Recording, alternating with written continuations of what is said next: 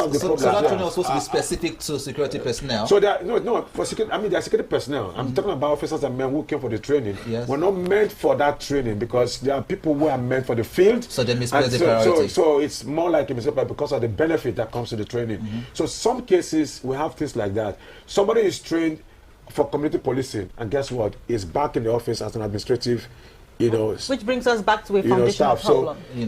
So if you talk, okay, if we are talking of neighborhood policing, if we are talking of community policing, are we supposed to start from community policing? Can somebody who have not gone to primary school go to the university? So which of them is university? Community policing or? Community policing is an university because we are supposed to start with grassroots policing, then come to neighborhood policing before we go to community policing. Okay. Because from community policing, you are going to state policing, then national policing, then global policing, then policing the police. That is the network of policing. So that's a structure per se. But let's talk about. So why should you start with community policing, which is a larger version of the policing network? That is where we are getting it wrong. Now, let's calm down. The problem here is very simple. We don't have political parties. We have political platforms. So if I go to my state now and I said I have 5 trillion and I want to become the governor, they give me the ticket. Because the parties, yes, that is the platform for the party. So they don't know where I'm coming from. I did not start from anywhere. I was not rubbing minds with the ward, not with the local government executives, not with the zonal or district executives. I'm only coming back from the federal high might, telling them that I'm a big bag and I can do it because I have the finances. So how did you call such person to order? You can't. Let's talk about some of the borders when it comes. So when we don't have a party, we have a platform. So till we have a party, we are not. How do we make it? How do we make it a party now that we're making party it? Is where it's a platform. Yeah, it's a platform where a party is where like minds comes together, contribute towards it. So every month, if you ask all the APC, PDP, and the rest members who are card-carrying members, none of them has dropped 100 naira in that party as their contribution. Probably can't say that none of them. Some. Those are the big ones. You can't generalize. You can't generalize. That's what I said. So how many percentage of them? No, but you can't generalize. So when you say none of them, you can say some or most. If you use such, in a particular flame of work, when you go into a depth of analysis, the moment 95% are not contributing to a system, or 90% are not contributing to a system, the system is automatically none. Okay. That is where I lay my claim on. The system, 90% are not contributing to a system, means that nobody is contributing to that system. But again, do you have the data to say that 90% of these persons are not contributing to that? Yes. You have a data to that? Yes. Okay, we'll come to that. But let's talk about the security in Anambra State as it is again, just to conclude basically. Now, over 50,000 persons deployed. You've talked about the fact that these guys are not professionals as it is, but untrained personnel sent down to Anambra State as it is. But let's look at the borders. Imo State, Delta State, these are some of the borders these are some of the states that Anambra State shares border with. But we have 55,000 personnel deployed there. What happens within Delta State? Isn't there a possibility that some criminal elements can as well come in from some of this border and also infiltrate the community if the security personnel are not very much active there in Anambra State? What is border control and border management? What is the use of border control and border management if people can intrude in? Remember that there is no movement restriction is there in Anambra. So will you say that with the movement restriction, the security network has supposed to be working for the past 3 weeks or 1 month on movement of people, goods, and services? the logistics and everything supposed to be on a close watch for the past 1 month, taking indices, restraining indices, building data, and having adequate risk index on what they will encounter within that period. Do we do that? Do we? Yes.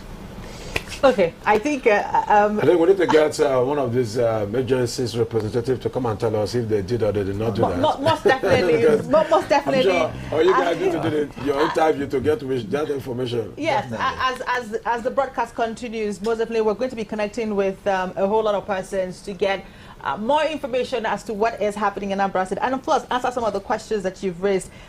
Before we wrap up to run out of here, I'm going to first of all ask Prince Kevin and then Prof, just in 1 minute, so we can run out of here for this time. What is the possible outcome, the likely outcome that you're looking at? Because this election means so much to Amupiton. It means so much to him. This is going to be some have described it as a deciding factor of what 2027 is going to look like.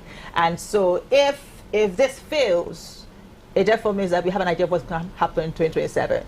And so you're going to speak for me from that perspective, what this election means to the INEC man, and also what is the possible outcome that you envisage is going to happen by the end of the day. Well, I would say it means so much to Amipiton. It means so much to Nigeria as a whole. Amipiton is only but a servant, being used for the purpose of, a servant on a hot seat. Yeah, so it's a test case for him, but since INEC is an institution on its own, there's likely the structure that's been set up. I know this election has been planned before he came into the office, so there's a possibility that there might not be much changes. Logistic arrangement will be as expected. His own is to give oversight functions, show the leadership to ensure what needs to be released is released, who needs to be deployed is deployed as expected. Now, I got the point you're trying to make as what it means so much for Amipiton. Will it be seen as being partisan? Because if APC appointed him, will he be supporting APC? Yeah, even though APC do not have the right candidate in quotes, or maybe what will he do to favor the party that appointed him? That's where I have a problem. I have a problem for the president appointing the chairman. It's like being in a competition and being a referee and appointing a referee for your competition.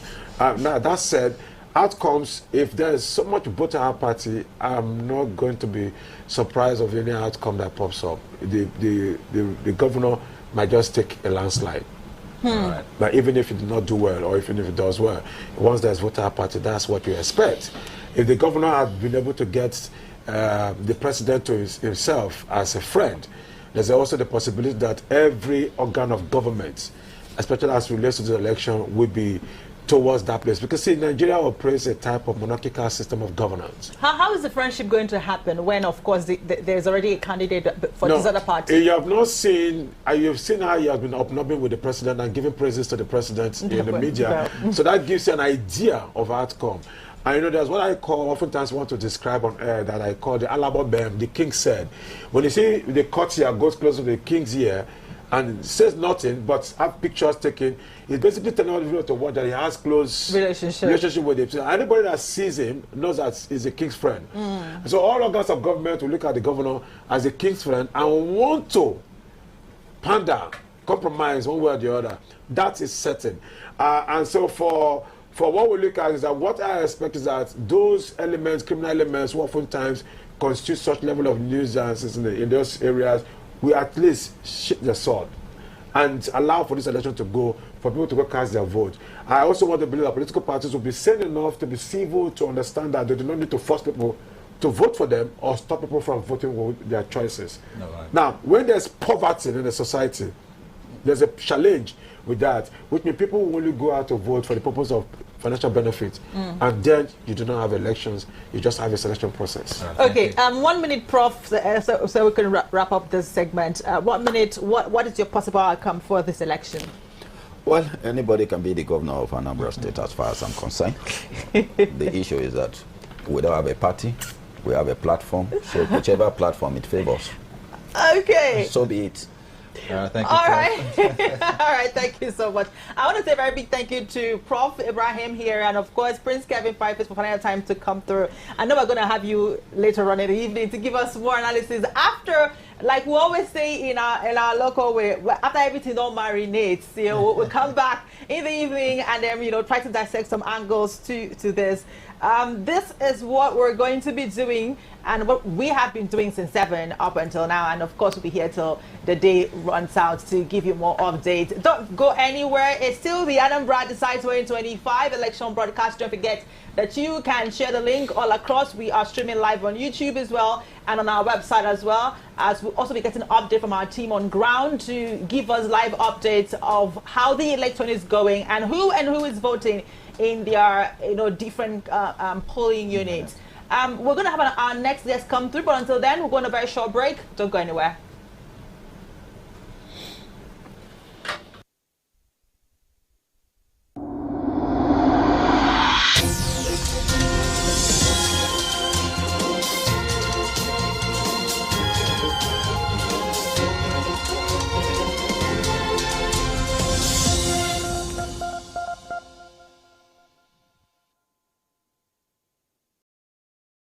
It's decision time in Anambra State.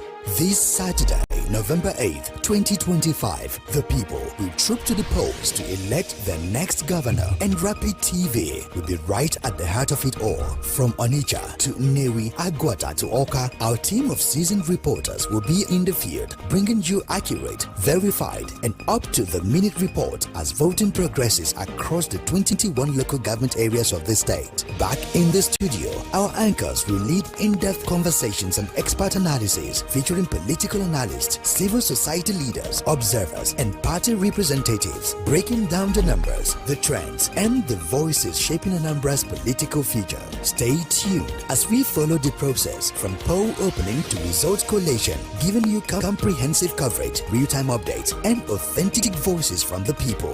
This Saturday, don't just hear the news, experience democracy in action with Rapid TV.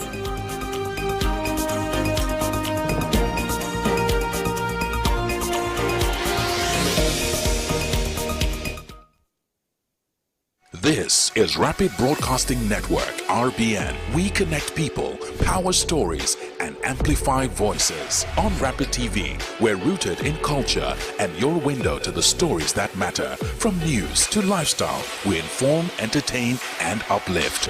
Join Rapid TV on Star Times Channel 176, Nightcom Sat. On Rapid FM, we speak your language from the soulful airwaves of Umuahia to the vibrant culture of Port Harcourt and beyond. More than broadcasters, we're creators, amplifying that voice within with powerful content across TV, radio, and digital. Join us at rbnradiotv.com and all our social media handles. One network, one voice. Rapid Broadcasting Network, RBN. The sound of your city, rooted in truth, driven by impact.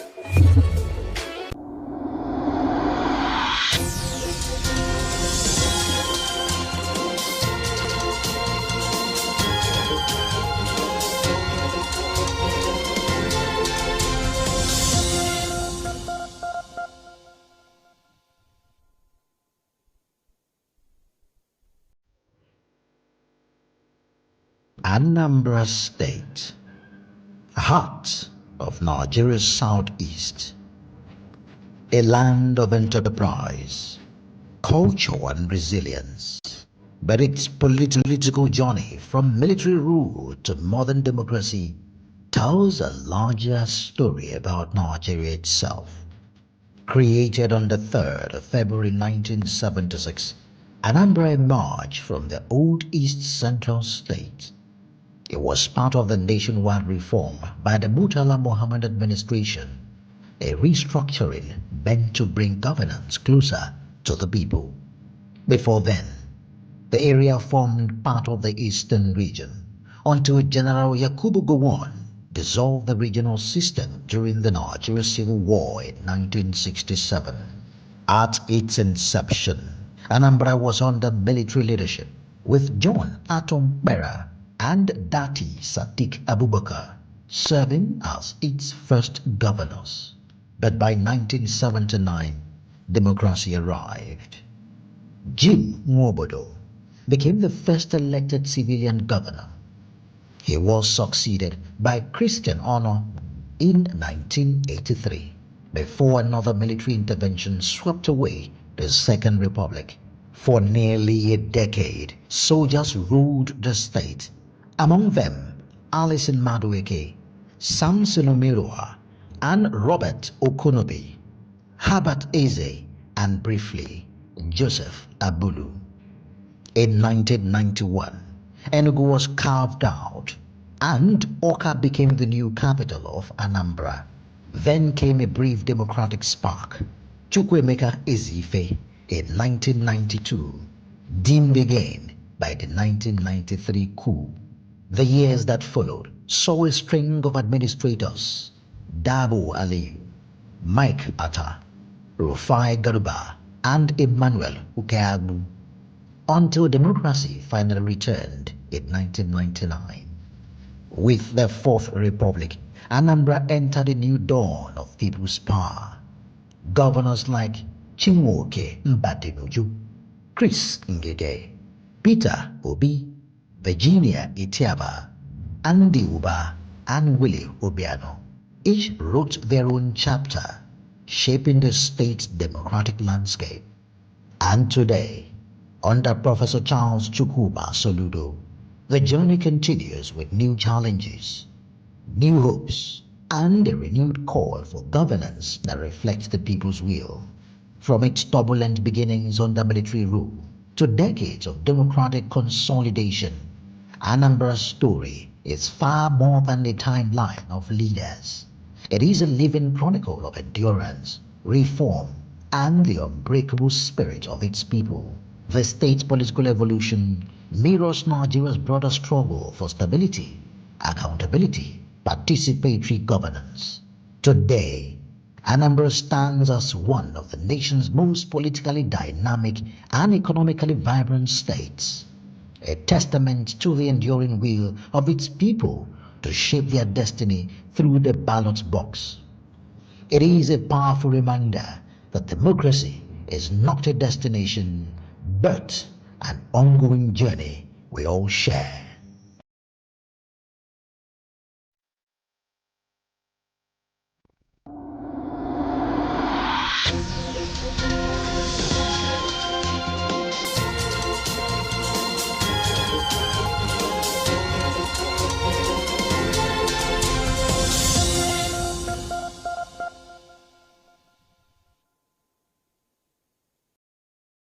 It's decision time in Anambra State.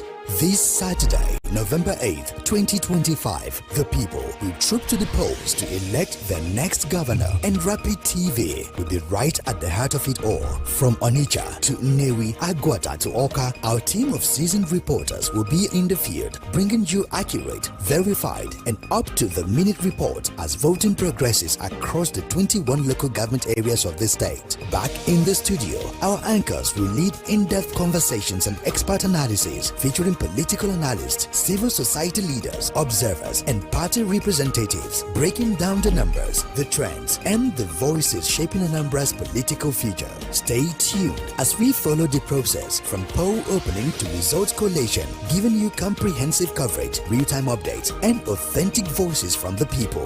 This Saturday, don't just hear the news, experience democracy in action with Rapid TV.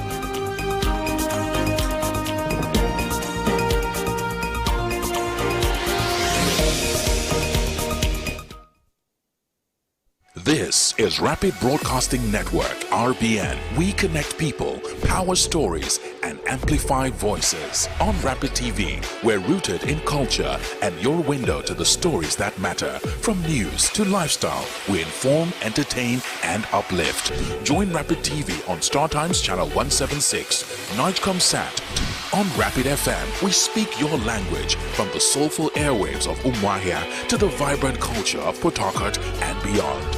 More than broadcasters, we're creators, amplifying that voice within with powerful content across TV, radio, and digital. Join us at rbnradiotv.com and all our social media handles. One network, one voice. Rapid Broadcasting Network, RBN. The sound of your city. Rooted in truth. Driven by impact.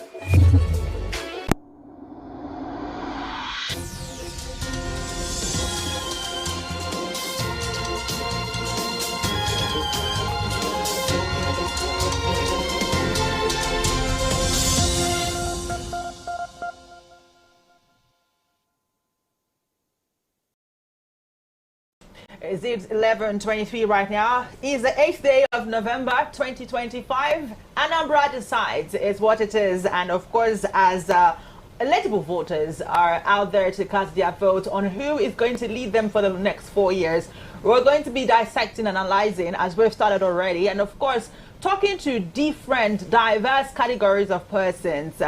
You know, to give us their thoughts regarding to the election process and the likes. We've spoken to a large extent regarding to the security aspect. And we do have our next guest right here in the studio with us to talk about it from a journalistic, point of view, and also give some analysis. We have Dr. Joy Asonye. It is so great to have you join us and set this beautiful morning. I'm really excited to be here. Once again, we have an off-season elections right now. Nigerians' electorates are being tested once again to see their level of participation, their interest during elections, and it's very important, the report that comes out of said elections. So I'm excited to have the conversation this morning. Yeah, you should also know that Dr. Joy Asonye is the president, Female Journalist Network, amongst many other things that is, tied to her name. She's a woman of many abilities. So let's start with, whenever we talk about elections, there's always a gender card that is being played. Exactly, times. exactly. And in this particular election, I think we just have two women. Two women. One as a deputy, and the other one AAC coming in. AAC, that's true. Her entrance was quite dramatic. I don't know if you saw. It's expected. We're women. Oh, well. Let's get you react first. Okay, so I'm just excited that a woman is plunging in with both feet. We've had instances where we are even trying to awaken that consciousness among young girls, among women, to say, don't let the leadership process erode you. This is an opportunity to also flex your muscles.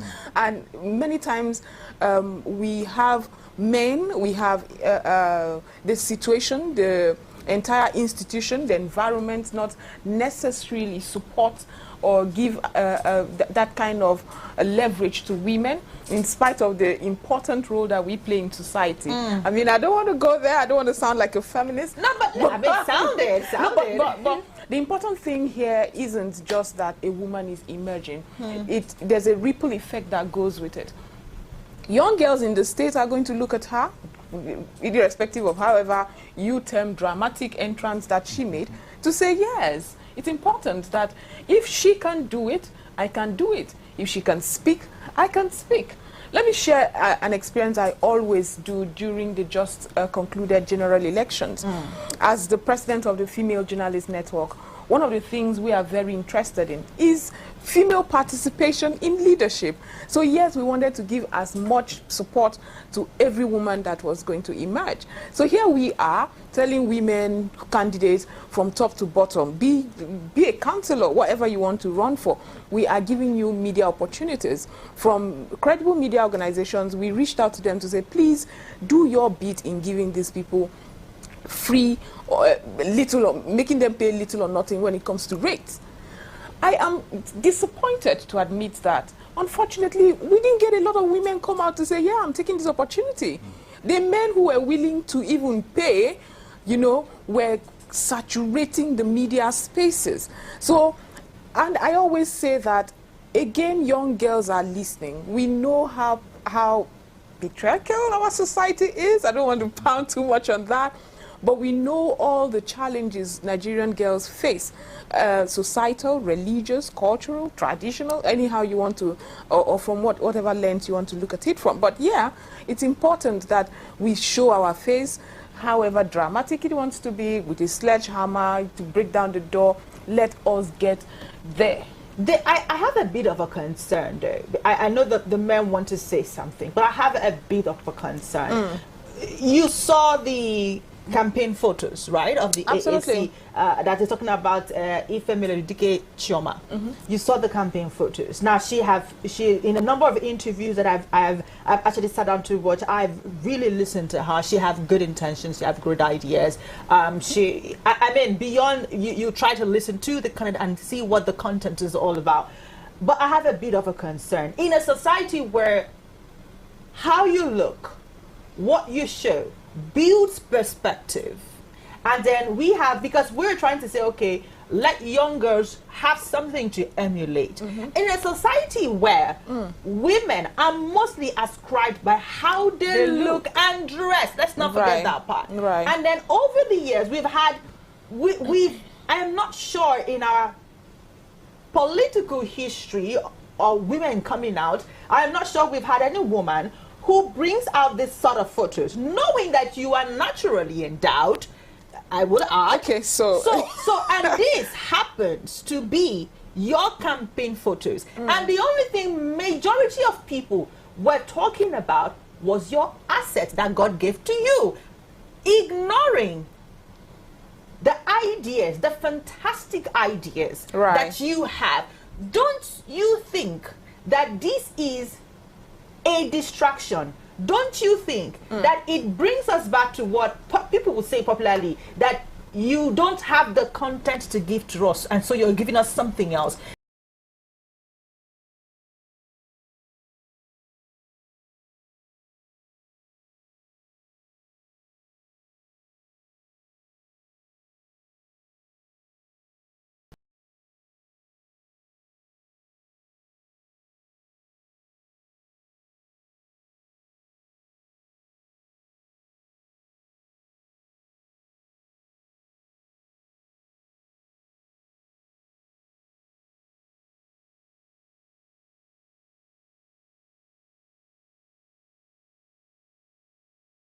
Of a woman who was fired, a teacher who was fired because she posted her bikini pictures. A teacher on break, on vacation, she posted her bikini pictures. So I stand completely, and that is one who want to vie for political positions.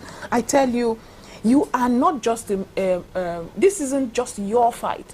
You are fighting for generations and generations unborn.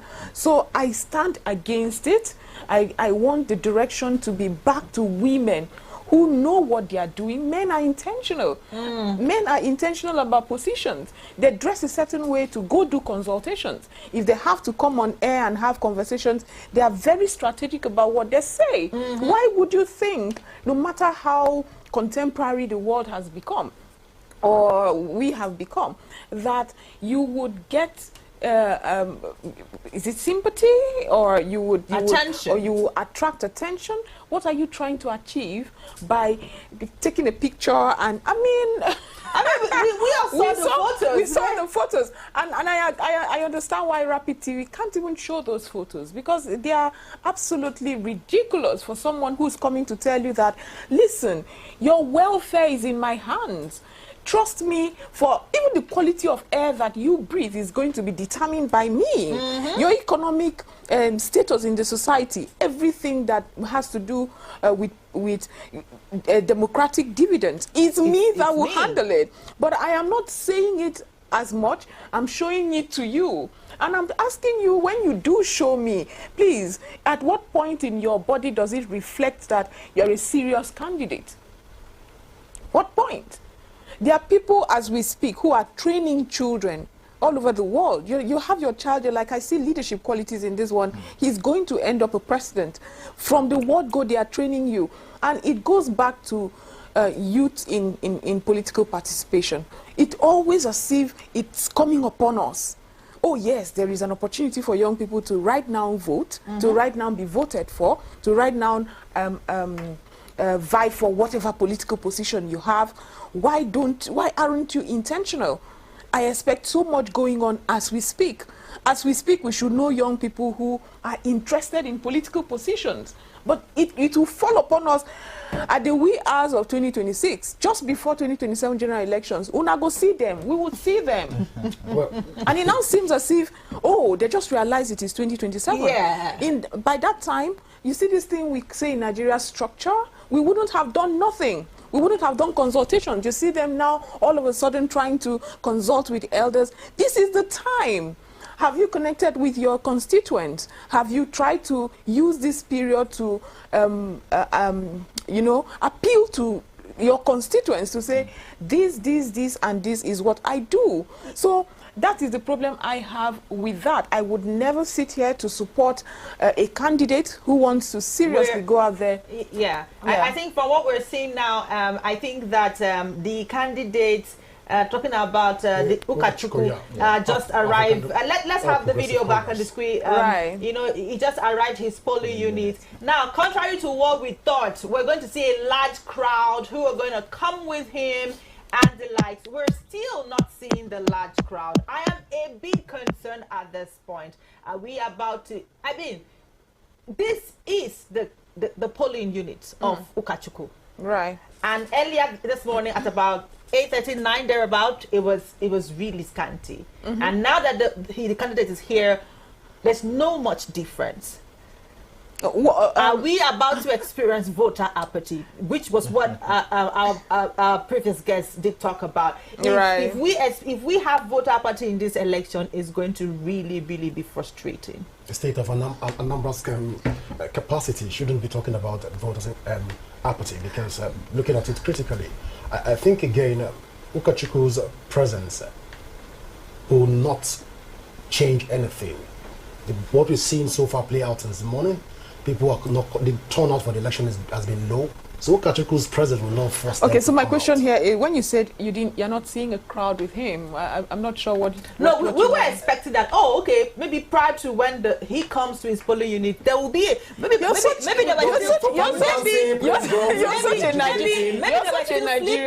a Nigerian electorate. Sleeping. Sleeping. And now they are off to vote. In an ideal situation, why should he now come with the crowd?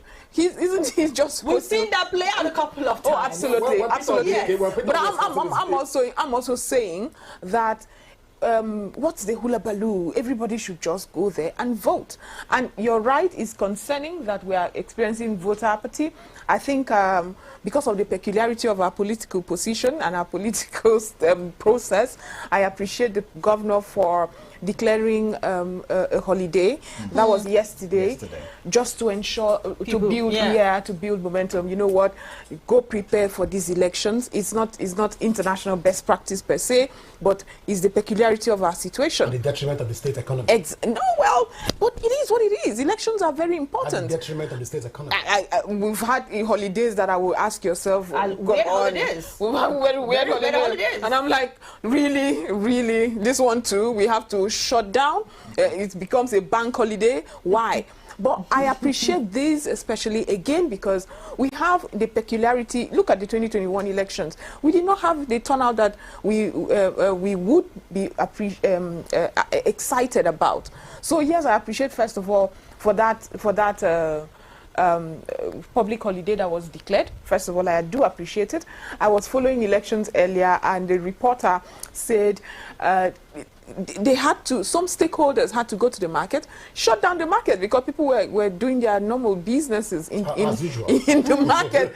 They had to shut it down to say, if you open your stores, you will be fined 10,000 naira. Everybody go to your polling unit and vote. That's what it has come to. Again, it is not international best practice, but it is what it is. But it's a peculiarity. It shows how uninterested we are as a people regarding to selecting who is going to lead us. Right. And this is where I fear, because if we that are going to be led by these people are not concerned about who leads us, then we are giving room for things to happen, for malpractices to happen. Well, Sita, you won't fault the entire electoral systems in general. Nigerians have this mindset right now. A lot of Nigerians do. Our votes don't count. Not that the vote don't count. As it stands right now, the leaders are unpicked by certain individuals, so they call it more of a cabalotocracy. Right. It's been playing out. So right. a lot of Nigerians another thing we must address is the fact that Nigerians forget that the president is but one person. If this were a presidential election, we probably will have more voter turnout, because your gutters are bad. You say the president has not fixed your gutters. You forget there's a long chain of individuals that are responsible for your democratic dividends. So that's another problem we must address. Nigerians are not interested in councillorship elections, are not interested in local government elections. Everything is about the president. If it were president, they would say, oh yeah, where is he from? Oh, this is Southeast, then Peter Obi should become president. But you have your governor right there, who you should hold accountable for several say economic activities in the state and economic regulations in the state. Sorry to interject, but let me just pick your thought here. Throughout this election, we're speaking, coming back to our own constituency, which has to do with the media. It tends to be one-sided conversation. Why? If we watch closely across all the clips that is flying on social media and what our reporters have been feeding us with so far, it tends to be a male-dominated media space. Male-dominated media space. When you look at from the camera guys to the reporters of the field, before you tag us to the particular nature. Okay, so he's trying to, you're trying to touch a nerve. You're trying to touch a nerve. Let me submit, at this point in time, is it that the female journalists are scared to go on the field for election process? Absolutely. That's on one hand. On the second hand, again, this Anambra election is an off-season election. One would have expected also when these forms were being sold that women, but then by my research, I realized that women were uninterested even in coming out to pick forms. You sure you did that research? I did research on it, yes. Are you sure you did the research? Because sure. I want to read through your research. Local government across 21 local governments across Anambra State, most women refuse to come out to pick form. Some people even volunteered to even cut down the cost of the form, the price of the form for women to get involved in governance. All of this are put together. Can we say that election in Nigeria is tilting towards an angle, and the media, is it tilting towards an angle? Okay, so let me start from the very first concern of not having a lot of female reporters, correspondents on ground. Our electioneering process, our elections are often marked by a lot of security breaches, and I get it. Even though of course, I would sit here to say give women the opportunities to do that. I know that bureau chiefs and editors are sitting back and saying, you know what, if you have to run with equipment, the men will do it better. And that is the only part where I say in journalism, give the men, give it to the men. You're talking to us. Tripod better. I think that. Let's join the conversation. Yes.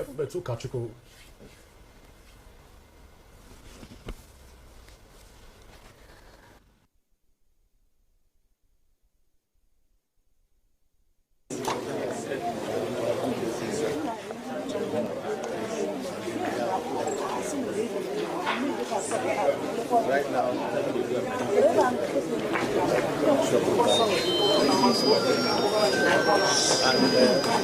it's collecting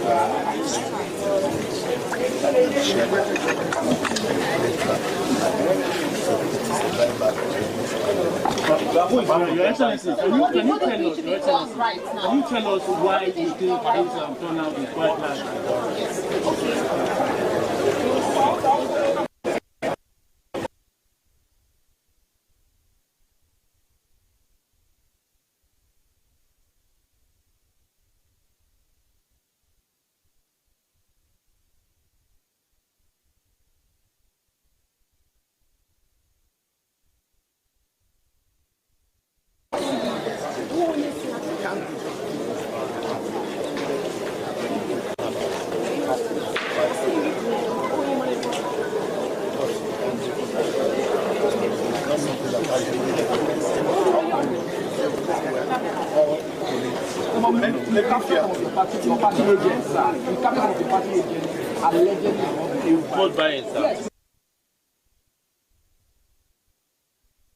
Candidate of the APC, Ukachukwu, speaking to newsmen right there Min, they're asking a number of questions. One of the questions that we could hear is about the low turnout.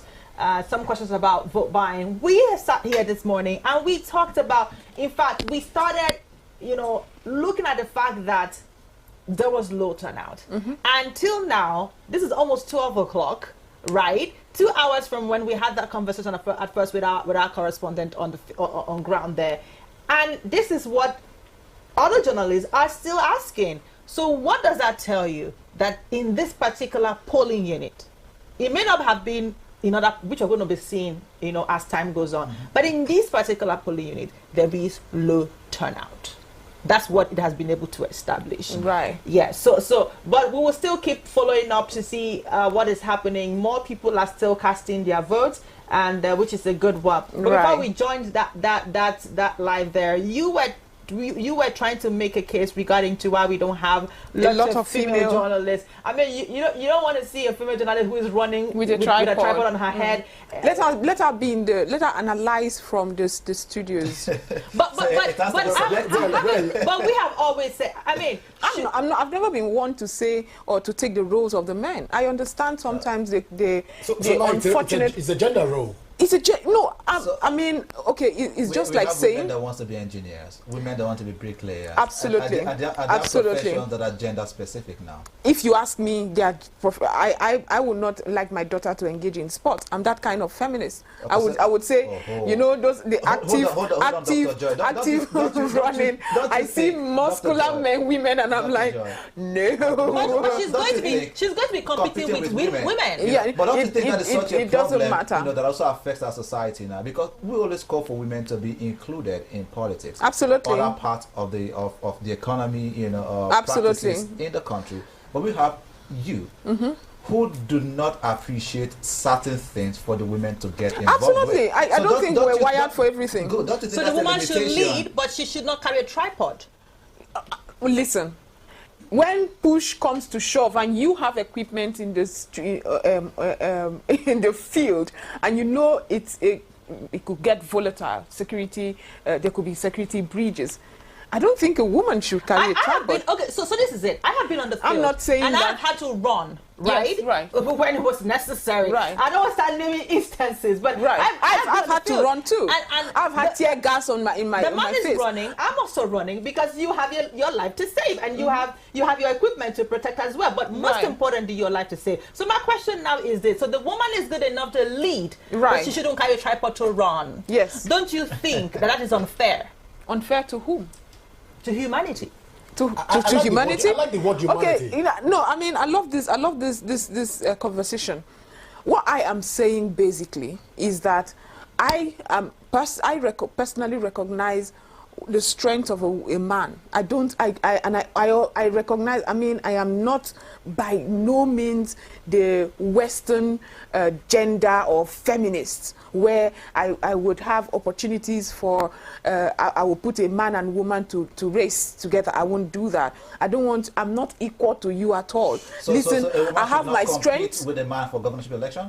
No, listen now. I have my strength, but I will not put a woman and a man to compete physically. I won't do that. And I'm saying that the reason why you could see this is because owners of television of media platforms are considering the fact that it may get security volatile, and you won't want a woman running with a tripod, because I am admitting to you that we are not wired like that. We do not have the physical strength for that kind of activity. It's arguable, Joy. But okay. Don't you think we should let the women, because now this is what I believe.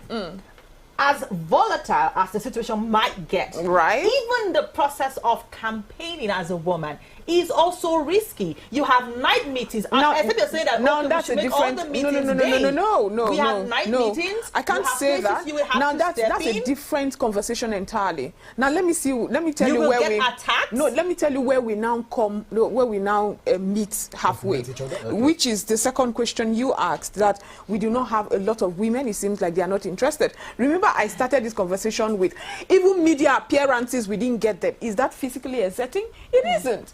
But I'm just telling you that there are fundamental issues that we have not addressed in this country that has hindered women's participation in politics.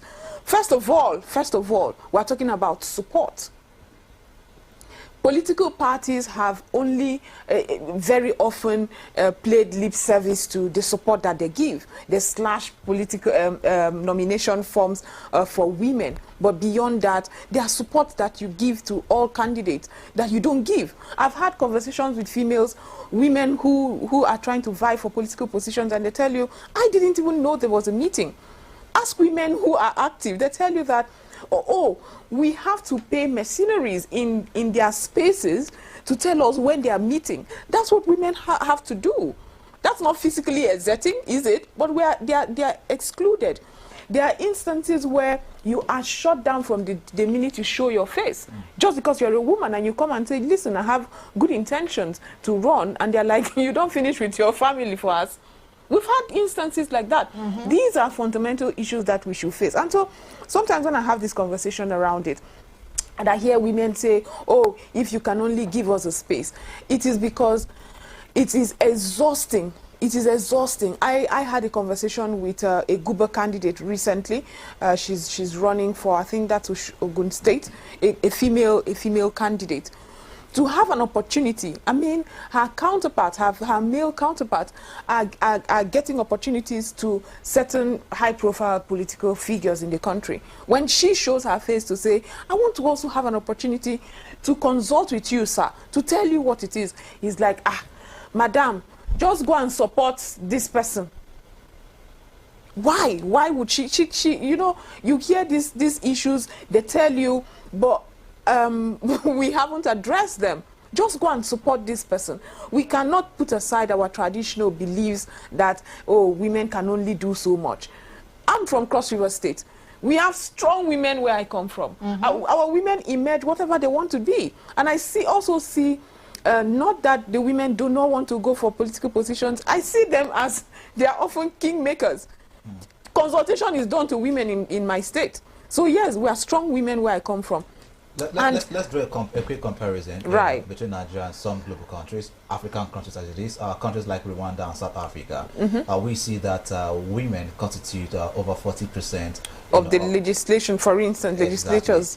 You know, and what lesson can we now learn from that as a nation? Wow, where do you start? We're talking about a country where we have how many percent of out-of-school children? 20 million? 20 million children out of school. 70%. Okay. Now you talk that word. Nigeria data is often very... But yeah, in that percentage, they tell you that 69% are girls out of school. So where do you want to start with the conversation?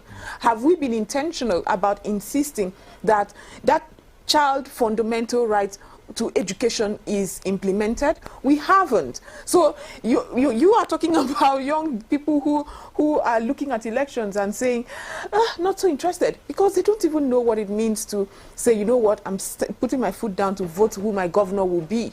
Because when I do vote, I can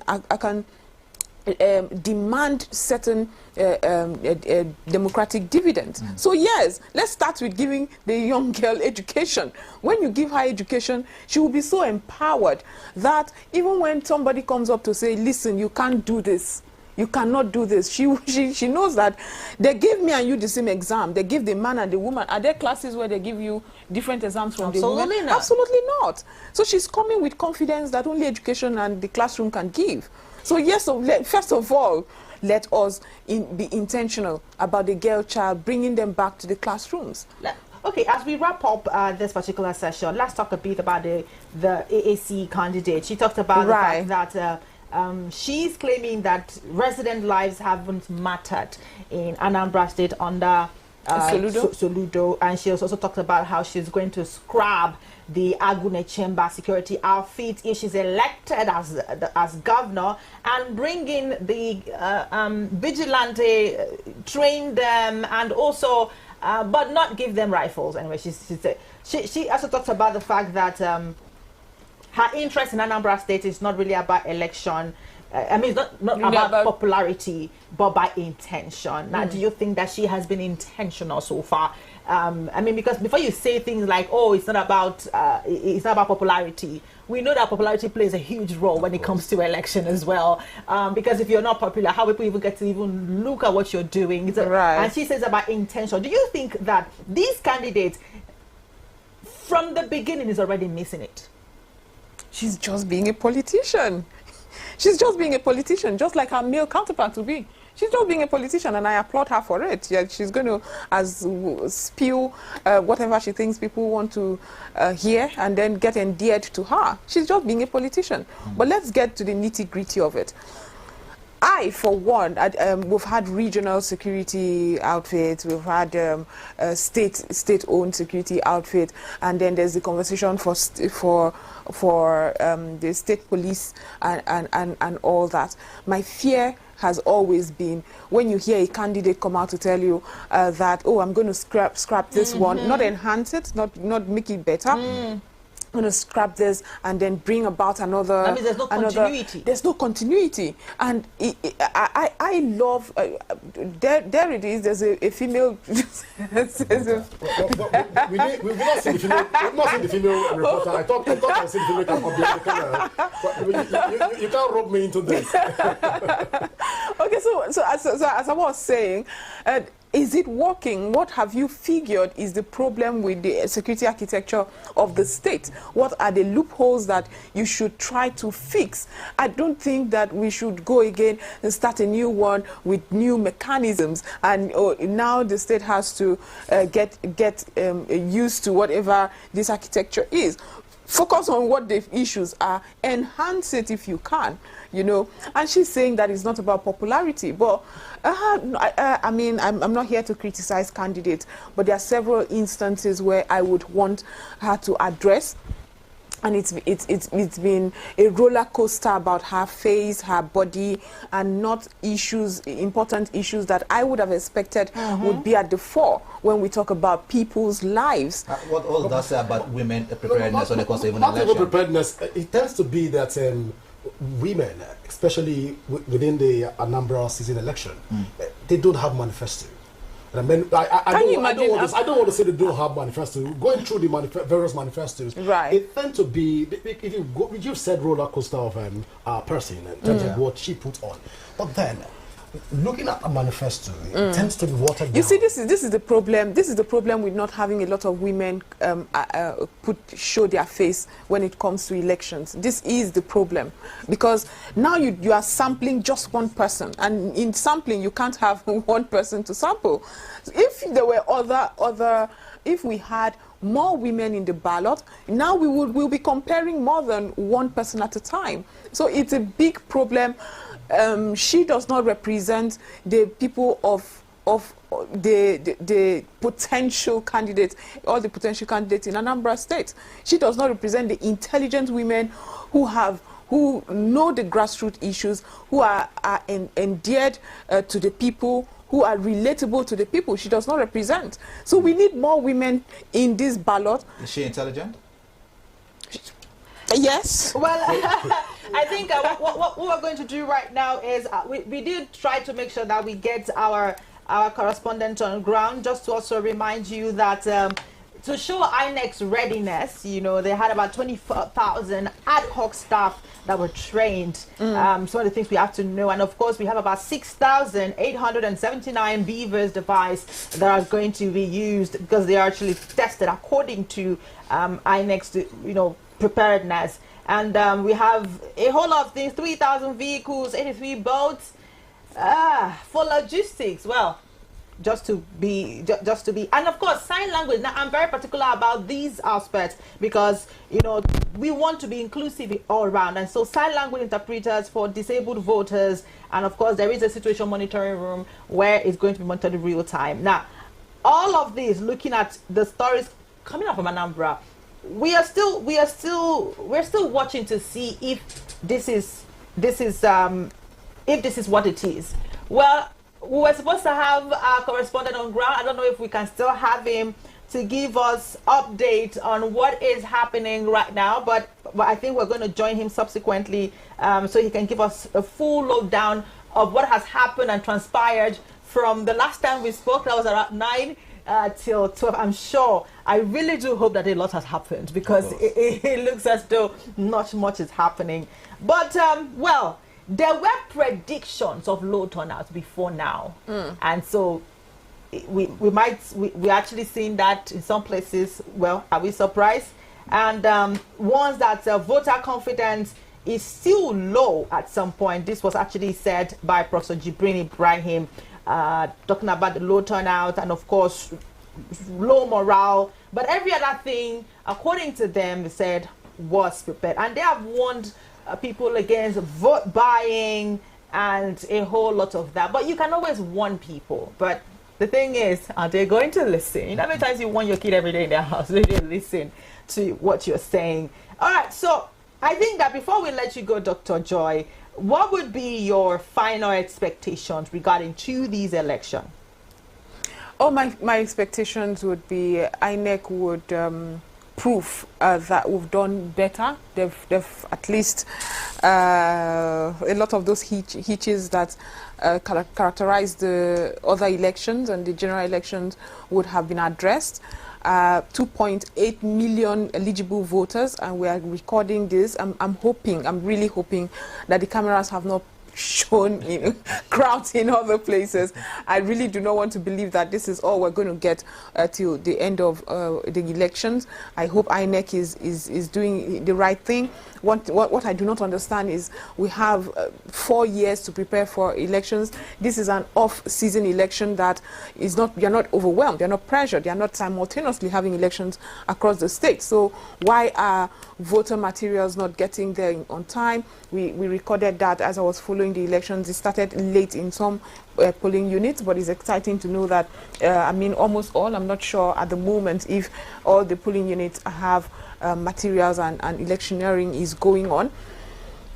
I'm happy also that we have tools, fact-checking tools that is working really hard at the moment. Not allegedly. We have fact-checking tools that are working as we speak. I'm talking to electorates now. Where's my camera? Please.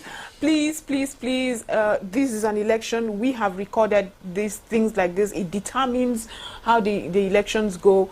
Campaign of calumny has ended. Your lives depend on the free and fairness of these elections. Elections are not just a civic duty. They represent your soul.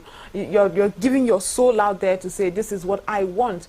You're contributing to your society. So if you're not sure of any story, if you're not sure of any result, kindly please get to any of the fact-checking. There are several very reputable fact-checking tools and platforms.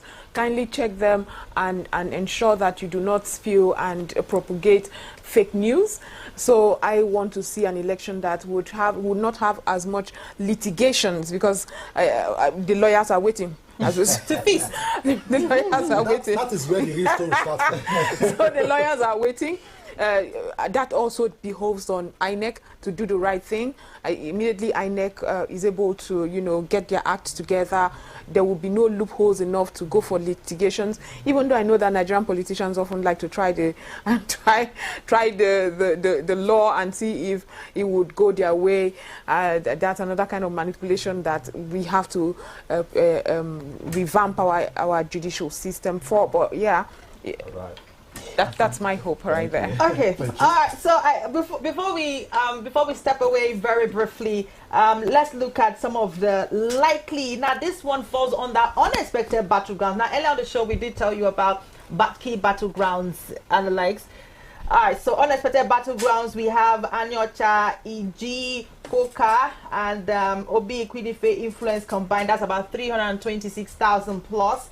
In these particular areas. There are a whole number of questions people are asking, which is, will Anambra break its cycle of low turnout? Does Oludo deserve a second term? And of course, will security, shape voters' behavior? And of course, is INEC ready under its new chairman? These and many more, some of the things that will form all of our conversations today. It is Anambra Decide 2025. Rapid Television, giving you all of the updates Don't go anywhere.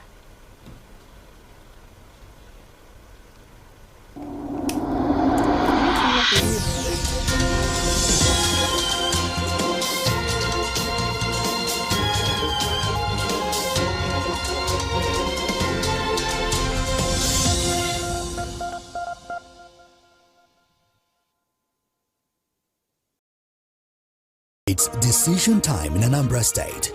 This Saturday, November 8th, 2025, the people will troop to the polls to elect their next governor, and Rapid TV will be right at the heart of it all. From Onitsha to Nnewi, Agwata to Oka, our team of seasoned reporters will be in the field, bringing you accurate, verified, and up-to-the-minute report as voting progresses across the 21 local government areas of the state. Back in the studio, our anchors will lead in-depth conversations and expert analysis featuring political analysts, civil society leaders, observers, and party representatives, breaking down the numbers, the trends, and the voices shaping Anambra's political future. Stay tuned as we follow the process from poll opening to results collation, giving you comprehensive coverage, real-time updates, and authentic voices from the people.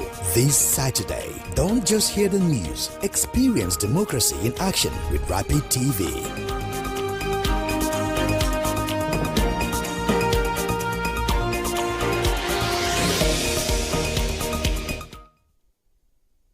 This is Rapid Broadcasting Network, RBN. We connect people, power stories, and amplify voices. On Rapid TV, we're rooted in culture and your window to the stories that matter. From news to lifestyle, we inform, entertain, and uplift. Join Rapid TV on Star Times Channel 176, Nigecomsat. On Rapid FM, we speak your language from the soulful airwaves of Umuahia to the vibrant culture of Port Harcourt and beyond. More than broadcasters, we're creators, amplifying that voice within with powerful content across TV, radio, and digital. Join us at rbnradiotv.com and all our social media handles. One network, one voice. Rapid Broadcasting Network, RBN. The sound of your city, rooted in truth, driven by impact.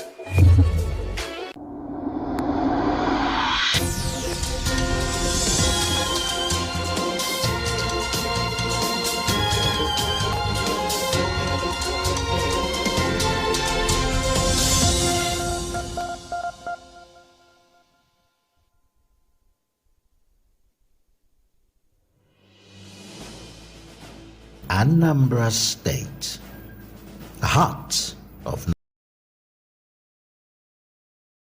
Nigeria's southeast, a land of enterprise, culture and resilience. But its political journey from military rule to modern democracy tells a larger story about Nigeria itself.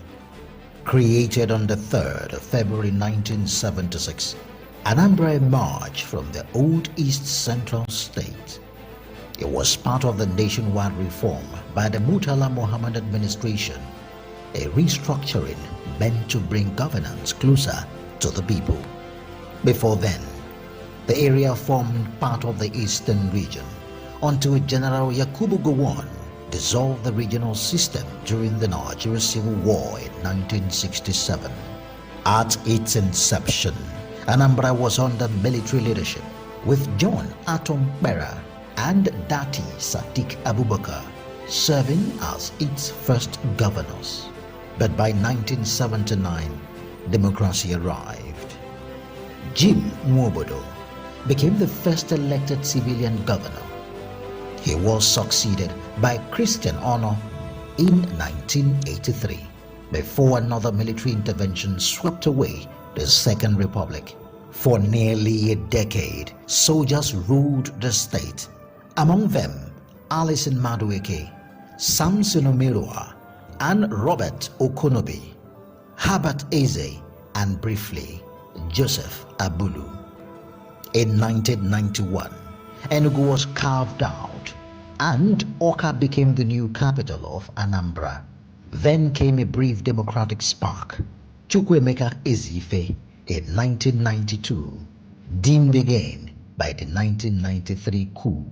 The years that followed saw a string of administrators Dabu Ali, Mike Atta, Rufai Garuba, and Emmanuel Ukeagu, until democracy finally returned in 1999. With the Fourth Republic, Anambra entered a new dawn of people's power. Governors like Chinwoke Mbadinuju, Chris Ngege, Peter Obi, Virginia Itiaba, Andy Uba, and Willie Obiano each wrote their own chapter, shaping the state's democratic landscape. And today, under Professor Charles Chukwuba Soludo, the journey continues with new challenges, new hopes, and a renewed call for governance that reflects the people's will. From its turbulent beginnings under military rule to decades of democratic consolidation, Anambra's story is far more than a timeline of leaders. It is a living chronicle of endurance, reform, and the unbreakable spirit of its people. The state's political evolution mirrors Nigeria's broader struggle for stability, accountability, participatory governance.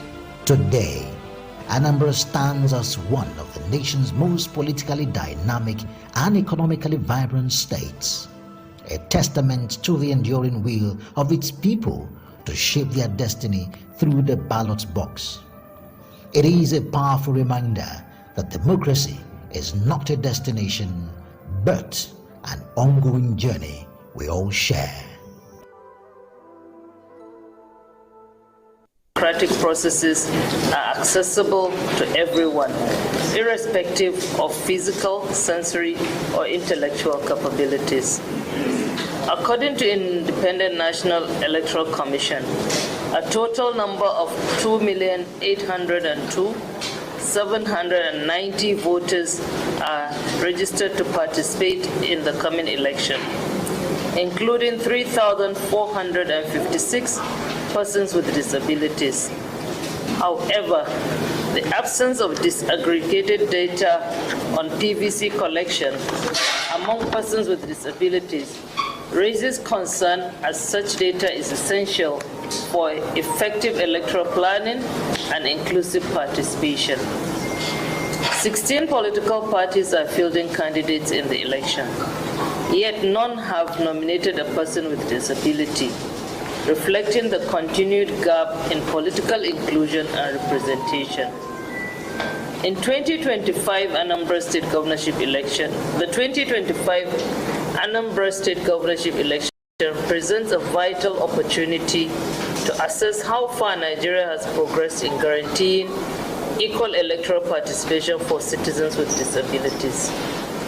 TAF Africa's observation mission aims to provide an evidence-based evaluation of INEC's compliance with the provisions of Section 54, 1 and 2 of the Electoral Act 2022, which mandates the use of assistive tools and inclusive measures for persons with disabilities.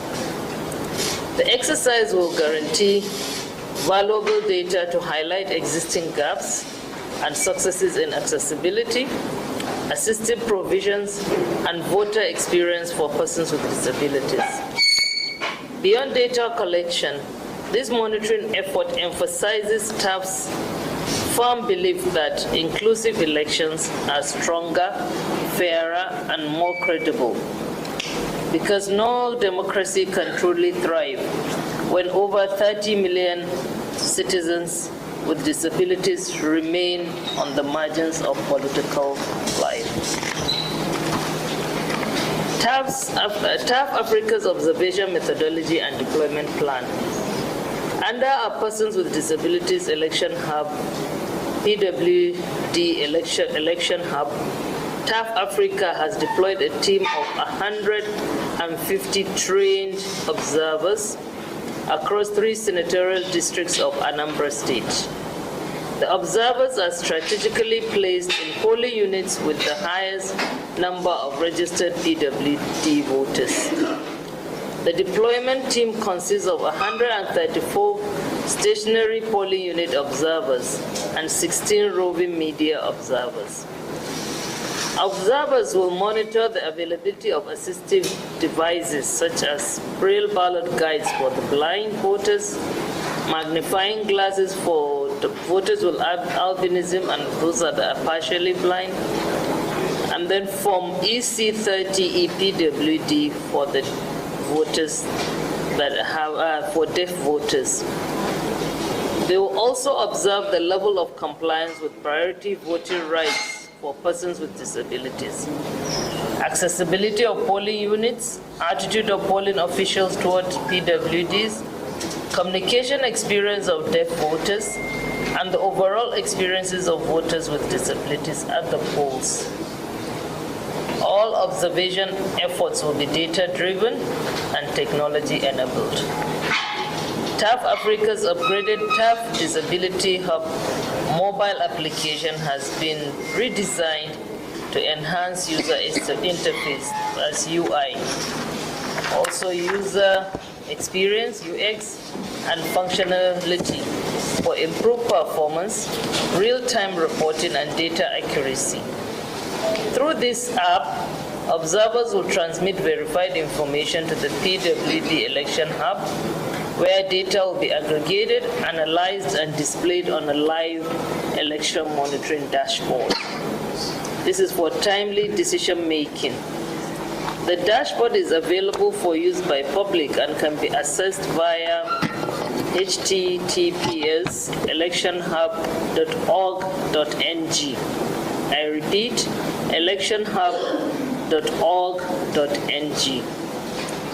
The app's prominent citizen reporting feature, the third eye, empowers every Nigerian to act as a defender of democracy by reporting in real time any incident that affects persons with disabilities, whether it involves accessibility challenges, intimidation, or denial of rights.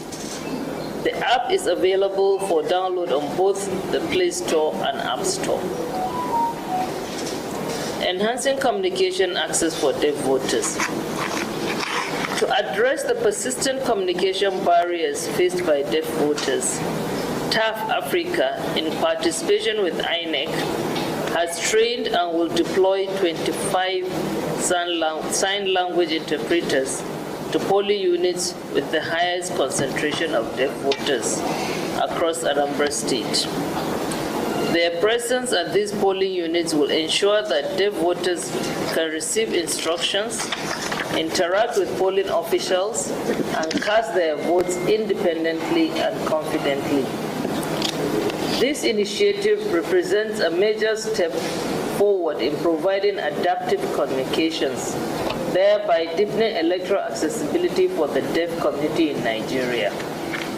The intervention is being piloted at the state level, and insights from this implementation will inform a post-election report that will provide INEC with practical guidance toward the national adoption of sign language interpretation as a standard feature of Nigeria's electoral process. TAF Africa strongly appeals to all political actors, security agencies, and citizens of Anambra State to uphold peace, tolerance, and non-violence during the election, in line with the peace accord signed by the candidates. Violence and insecurity not only undermine the credibility of electoral process, but also disproportionately affect persons with disabilities, many of whom face additional mobility, sensory, and communication barriers during crisis. We urge communities, traditional institutions, political parties, and voters to prioritize peace and inclusivity. A calm and orderly election day will guarantee that every voter, especially those with disabilities, can safely and freely exercise their right to vote. The participation of persons with disabilities in electoral process is a defining measure of democratic maturity and inclusiveness. Through the PWD Election Hub, TAF Africa continues to champion an inclusive democracy, one that guarantees persons with disabilities the opportunity to participate fully, freely and with dignity in choosing their leaders. All TAP Africa's interventions for the 2025 Anambra State Governorship election, including the PWD Election Hub, the Third Eye, the development of the deployment of sign language interpreters, are made possible with funding support from the European Union through its European Union Support to Democratic Governance in Nigeria, EU SDGN 2 program. Thank you all for listening. The overall framework of the work on disability inclusion that the EU SDGN project has been doing. My organization works in the pillar called Support to the Media. And we've been doing a lot of work to support disability inclusion. First, we have been working on monitoring, what we call monitoring of media content, especially for us at Simeso, broadcast media content. And our colleagues at IPC have also been working on monitoring of content of print and online media.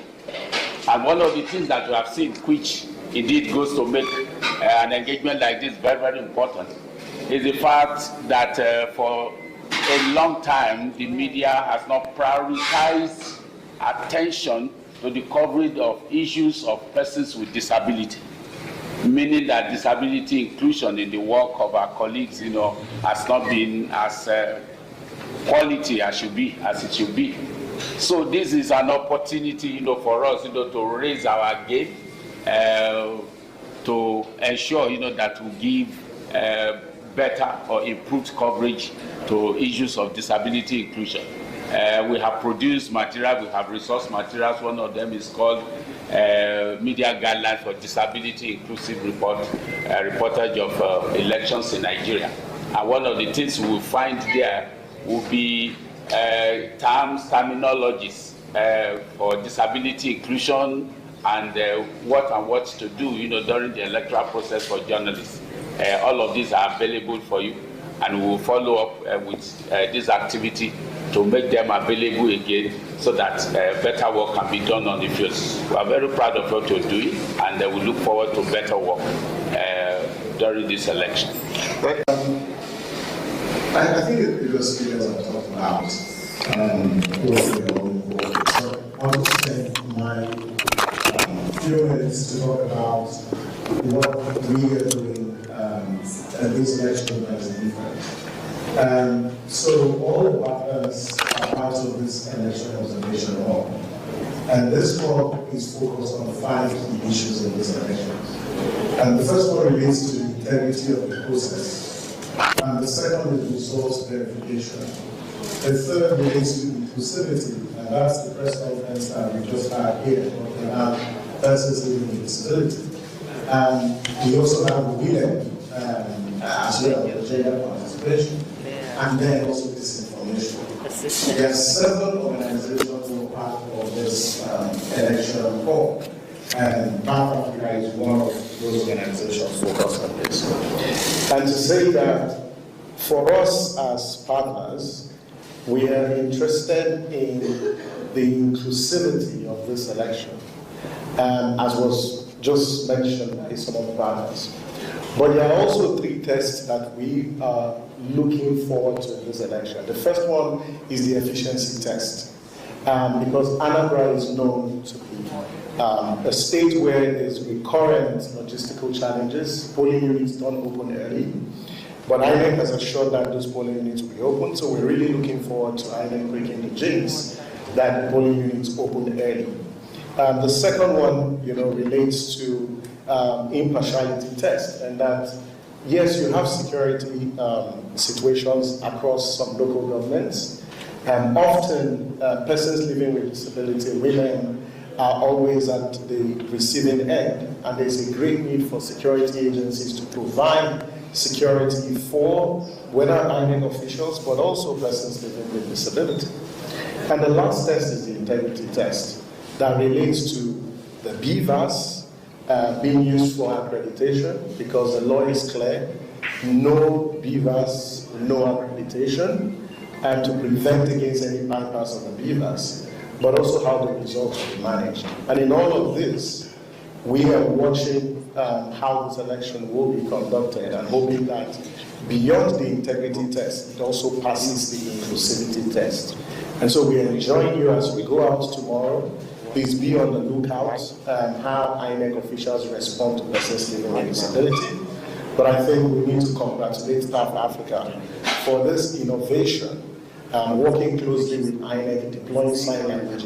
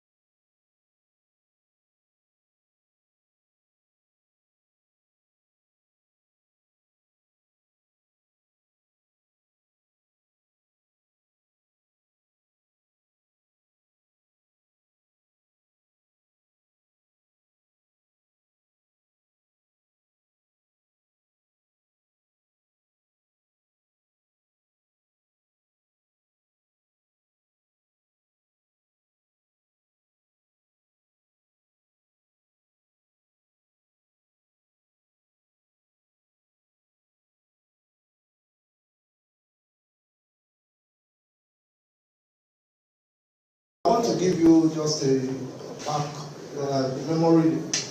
By this time, 4 years ago, we couldn't gather like this. We are gathering in Anambra State elections.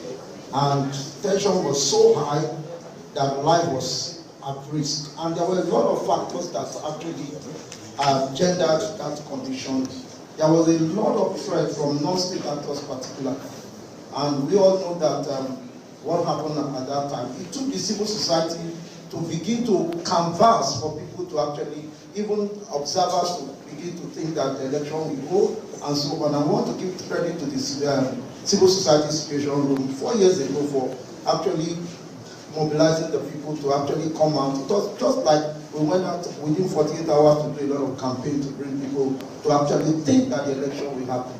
But again, like we said in the press, this pre-election press release, from going around and so on. Yesterday I was out very much late in the night, and I discovered that everywhere seems to be very calm, and security situation and tension seems to be positive, talking about comparatively from 4 years ago. And this is why we are saying that we are very hopeful that they will continue even tomorrow and maybe post-elections. Again, let me say this. People are asking, why did the police deploy over thousands of policemen to come to this place? I will hit it on three main factors. One is the citizens' perspective and citizens' behavior when it comes to elections.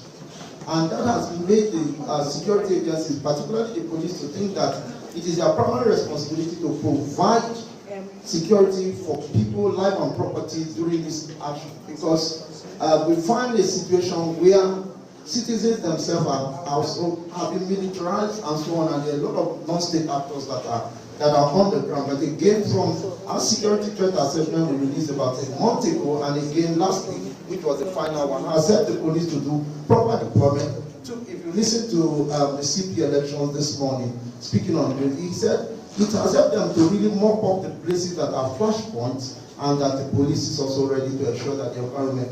Again, for us who are monitoring the police and the security agencies, I've asked you to go out there to ensure that the police also respect the human rights of the people. And again, we want to very be positive that the people will come out to vote. Again, we want to also, I want to underscore that it is a civil action. It is something that the people have the right to vote or not to vote. Again, we have, I think, My colleague on the right, who is a civil society organization coordinating here in Anambra, we tell you how prepared the people are, the civil society, the work they have done. But again, the overall is that we hope that tomorrow, and we thought that tomorrow is going to be better security environment for us to exercise our franchise and civil. Thank you so much. Anambra State, heart of Nigeria's southeast, a land of enterprise, culture and resilience, but its political journey from military rule to modern democracy tells a larger story about Nigeria itself. Created on the 3rd of February 1976, Anambra emerged from the old East Central State. It was part of the nationwide reform by the Murtala Mohammed administration, a restructuring meant to bring governance closer to the people.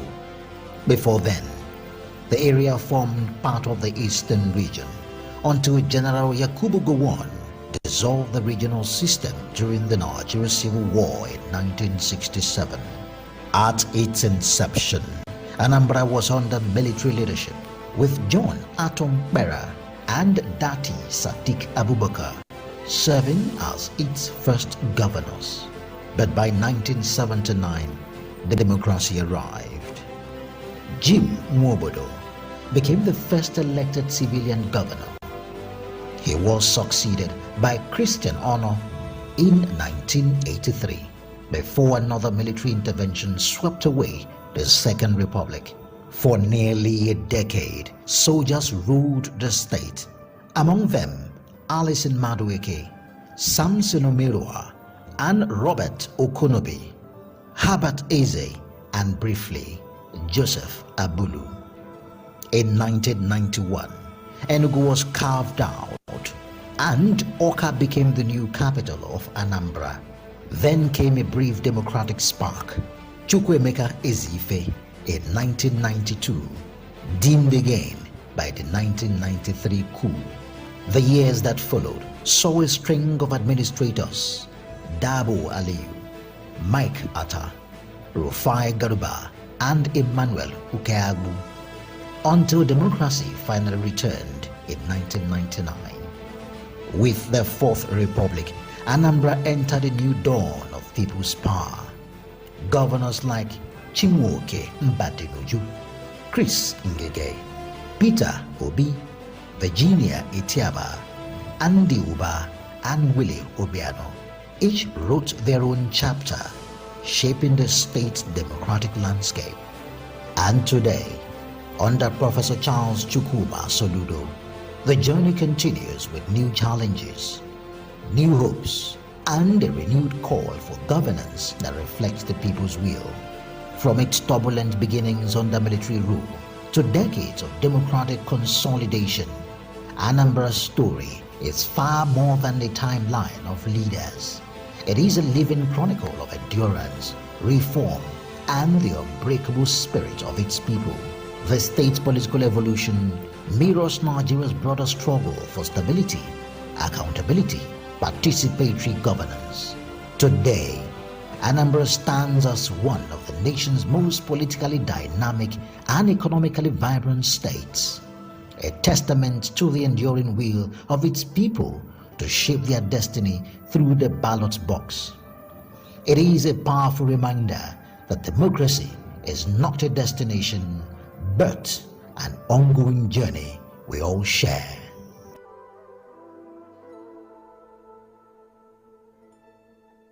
My name is Akil Sakido. Hey guys, this is Anto Lecky. My name is Leo Bliss. My name is Akava, go by the name Baba D. And you're tuned into Rapid TV. And I love Rapid TV. Shout out Rapid TV. Thank you, Rapid TV. Please keep watching Rapid TV. This is Rapid TV.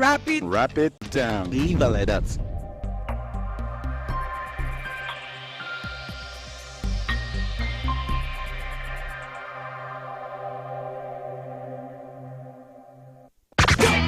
Are you missing out on interviews, music, entertainment, thought-provoking discussions, and more?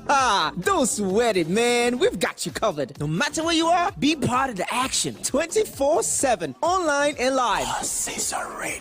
On Facebook, it's Rapid FM Umahia. On Instagram, it's official Rapid FM. And on X, it is Rapid FM 965. Tune in to Rapid 96.5 FM or listen to us live on our website at www.rapidfm965.com or radiogarden.com. Better yet, get our mobile app from the Google Play Store. Catch the pulse of the Southeast on Rapid 96.5 FM, the sound of your city. Hey, Oyanam, All Radio. Greatness is not faceless. Greatness has a face. It has many faces. It has over 200 million faces. It has your face. It has my face. Greatness is beyond what we do. It's how we do it. It is the people we do it for. It is never settling, continuously tinkering with an idea till answers to age-old questions emerge. It is our wittiness. It is our speed. It's our energy. It's our heavy punches. It is making melodies from anything. It is in the endless poetry of Nigerian life. Joyful, frustrating, sad, exciting. It's the mix of colors, imitating the breathtaking tapestry of life. It's our defiance of fear and our almost defiant, nearly arrogant presence in the galleries of the distinguished. It is these everyday people creating timeless, priceless art, carving spectacle, crafting history. It is resilience woven into the fabric that we are made of and we wear. Etu, Ashoke, Akwete, Kura. Greatness, the Nigerian spirit. That thing about us that all recognize and still cannot find the right words to describe. Great is Nigerian. Greatness is when Toby Amusho does the 100 meters hurdles in 12.12 seconds and a stunned world held its breath. Greatness is the chicken scratch guitar chords that bewitched the world. A new beat, Afrobeat, from Fela and now to Burna Boy, to Wizkid and Davido. It is the earthy Afro pop of Asha. It's the compelling, beguiling Nigerian R&B of Tiwa and Teni, and the alternative sounds of Thames, Johnny Drill and Chike. Greatness is how our phenomenal artists are selling out arenas both home and abroad with tens of thousands of people showing up to experience the pulsations of this mysteriously sweet music. Greatness is Kunle Afolayan, Jadesola Oshiberu, Kemi Adetiba, Nazo Nuzo, hitting mind-boggling box office numbers, securing global film deals, and rallying communities. Not so long ago, content was just television, and now digital content is the new oil with our skit makers, content creators, thought leaders, growing our digital economy.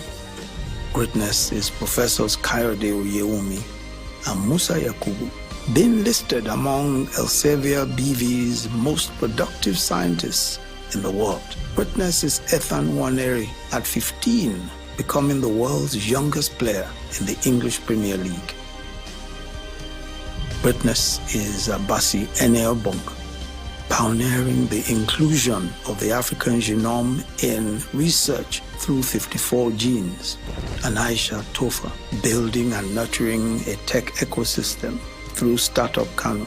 Greatness is Amina Mohammed, championing the voice of global peace as we take a prominent place at the table. Greatness is Miracle Izuchukwu, becoming the youngest female commercial pilot in North America. Greatness is Faith Odunsi, calculating her way to become the global mathematics champion. To express 0.00. 2.4 times 10 is by minus 5. Correct. Greatness is the pantheon of Nigerian authors. Their stories, our stories, bringing the world into the magic, the pain, the triumphs of the Nigerian experience. Greatness is the unicorns. 6 companies created by Nigerians under 30 years old, now worth over $1 billion each. The stories, the people, Nigeria. Each of these stories of greatness across the globe has you in it, and it has me in it. And we can almost take them for granted. They are so Nigerian. Chimamanda talked about the danger of a single story, where negative stories are used to flatten an individual's experience and overlook the many other stories that formed them. We are our stories. We are not one story, and we must tell these stories to ourselves and to the world. My name is Akio Sakido. Hey guys, this is Anto Lecky. My name is Theo Bliss. My name is Akava. I go by the name Baba D. And you're tuned into Rapid TV. And I love Rapid TV. Shout out Rapid TV. Thank you, Rapid TV. Please keep watching Rapid TV. This is Rapid TV. Rapid TV. Keep watching. Keep it down. Leave it like that.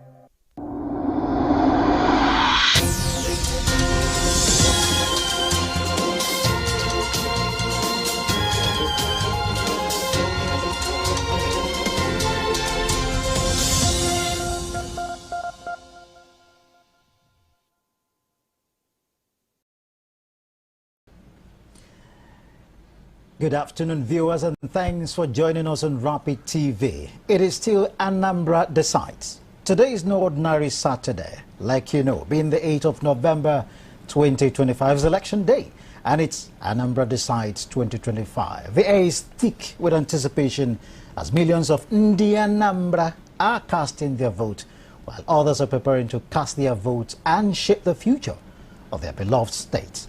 The 2025 Anambra governorship election is more than just a political contest. It's a civic milestone with over 2.8 million registered voters and 21 local government areas. This election is set to be one of the most closely watched in recent history. Now, why do I say so? These are the reasons. The Independent National Electoral Commission, INEC, has assured the public of its readiness. Sensitive materials have been distributed and ad hoc staff deployed. Polling units set up across the state are also confirmed. From Oka to Ihiala, Onitsha to Orumba. Key materials included 2,802,790 ballot papers, 5,720 booklets of form of EC8A. Also ad hoc staff and logistics. INEC has coordinated deployment of presiding officers and assistant presiding officers from various polling units, especially buses stationed to transport personnel, which has happened, materials, which has also happened, all to polling units. Some logistical challenges were noted in verifying deployment lists and delivering materials to registration area centers. But overall, operations proceeded smoothly. We joined our correspondents. They have informed us of all these situations. Don't also forget the security situation. The Nigerian police force, in collaboration with other agencies, have locked down the state to ensure a peaceful and credible process. Area surveillance from yesterday and this morning has confirmed the tactical units, no movement, restrictions are in place, and everyone is ready and have been, casting their votes. The candidates vying for the governorship seats represent a spectrum of visions and ideologies. From the incumbent, Professor Chukwuma Soludo of ABGA, to challengers like Nicholas Ukachukwu of the APC, George Mogalu of the Labour Party, Jude Ezenwafo of PDP, Chuma Nwosu of ADC, Paul Chukwuma of YPP, Chioma Ifemeludike, the only female candidate, which is from AAC. Each brings a unique promise to the table. What do we expect? Well, their manifestos touch on critical issues: infrastructure, youth empowerment, digital governance, healthcare, and security. Voters today will decide and are deciding whose blueprint best aligns with their hopes for a prosperous Anambra. What about the civil society groups and election observers? They are on ground already, monitoring proceedings and ensuring transparency. from INEC. Over 350 accredited observers have commended INEC's preparations and urged voters to resist vote buying and electoral malpractice. The spirit of democracy beckons. This is a moment for Anambra to speak with one voice, to choose leadership that reflects their values and aspirations.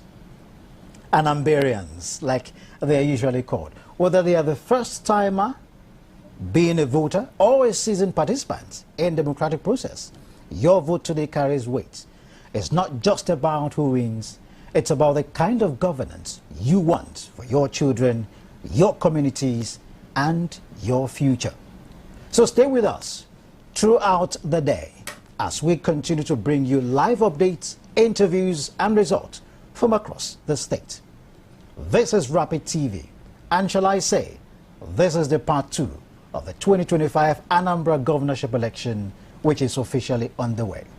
But take note, when we return, over 50,000 security personnel deployed across Anambra State to ensure a peaceful and credible 2025 governorship election, while INEC has also confirmed that about 350 election observers have been accredited just for Anambra governorship elections alone. The question that lingers on the minds of Nigerians is, why for just Anambra? Well, this is what we are going to find out as I introduce you to our guests after this break.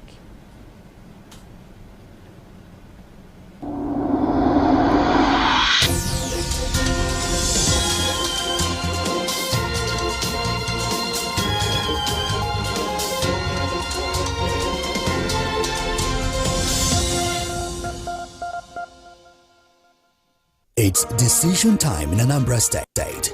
This Saturday, November 8th, 2025, the people will troop to the polls to elect their next governor, and Rapid TV will be right at the heart of it all. From Onitsha to Nnewi, Agwata to Oka, our team of seasoned reporters will be in the field, bringing you accurate, verified, and up-to-the-minute report as voting progresses across the 21 local government areas of the state. Back in the studio, our anchors will lead in-depth conversations and expert analysis featuring political analysts, civil society leaders, observers, and party representatives, breaking down the numbers, the trends, and the voices shaping Anambra's political future. Stay tuned as we follow the process from poll opening to result collation, giving you comprehensive coverage, real-time updates, and authentic voices from the people. This Saturday, don't just hear the news, experience democracy in action with Rapid TV.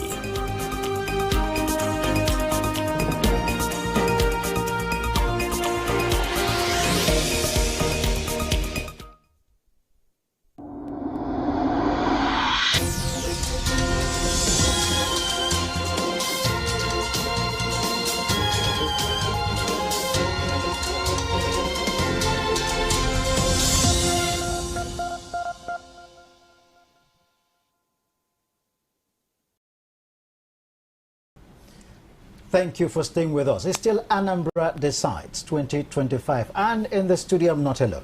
We have our guests, and of course I have my co-anchors. I have from my left Mr. Godwin Amunde, I have Godwin Sunday, and of course our guests in the studio, Mr. Bode Badebo. Good to have you, sir. It's my pleasure to be here. Thank you very much. He is a senior journalist with a Leadership newspaper. And of course, the question I asked before we went on a short break, very simple. Security personnel, over 5,000 deployed to Anambra State alone, and over 350 electoral observers right there. What are we looking at? Are we saying that everything is in place just to ensure safety? And if the national election comes to play, how many of these security personnel will be deployed?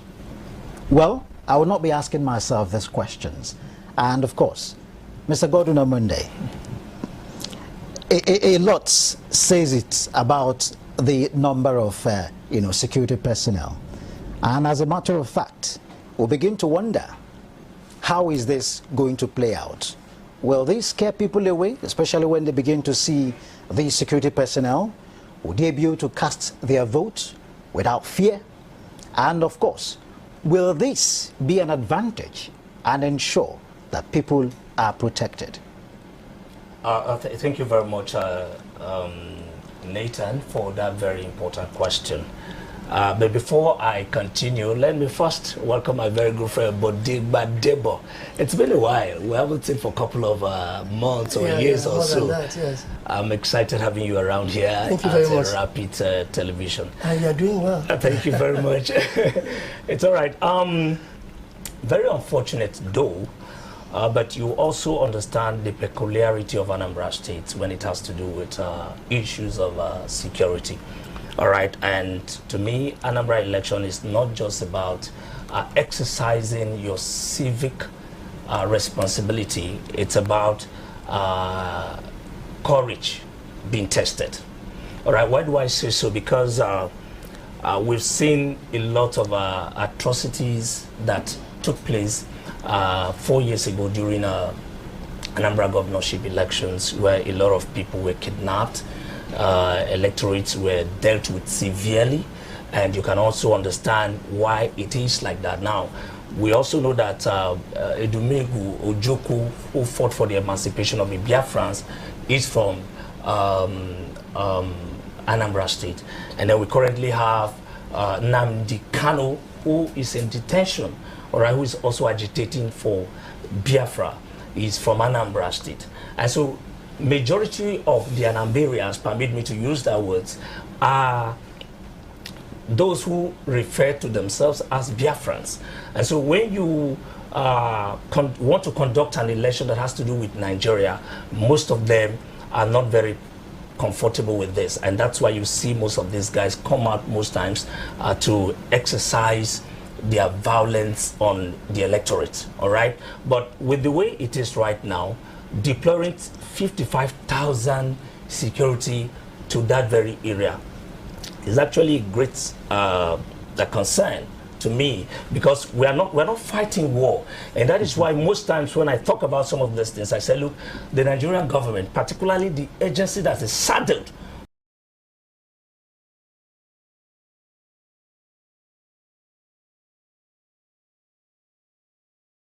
with the responsibility of sensitizing the people, the National Orientation Agency, they really have to sit up, because election is not war. Even in Sambisa Forest, where there are crises, where Boko Haram is killing on a daily basis, I don't think we have up to that number. A few days ago, the governor of Zamfara State is asking for 100 security personnel, 100,000 security. I mean, I beg your pardon, 100,000 security personnel to be deployed to that environment to be able to tackle insecurity. All right, now we're having 55,000 personnel in just an election. It calls for worry, my brother. There are African countries where, for instance, like in South Africa, Botswana, we have what do we call this country now? South Africa, Botswana. We have in Ghana, even our neighboring Ghana here. They conduct election without all of this. In Nigeria here, what do we see? Shops are locked down. People are, businesses no longer operate. And you can imagine how much revenue generation that Anambra State will lose just within this space of time. All right. So we need to begin to sensitize our people that election is not about war. It's just about exercising your civil responsibilities. And for crying out loud, if you're coming out to be elected for, you leave the people, let them decide. Let the people decide if they can vote for you or not. All right? So we need to begin to grow to that level where the people would truly understand that, look, we just have to do this thing this way. In other time, you just go out there, even on the election day, in Ghana here, you just go cast your vote, you go back, run your businesses without any stress. In South Africa, of course, maybe after the election, you could see 1 or 2 protests at the end of the day. All right? But deploying 55,000 personnel, I beg your pardon, I don't know what I'm talking. Maybe I'm beginning to sound like an Igbo man that is always refer to maybe. So please pardon me. You understand? Yeah. So these are some of the, and most times, the electorates are scared. By the time you see this huge number of security personnel that are everywhere, most times they take us into their hands and all of that. So I think we need to begin to work how we can address all of these challenges. To me, honestly, though with the report we are getting now, the way it stands, I think things are going on well. People are coming out, unlike in the past where a lot of persons will not want to come out because nobody will want to risk his or her life. All right, just like I pointed out from the outset that, look, Anambra election in particular is all about courage. It's testing your courage. Will you be able to come out and then cast this vote? Because you never can tell what will happen at the end of it. Yes. Thank you very much. And a quick update, just to refresh our minds. We understand very clearly that there are 21 local governments, and of course these local governments have the highest concentrations of voters and usually determine electoral direction. Idemili North has about 246,318. In Oka South, we have 217,611, while in Obaro, we have 188,016. In Onitsha North, 183,647. In Onitsha South, we have 168,575, amongst so many others. And come to think of it, one of the areas where it's mentioned as a flashpoint, we hear of 156,715. But if I could throw this out, Abga Chukwuma Soludo, being the incumbent governor, we look at areas where he has sold a lot. Let me put it that way, because it's more like a marketplace where you go, you sell. When you go back, you come back and see people will still patronize you again. He is out there again. People are casting to see if really he will come back. He has, looked into road projects, and the people have said he has done well. Urban renewal, they say he has done well. But in some areas, some are saying that insecurity is a big challenge. There's been complaints about taxes, slow progress narrative. So, Mr. Bode, what do you think about this entire thing? Do you think this will put Mr. Soludo in a situation where the table will turn? Because for a long time, for over 2 decades, we realize that Abga has been a stronghold in that state. What do you think will happen this time? All right. For me personally, I don't think that should be a cause for concern for Professor Chukwuma Soludo, given what we have seen before. And what is that? The incumbency factor. In Nigeria today, the incumbency factor plays a lot of role in electoral contest. Contrary to where you have well-informed electorate who decide for themselves. In this case, already there are feelers of about vote buying. That tells you the election at the end of the day will not be a true reflection of people's wishes, but wishes of certain person. It can be the incumbent or the opposition. We don't know who is having the upper hand in bribing, in dictating the tone of things. So for me, those issues will not be a cause for concern, because number one is in charge, and that gives him a lot of advantages. So I don't think it's a problem for him. Then I wanted to say something about the earlier question you asked. I thought you asked me the same thing about the 50,000 security personnel deployment. Yes. It's an overkill, but we should not be surprised, because it's a ritual. That's what we do. Yes. And we should not be oblivious of the fact that Anambra is facing insecurity. So probably that informed the issue of the Nigerian police force and other security agencies to come together to say, okay, let's deploy this capacity of security forces to Anambra. IPOB is a threat. The armed affiliate of IPOB, Eastern Security Network, it's a threat. Is a threat. So, and maybe some unknown government too, we don't even know their name. They are a threat to the election. Of course, it's the right thing to do to make sure that security or the area is fortified for people to come out to exercise their franchise, Because there are fears of voter apathy. And you know, voter apathy means whatever result you are getting is not democracy. It's not the true reflection of the people's wishes. Because in a population of 100% and 10 decide who will lead the remaining 90, that is not too good for democracy. In democracy, it's the more, the merrier. So when you don't have the more, you are not talking about democracy. Democracy is about popular participation. When you don't have more people, you are not talking about democracy. You are only talking about the government of the few, by the few. So I'm not blaming the police totally for deploying that number of our security, given the realities in place. But then, I think we should also work more on how to have elections in a conducive environment in a manner that it will not be militarized. Because the sight of security forces alone can also scare away voters. Yes, that's so the point. We should, but it's a journey. We can't be there now. It's a journey. With time, we should work on our side to make sure that we can do election without security forces readily present. See what is happening in America. You don't see anybody guarding ballot boxes.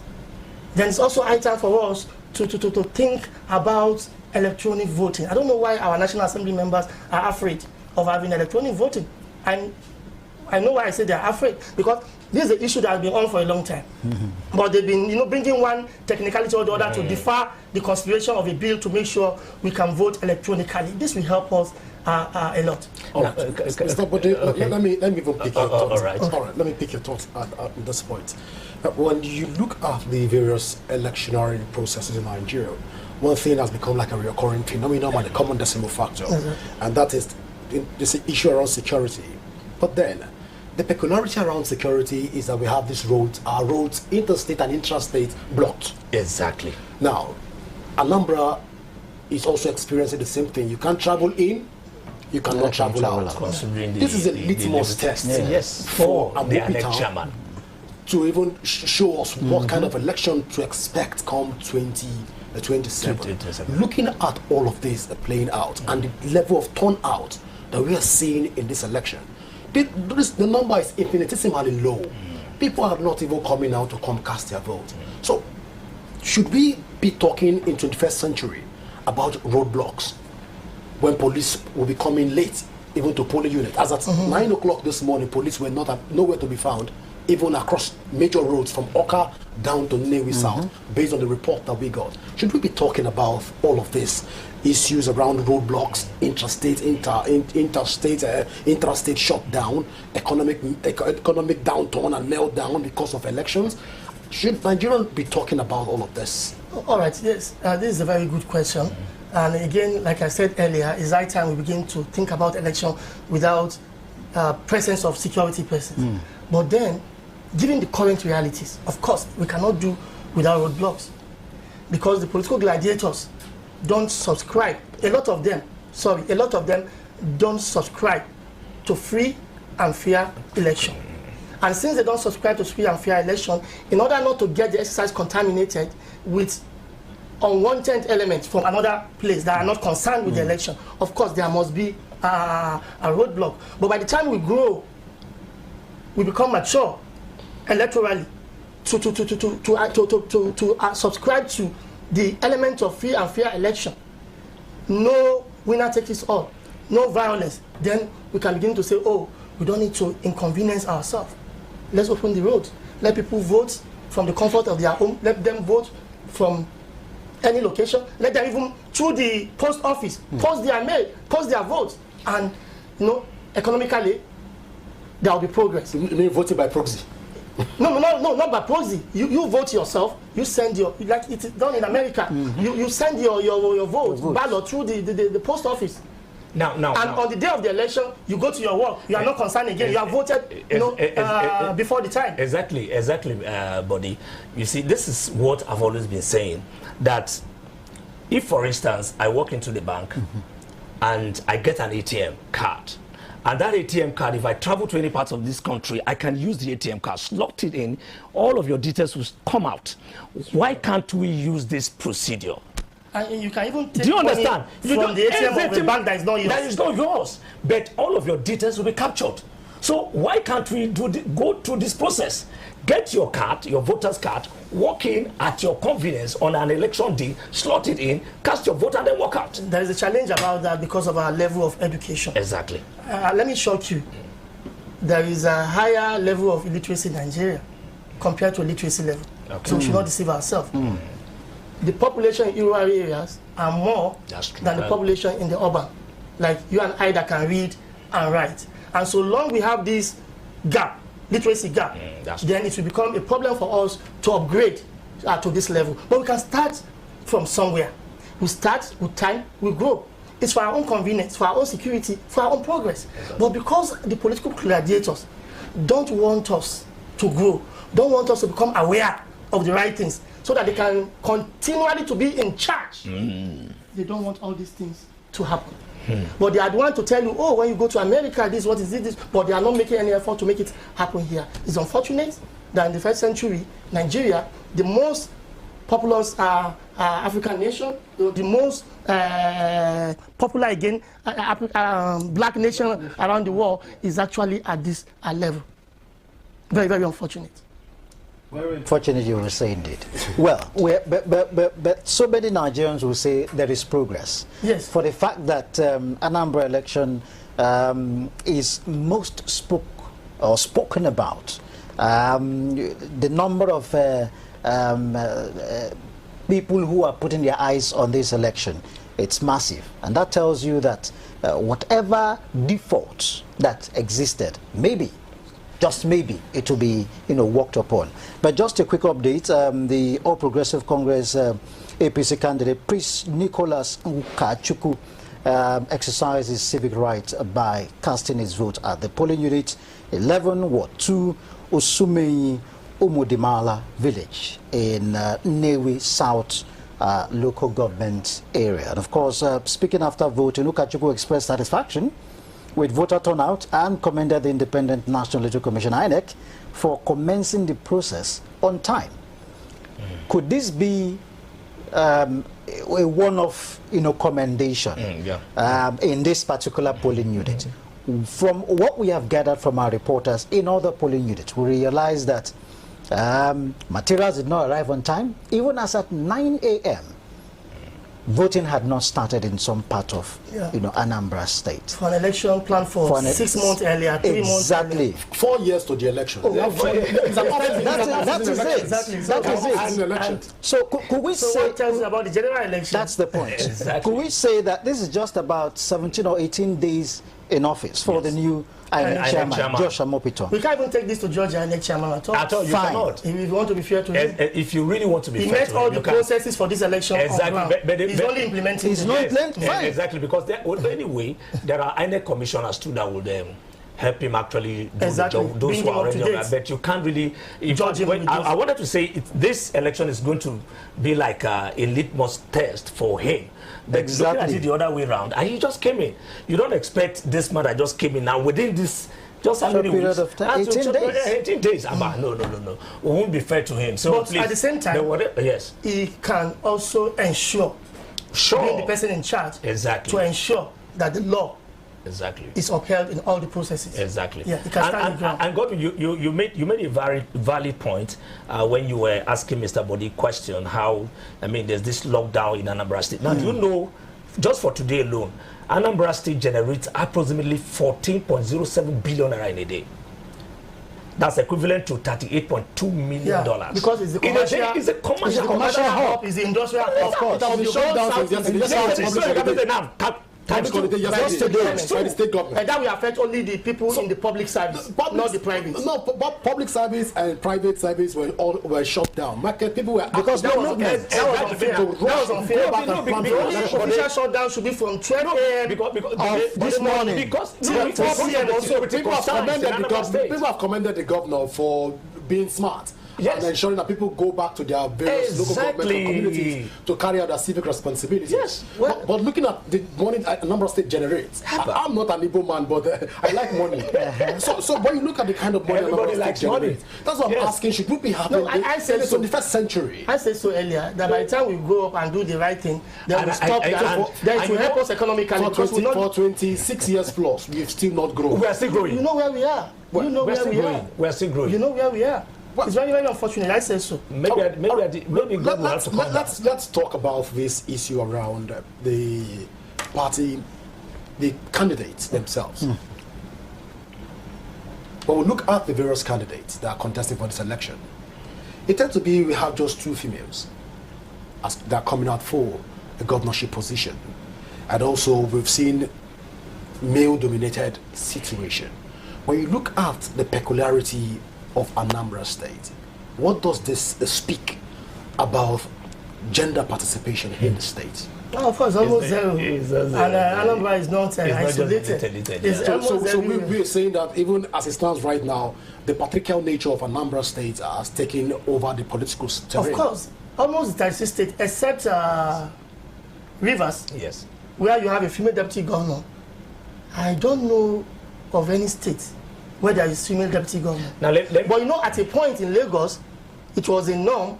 Yeah, that, 1 male, 1 female. Yes, deputy governors were female.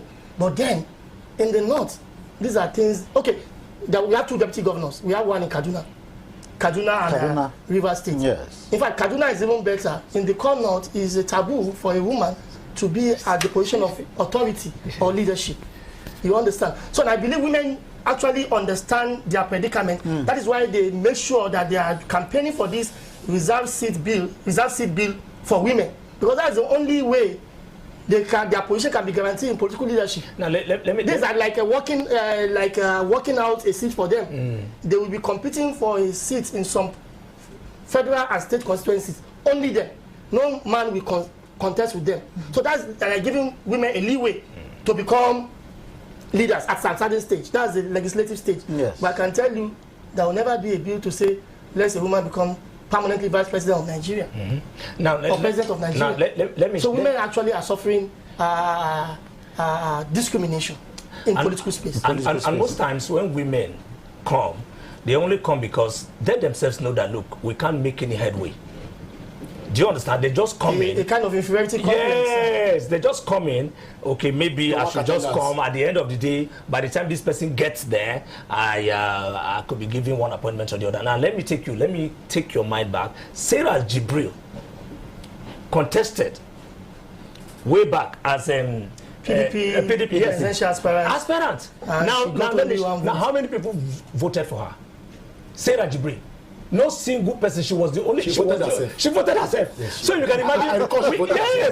We had women. No, she wouldn't have had any votes. We had women in PDP. Now she had friends in PDP, but nobody came out to vote for her. She was the only one who voted for herself. So what are we talking about? So the women themselves don't even like. In Anambra, you said there are 2 candidates. Major candidates. 2 candidates. The person of Ukachuku, Nicholas Ukachuku, and oh no. Okay. I thought you were talking about governorship candidates. Female candidate. Deputy governorship candidate. No, the candidates for the elections. We have AAC and the other one. Then deputy governorship candidate. There is APC. No, there is APC. Yes, APC is a senator. Uche Ukwenife. She's a woman. Yes. Now, let's forget about deputy governorship candidate. Look at the candidate themselves, the women. The one in AAC, and I know her very well. I'm not seeing the picture of the second one. Exactly. Go to social media and see. There was a day she published some stunning photos about herself. Yes. And people started making sexist comments about her, insulting her. You're wasting your time, this and that. How do you give women space like this? In our families, don't we allow our wives to take certain decisions? Don't we tell our daughters to lead some things, to want to see their leadership qualities? But when we come out, we are pretenders, we do a different thing. So this is where the issue is. Women themselves must realize this and take the charge and insist that there must be equal space for women in the scheme of things in Nigeria. Exactly. Because we are all stakeholders, we are all contributors. No man is a contributor than a woman. Like I'm paying tax, a woman too working somewhere is paying tax. Well, so what's the big deal? Just the gender. You understand? Exactly. So, but then we have cultural prejudices, religious prejudices. So these are traditional prejudices. So these are the issues that will take a long time for us to shed away. Thank you very much. I will still take us back to what we brought up earlier about breaking the jinx. Does Soludo deserve a second term? Now, we have, in recent time, before the election, we have the Peter Obi factor. And the candidate for, Labour Party. Will this candidate, hang on this Peter Obi factor? Will that change anything in Anambra State? Will ABGA COA, or will they still stand tall? What do you think is exactly that thing that keeps ABGA going, that the other political parties have not really found out or need to use to key in and see if they can do these political parties need a coalition or something to get ABGA out of the way if the people see that Soludo has not really done what is required? Coalition is late at this time. Election is ongoing. Of course. I mean, subsequently to get ABGA away. Assuming that decision will be with Anambra people. Exactly. Of course. Because they are the one who understand where their shoe pinches them. Yes. Then you recall that ABGA so far is the longest serving party for in 20 years. For 20 years. For 20 years. No, it has not. Has it? Yes, close to 20 years. There's 2006. 2006 the date. 20 years. I'm telling so you. You can see PDP ruled for about 4 years. Yes. When the late Shumoke Mbadinuju was elected governor of Anambra in 1999. If you recall, in 2003, the PDP then, under the directive of the then President Olusegun Obasanjo, denied the governor re-election ticket. And he jumped to AC. No. The Afenifere Party, what do you call it? AD. But he couldn't win because it was a strange party to the people of Anambra. Then came ABGA. No, before ABGA, temporarily, the man that was former Minister of Labour and Employment, Chris Ngige. Senator Chris Ngige. After about 3 years in the saddle, the court now said he did not win. Peter Obi of ABGA actually won the election. Obi started his governorship afresh. Remember again, INEC did not believe Obi started afresh. INEC conducted another election, yes, which brought in Senator Andy Uba, who was there for 12 days. Yes. Before court now saying no, let the man complete his tenure. So that has been his political trajectory of Anambra. But then, to Obi's credit, he made ABGA what it is today in Anambra. Okay. Because after his first tenure, he could have also jumped ship and say he was defecting to another party. Yes. But he stayed in ABGA for 8 years to make ABGA become formidable. The party, the in thing for Anambra people. What it is now. Exactly. Though not him alone, we cannot take away the influence of the Kemba Inewi, the Nate Chukwu, whose wife is now the Minister of State for Foreign Affairs, who remains an ABGA member in the APC government, remember? Yes. I saw a few days ago campaigning with Soludo. So I believe our influence will do some magic for Soludo again. Definitely. Because of the Ojumeku image. So these are the things. So it will be too close to call. Why naturally I will want to put the ruling party, because of incumbency factor, ahead. I may not readily say, again, that could be surprise. Well, but let's see in the evening what the figures will look like. Though the change is constant. But honestly, in Anambra State, I don't see that coming. I don't really see that. I don't during see the campaign, I didn't even see the opposition exactly. staging a kind of a as strong as they should have. It's like they even understand the terrain. That look, this state is for ABGA.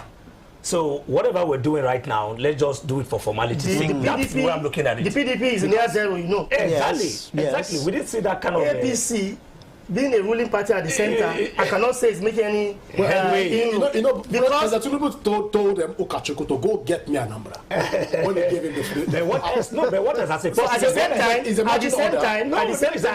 the man in charge now, is praising Tinubu. It all depends on what. Remember, he's praising him to make sure that his seat He's not taking away from him. Atinubu went there to commission Jangolova in Lighthouse in Oka. I've not seen opposition campaign. Honestly. Any serious campaign since they started. Honestly. Except for the man in power. So I've seen his campaign everywhere with the trademark cloth of Abga people everywhere.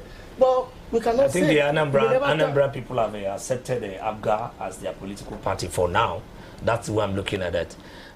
They have, and honestly, I don't see any change. So I mean, maybe at least at least for now, like I pointed out earlier, change is constant. If he's leaving office, there could be a change. There could be a change. Not because he's no longer incumbent, but there's always this disagreement on who to anoint. Exactly. And people will vote. And then you judge a vote, and then so that's where governors get it wrong always. Factions. You forget about the people at that point. We want to say, this man must succeed me. You people are powerless. This man. But the fact is that if these guys have been able to manage themselves for the past 20 years, I'm sure even before Soludo decides to leave, when he's leaving, I want to believe that he's going to put all the structures in place, so that such kind of acrimony. The incumbent governor at that time when Soludo was coming in was with him. That's Obiano. Yeah. Peter Obi was with them. Okay. Now I can't find Obiano anywhere. I can't find Peter Obi in the same Abga. So if you're saying as soon as you live to live. So we don't know what the outcome will be. But let's just that is the future. We're still here now, and voting is still on. Now let's look at voter turnout and apathy. We realize that turnout remains a big question in Anambra State. Sometimes we begin to imagine where exactly do we pinpoint that is the major challenge. We've talked about security. Definitely. Is there a large number that is afraid to come out because of the number of security personnel? We do not know. Areas like Ehiala, Obaro, Orumba South, there is always these low turnouts that we also find out. But what do you think influences that? And do you see a change in this election going forward? Because from the very beginning, we realized that there were no low turnout. But gradually, we started seeing people come. Yes. The lines were beginning to swell. And we realized that the beavers, so far, we understand from our reporters on the field, are working fine. You know, maybe one or two issues regarding your picture did not appear. They'll try it again. In all, do you think there will be a difference in this election? All right, so Mr. Badima, before you answer Nathan, my colleague, we've just been told right now that the governor is casting his vote right now. The president of Governor Chukwuma Soludo is casting his vote, and of course we will definitely bring you that report. So sincerely apologize for interrupting with such a pertinent question. It's a very important one. Yeah, you see, voter apathy starts from the stage of registration. I heard when you are reading out registered voters, local government, and I had you right. If I had you right, I had something like 130, 120. Exactly. For a whole local government. Yes. That's too poor. How a whole local government, you have 130 registered voters. You don't have 1 million. You don't have 500. No. Then you have apathy already. It's a direct apathy, yes. So out of the over 100 that are registered, you now have 20,000 coming out. Because a lot don't believe in the system. A lot don't believe their vote will count. And a lot probably were not courageous enough to come out. Exactly, for fear of the unknown. Yes. Then there are people battling economic factor. Know what I mean by that? Hunger. So it is your matter. Go and do your election. I want to look for where I will eat food. Hunger. And nobody's guaranteeing them a sense of food security. So they can't be part of your system. When they are even isolated in the first place, no light in their community, no pipe-borne water, all these things. They only hear the promises every election cycle. And after the cycle, the promise disappears. Then the promise will come again. There will never be action.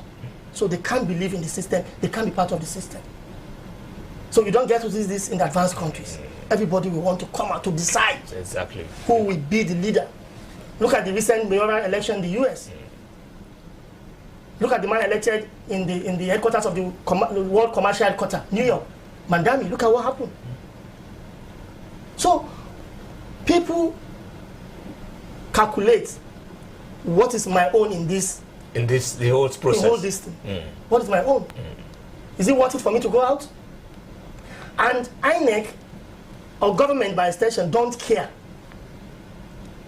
At the point of registration or at the end of registration, INEC is supposed to raise the alarm that this is too poor for a country of over 200 million. Talking about participatory democracy. So there is no participatory democracy in Nigeria. We have democracy, but what we have is a kind of elitist democracy. Few by few for the few. You know, you decide. You tell the others to hell with you. To hell. With you, the rest. While the few that has the power take over everything. So these are the issues. Talking about changes, of course, good governance can guarantee changes. If I feel it, I will express it. Absolutely. I agree with you. Well, Mr. Badibo, let me even ask this question. Looking at the level, the turnout for this election, one would expect that a state of Anambra's nature, vast majority of people will come out to vote, but then it is what it is right now. But then when we look at this, what do you make of the number of persons with disability? Would they be able to get involved in this election? Looking at it critically, level of threats and security issues around one or two flashpoints around the state. Will people with disabilities be able to participate effectively in this election? Well, so this depends on our individual level of perception. If the man without physical disability does not trust the system, he stays away. Exactly. If the man with disability has a higher level of patriotism and trusts the system, he participates. So you can even see that disability, physical disability, will not be an hindrance. So it's about perception. He perceives that the system is okay. He's a beneficiary of the system. He has a higher level of patriotism. He joins the system. And thank God, INEC made a different kind of provisions to make sure that physical challenged people participate and vote conveniently. Can I just break in to enhance what you were saying? Yes. From INEC, distribution of voters by categories. Albinism, we have 207 of them. Those with autism, 36. Blindness, 153. We have cognitive learning disability, 4. We have deafness, 150. And if you observe very clearly from the conferences that have been held all through, since after the Peace Accord Pact was signed, engagement and the rest we have a lot of them. And we also have physical impediment, 303 of them. Down syndrome, 16. Little structure, 54. Special cord injury, about 20 of them. And then we have others that are about 233. So that tells you that we have them out there. And there's something about them. They are very, very committed set of people. Exactly. Since they can come out to register, I can tell you not less than 50% of the total number of them will actually end up voting. Exactly. Indeed. They are committed set of people. If they can come out to register, they will end it up with voting. But for you and I, we are lesser few at times. What is it? So these ones, if they were not interested, they will not register. So INEC make provisions for them to make sure that the exercise is convenient for them. So they will register. So for them, there is, for me, I don't have any fear that maybe we have a lesser number of them participating. No, it's about perception. It's about what we feel. You feel the system is worth it, you get into it. You feel it's not worth it, you stay away. All right, there's been this very strong debate around the fact that if you are a Nigerian citizen and you don't participate in election, you should be arrested. Of course, it has been a very strong debate out there. Using Anambra as a case study, should we begin to look towards this direction, where we have about 2.8 million people registered because of the low turnouts we that we see always right have? now? Should we be talking as a nation of enforcement of arrest for people that fail to come out for elections? Well, using Anambra as an example. It's a case study. Yes. But that would be because it's a litmus test to what we are going to see, likely going to see in all the states. Yes. Even as we prepare for 2027. That would be against the right of individual to personal determination. Well, it is a civic right and civic responsibility enshrined in the Constitution. Yes, you are supposed to vote and be voted for. But then you don't start from the wrong place. You start from the right place of arrest. Yes, maybe you start from arresting imprisonment. No, you start from arresting and imprisoning elected leaders for failure to deliver good governance. Exactly, because that's where the problem is. It begins from there. These ones, they were elected to deliver good governance. So, they enjoy salary, they enjoy perks of office, they enjoy luxury. But these people, you try to take it from the top. But then you have a civic responsibility, even as a voter, to demand for your right. Has there been voting? Yes, from the little that we have had. But are they fulfilling their responsibilities? That's the angle you're coming from. Yes, there are civil responsibilities that are very, very compulsory, like tax payment. You can't do without it. Failure to pay tax, you are committing a crime. You face the consequences. Now, voting is a civic right. Yes, but then you also have the right to abstain in our system for now. That is why, I don't know, in some voting patterns, I don't know if you have seen yes, no, and abstain before. Yes, no, abstain. That even the options available for voting, none of them meet your expectation. So by arresting a Nigerian for deciding not to vote, you are saying you are forcing him to eat what he does not want to eat. It's a civic responsibility. Wait, you are not getting what I'm saying. You have party A, B, C, 3, and all of them, to me, they are all rotten. And you are forcing me to pick one of them. How? Godwin, how? How do you go about that? So all of them, to me, are it boils down. See, when we talk about patriotism, now the government too has a responsibility. Corresponding responsibility. Do you understand? Like the state governors, they have the responsibilities. Now, for instance, you were elected under a particular platform to run a state for 4 years, and then your people never enjoyed the dividends of democracy. Majority of them never saw what democracy is all about. And then 4 years after that, you want to force them to come out and vote. Now, let me share a story with you. A few years back, one of my very close friends in Nasarawa State went out to cast his vote. He exercised his civic responsibility, right? Now, after doing that, he knew the candidate that he voted for. He knew in fact, the collation everything was done right there. He knew at the end of the day that this guy won. But what happened?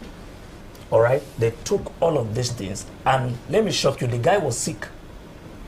In spite of how sick he was, he went out. But at the end of the day, what happened? Everything, they turned it around. And so the guy swore that, look, with what has happened, I will never go and cast my vote anymore, because our vote does not count. So first, government has that responsibility to ensure that every vote is valuable at the end of the day.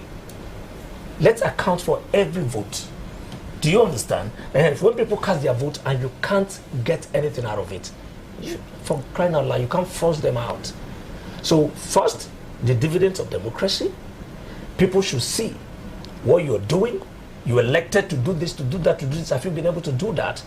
Even if you can't achieve all of this thing within a space of time, at least you should be able to attain some of these promises to a reasonable state, so that after 4 years, the electorate can actually beat their heart to say, okay, I think this man has really done well. He deserves our vote. Mr. Amunde, so you can't really force them. I'm sorry to interject. No problem. You know, using Anambra as a case study, if we don't set the record right, you know, right now, local government elections in various states, it's almost a imposed public holiday on people to go and have fun. On local government election day, you agree with me that people choose that day to be a sporting activity day. People play football on the street. Except we don't want to say it the way it is, but if you want to be the plain with the truth. On local government election day, people stay in there, people go to the gyms, go to the football field, even cook good food and eat that day. No work. Also, we know that the state government elections are bad, but we've never seen it this bad in terms of turnout. Anambra State today is setting a new trajectory, a new record of low voters turnout. What might tag this to be due to overpopulation of security or the absence of security personnel? We can't rule out any of these possibilities. But then again, if we don't begin to set the precedent right by saying, let there be some form of sanction when people don't come out for election, won't this further deteriorate into a situation where Anambra will now be not set the pace for low electoral turnout for different states, even as we prepare for off-season and on-season election period? So these are the angles I'm looking at. Let me come in here. In here, last year election, government attacked electoral officials and police stations. In Inewi South, INEC offices were raised. That was 4 years ago, and there were reports of violence. In Orumba North, police stations were attacked, and there were reports of disruption. In Ogbaru, considered a high-risk zone for violence or disruption. Onitsha North also considered a high-risk where reports of adoption and violence. Now, let me ask you, Godwin. You're going out for an election. You are not sure of your safety. You're not sure what will happen. Your security is not guaranteed. The dividend of democracy, you don't get it. Do you now go out? That is why I said it behoves on every one of us, especially the government.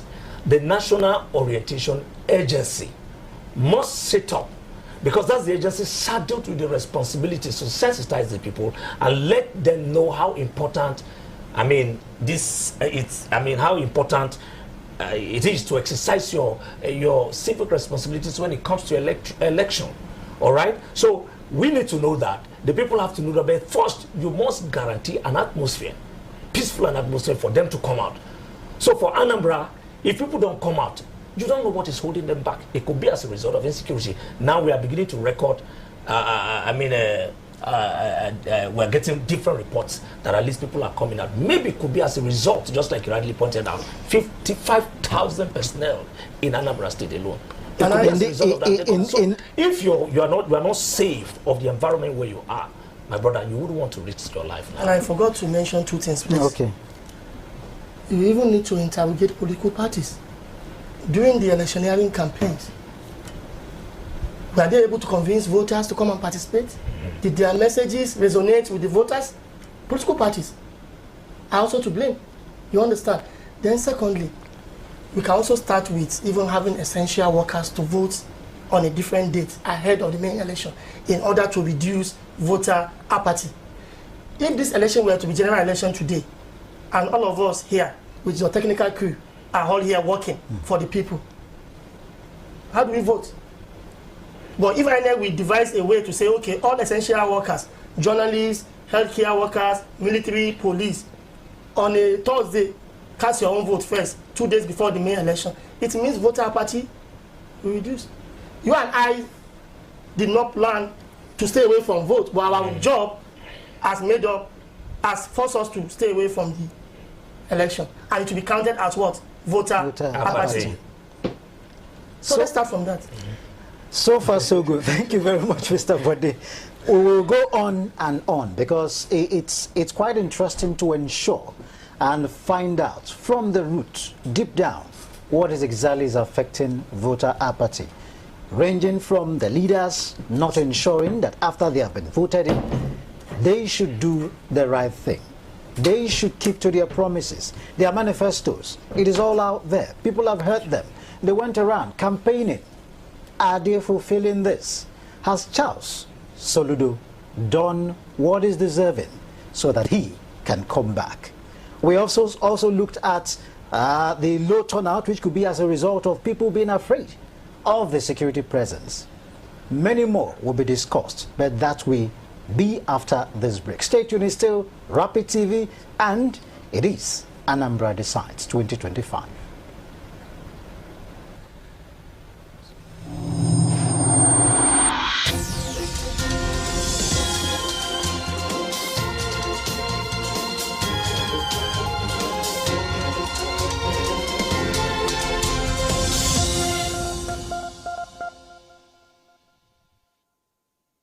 It's been a peaceful experience. They did open on time, and this has been a change from, the usual for INEC, so I have to commend them for that. As you can see for yourself, it's a very peaceful polling unit, and everyone is exercising their franchise. My expectation from the next governor is hoping we get a business-minded governor who has actually created wealth in the past and who can actually transform the state. I believe this will be what is needed to take Anambra to new heights. Okay, I really want to thank God for today. It's a beautiful day, and I want to also thank the INEC for coming out on time.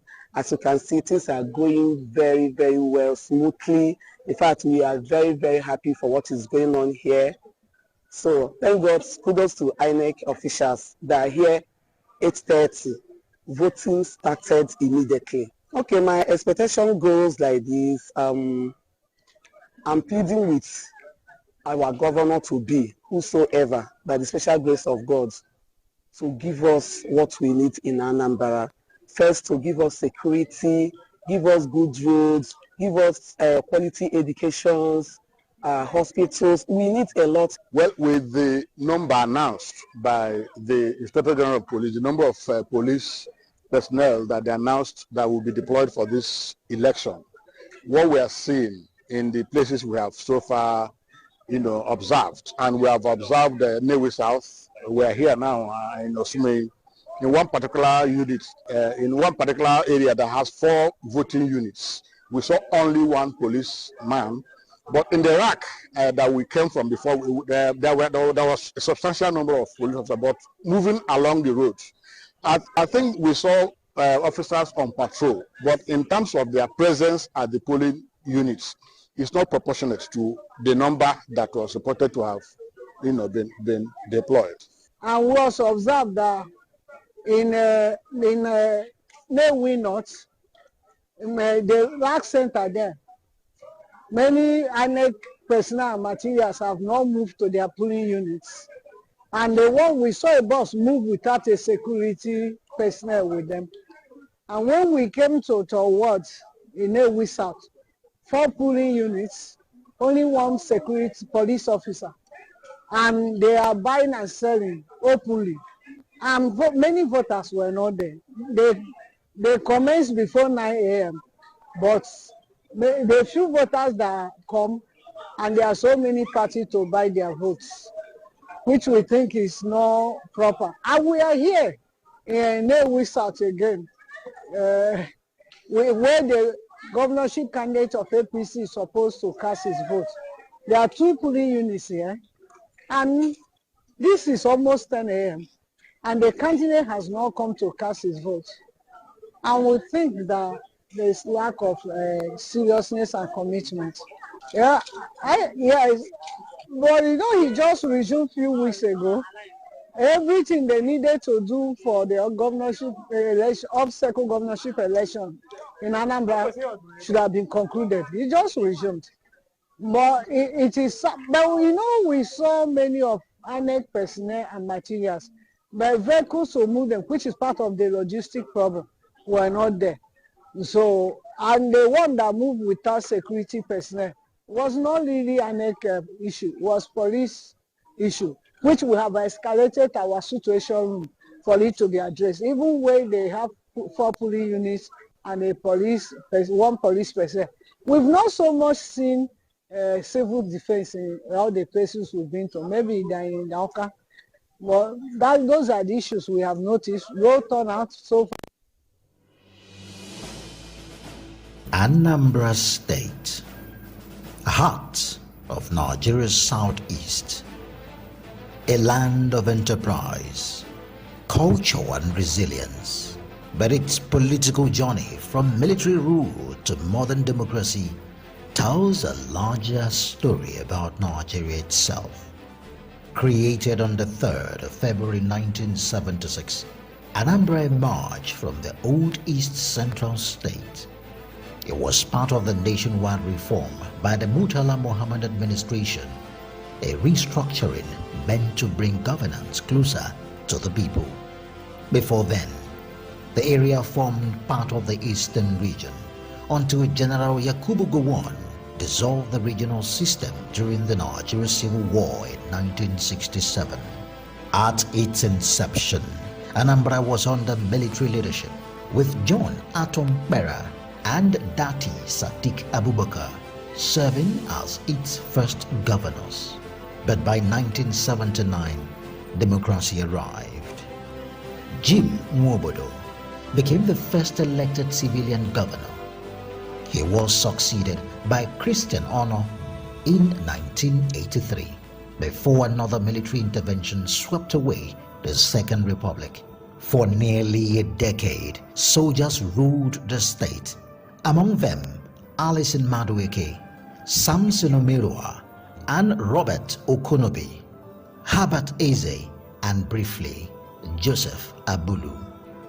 In 1991, Enugu was carved out and Awka became the new capital of Anambra. Then came a brief democratic spark, Chukwuemeka Ezife, in 1992, dimmed again by the 1993 coup. The years that followed saw a string of administrators, Dabo Aliyu, Mike Atta, Rufai Garuba, and Emmanuel Ukeagbu, until democracy finally returned in 1999. With the Fourth Republic, Anambra entered a new dawn of people's power. Governors like Chinwoke Mbadinuju, Chris Ngege, Peter Obi, Virginia Itiaba, Andy Uba, and Willie Obiano each wrote their own chapter, shaping the state's democratic landscape. And today, under Professor Charles Chukwuma Soludo, the journey continues with new challenges, new hopes, and a renewed call for governance that reflects the people's will. From its turbulent beginnings under military rule to decades of democratic consolidation, Anambra's story is far more than a timeline of leaders. It is a living chronicle of endurance, reform, and the unbreakable spirit of its people. The state's political evolution mirrors Nigeria's broader struggle for stability, accountability, participatory governance. Today, Anambra stands as one of the nation's most politically dynamic and economically vibrant states, a testament to the enduring will of its people to shape their destiny through the ballot box. It is a powerful reminder that democracy is not a destination, but an ongoing journey we all share.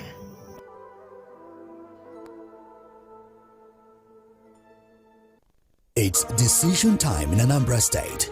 This Saturday, November 8th, 2025, the people will troop to the polls to elect their next governor, and Rapid TV will be right at the heart of it all. From Onitsha to Nnewi, Agwata to Awka, our team of seasoned reporters will be in the field, bringing you accurate, verified, and up-to-the-minute report as voting progresses across the 21 local government areas of the state. Back in the studio, our anchors will lead in-depth conversations and expert analysis featuring political analysts, civil society leaders, observers, and party representatives, breaking down the numbers, the trends, and the voices shaping Anambra's political future. Stay tuned as we follow the process from poll opening to results collation, giving you comprehensive coverage, real-time updates, and authentic voices from the people. This Saturday, don't just hear the news, experience democracy in action with Rapid TV.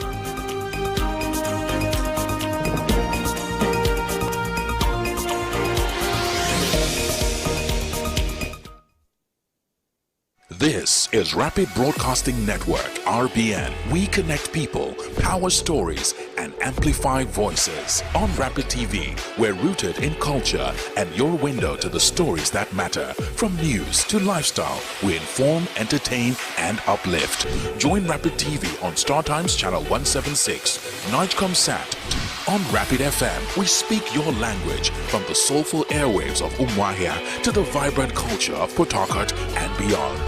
More than broadcasters, we're creators, amplifying that voice within with powerful content across TV, radio, and digital. Join us at rbnradiotv.com and all our social media handles. one network, one voice. Rapid Broadcasting Network, RBN. The sound of your city. Rooted in truth. Driven by impact. Greatness is not faceless. Greatness has a face. It has many faces. It has over 200 million faces. It has your face. It has my face. Greatness is beyond what we do. It's how we do it. It is the people we do it for. It is never settling, continuously tinkering with an idea till answers to age-old questions emerge. It is our wittiness. It is our speed. It's our energy.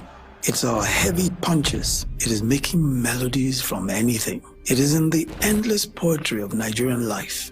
Joyful, frustrating, sad, exciting. It's the mix of colors, imitating the breathtaking tapestry of life. It's our defiance of fear and our almost defiant, nearly arrogant presence in the galleries of the distinguished. It is these everyday people creating timeless, priceless art, carving spectacle, crafting history. It is resilience woven into the fabric that we are made of and we wear. Etu, Ashoke, Akwete, Kura. Greatness, the Nigerian spirit. That thing about us that all recognize and still cannot find the right words to describe. Great is Nigerian. Greatness is when Toby Amusho does the 100 meters hurdles in 12.12 seconds and a stunned world held its breath. Greatness is the chicken scratch guitar chords that bewitched the world. A new beat, Afrobeat, from Fela and now to Burna Boy, to Wizkid and Davido. It is the earthy Afro pop of Asha. It's the compelling, beguiling Nigerian R&B of Tiwa and Teni, and the alternative sounds of Thames, Johnny Drill and Chike. Greatness is how our phenomenal artists are selling out arenas both home and abroad with tens of thousands of people showing up to experience the pulsations of this mysteriously sweet music.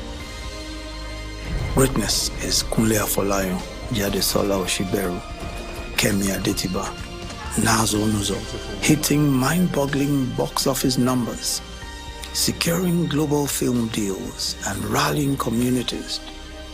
Not so long ago, content was just television, and now digital content is the new oil with our skit makers, content creators, thought leaders, growing our digital economy. Greatness is Professors Kayode Oyewumi and Musa Yakubu, being listed among Elsevier BV's most productive scientists in the world. Greatness is Ethan Nwaneri at 15, becoming the world's youngest player in the English Premier League. Greatness is Abasi Eneobong, pioneering the inclusion of the African genome in research through 54 genes. And Aisha Tofa, building and nurturing a tech ecosystem through Startup Kano. Greatness is Amina Mohammed, championing the voice of global peace as we take a prominent place at the table.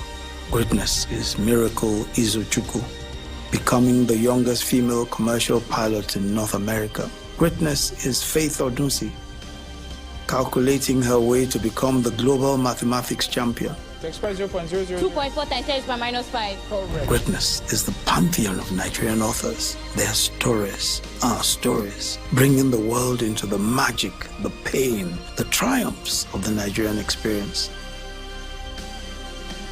Greatness is the unicorns. 6 companies created by Nigerians under 30 years old, now worth over $1 billion each. The stories, the people, Nigeria. Each of these stories of greatness across the globe has you in it, and it has me in it. And we can almost take them for granted. They are so Nigerian.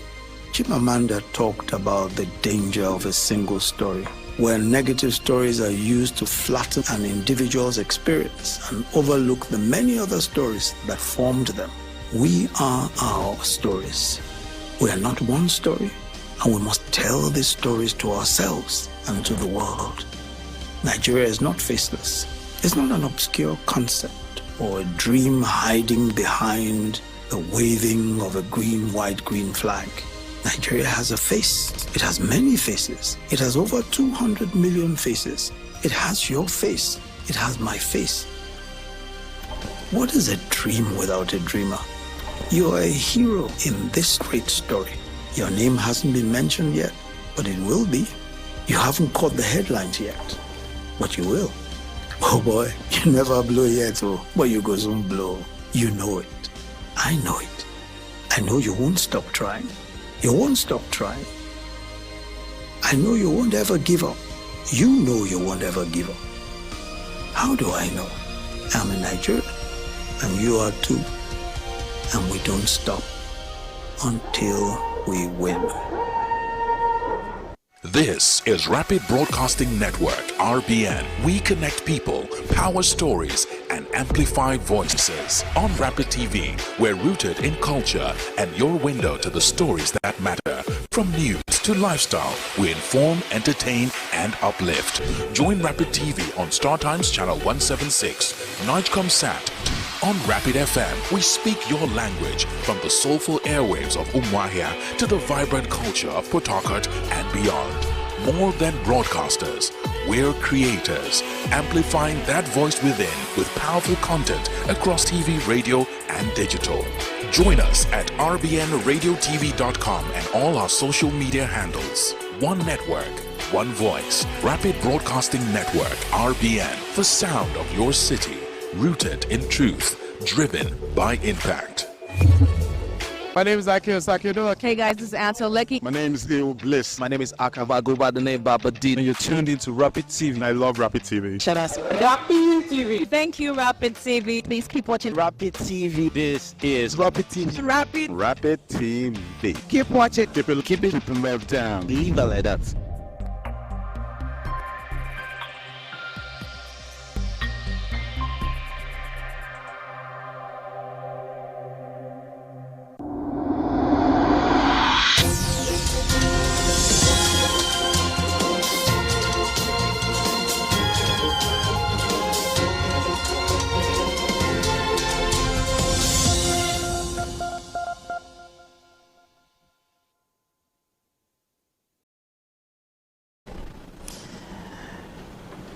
This is Rapid TV, and of course it's still Anambra Decides 2025. I still have Mr. Godwin Amunde and Mr. Bode Badebo.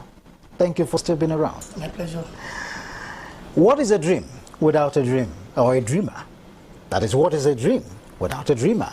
Anambra people have dreamt, and of course they have this foresight that today they are going to elect their choice. Will it still be Soludo? Will it be APC? Will it be PDP? Will it be LP? And many other political parties? Or will something change? Maybe let me say something is ministering to me. Will it be a female governor this time? Can it happen in Anambra State? Well, anything can happen. And of course, it is you, the people, that will change the trajectory or maintain it the way it is. Now, we left off on voter apathy, and we were looking at possible reasons why this could happen. And of course, just to update you, we will give you updates of what is happening there from our reporters, and of course other tabloids, because we know we need to keep you updated since you are relying on us, and of course we rely on you as well. The afternoon seems to be a period where the morning decides it. We've seen situations where people come in the morning, see crowd, and they leave. Some vote and leave. Some stay and say, when it is my turn. Now, how do you think INEC can influence the crowd? Because so far, we've seen that INEC has shown preparations, adequate preparations. But what we are getting this morning is as if it is becoming a culture, a regular phenomenon, where INEC officials or those who are supposed to be at the polling unit are not there when they are supposed to be. Could this also include in ensuring or in making sure that voters don't come out? What should INEC do? What are they doing that they are not doing? Well, I think just to improve their logistics arrangements. You know, if electoral officials has to arrive at the polling unit by 8, they should be there by 8, or some minutes before 8, and wait for voters. They make sure their equipment are in good order, because I saw a report where voters were agitated at the polling unit because of malfunction of beavers.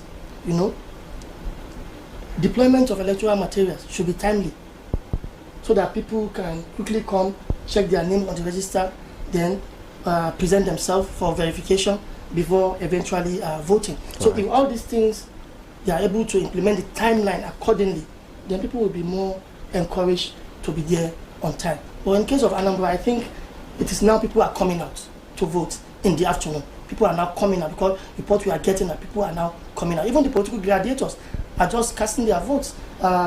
Peter Obi, Mogalu, Ukachukwu, even Governor Soludo, just a moment ago also cast his vote. So things are just gathering momentum. Almost the time, almost close to the time the election we have to close, which is not supposed to be. Did INEC do enough when it comes to ensuring that people get their PVCs? We know there were jingles and of course, there were a lot of announcements about that. Because I remember they had to extend the deadline, the deadline for more people to come and collect their PVC. They did well. So we see situations where people collect these PVCs, go home and sit down with it.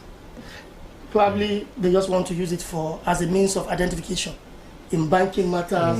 You know, ID card. Because they don't really want to vote. And like we said earlier, we can blame them. The system needs to improve so that people will have confidence in the electoral system. If they have confidence in the electoral system, they will want to participate. And that will amount to democracy, popular participation. The more, the merrier. The more, the merrier. Yeah, so most times when you see people who wants to get this PVC, majority of them do not really want to use it for voting. All right, because they have this belief that, okay, if I don't have a PVC and I don't vote, I may not have access to some certain privileges. Privileges, you understand? So it's better for me just to get it. All right, and that's where the problem is. But Mr. Bodi, I'm particularly worried with the information we are getting right now. Governor Soludo has voted. He alleged vote buying by an opponent, and also Mogalu and Obi, if we call it voted, yes. A Labour Party candidate expressed concerns about electoral malpractice. So what is going on? I think they were just playing games. Okay. They are trying to outdo themselves on who want to cry out as a victim. Yes. Well, that tells us that something is happening. Yes. And they don't want us to know who is responsible. Now APC has cried out over vote buying. Labour Party has cried out. APC has cried out. Abga is crying out. Abga is also crying out. So how do we pinpoint the culprit? So you suspect there's a game. There's a game on that. Because earlier I saw a report of EFCC officials storming a polling unit to make sure that there is no vote buying. So if EFCC officials are around polling booths, why are we having vote buying? Because earlier before now, we got reports where Soludo had to defend himself regarding some, should we call it stipends or monies he gave out to some persons, and said it was out of appreciation for not of course before this election. On the election day. Not on the election day. Okay. We're talking about before now. Though that was cleared, he said it was just. Do you think that other political parties will hold on to this, and that may also, bring about the reason why these other political parties like, Labour Party and APC are crying that there is vote buying? Well, I think we can't determine how people spend their money, so long it does not run foul of electoral law. Exactly. He's not spending this money on electoral day as a polling booth. Exactly. Days before the election. He was captured spending money. He may be asking the people to go and buy things for him. So we can't decide people spend their money. And whatever conversation he has with the people, I think it's just private. Honestly. But since he didn't do that on the election day, then there's no issue for and of course, how it goes with political parties or opponents, so to speak, who will want to, probably bring you down to ensure that they are up there. Now, if you look at local government areas, we realize that we have not heard anything yet about, violence for now in some of these flashpoints. But these are areas we are also watching. And we are going to watch this from now until the closing hour. Of course, it could be late in the midnight. It's not over until it's not, that's the point. That's the point. So we will be connecting, of course, with our reporter. We also will be having the EU SDG press conference on Anambra election live feed, which will be also, aired. And it is important that we also connect now. We will connect with them now, and let us see what message that they have for us.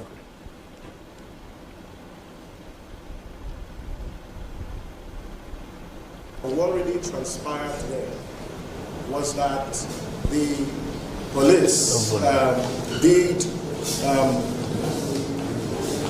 tear gas some of those who were present at the local governments because there was a disagreement at the local government. So there was a case where they were tear gassed in Ihala local government office, and we've verified this particular incident. Although it is reported that a corps member was involved in this particular case where he did sustain some assault, and we want to use this opportunity to condemn, attempts, to intimidate or assault polling officials, especially corps members, no matter the provocation, who are delivering service to the country should not be treated the way that we have received a report that this particular corps member was treated in Ihala. Before we close, permit me to perhaps extend our deepest appreciation to our partners, the European Union delegation to Nigeria that has provided support for the Anambra Election Observation Hall, and all the partners who are here under the support for Democratic Governance Project. But traditionally, you would see the board members of these organizations are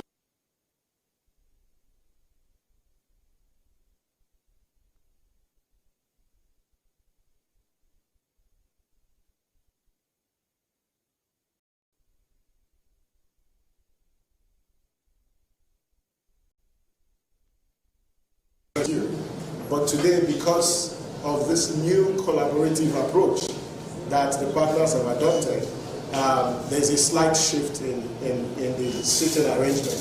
And so we have our board members, but let me begin by introducing and perhaps also appreciating Haji Amina Zakari, who is the vice chair of the board of TAF Africa, a former national commissioner of INEC. Thank you so much. See you in the room. Who is a board member of Yaga Africa in the room. We see our other partners, show for Elect Her and Nigeria Women Trust Fund. There are several fellows in the room. They have several experts.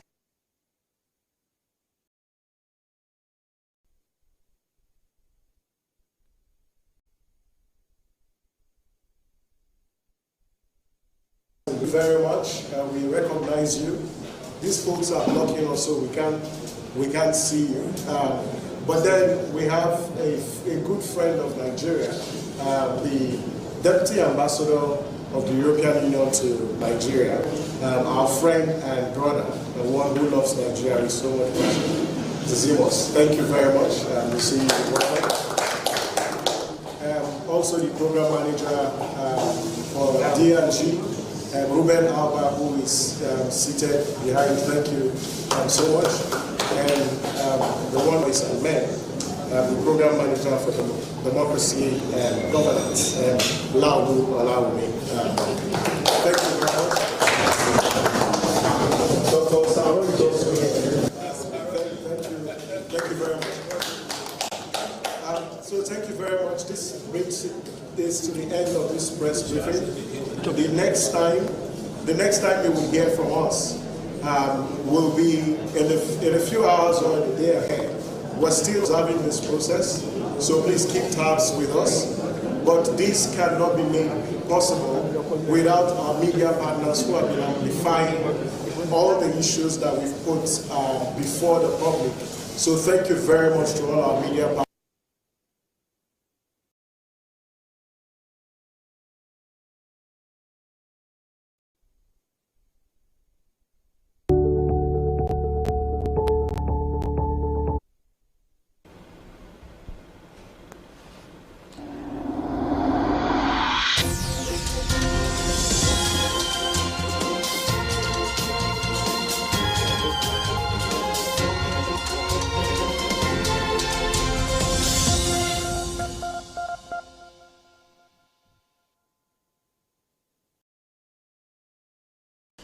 Welcome back. That was a live feed of the EU support to democratic governance in Nigeria, EU SDGN press conference on Anambra election. Of course, letting us know some of the flash points,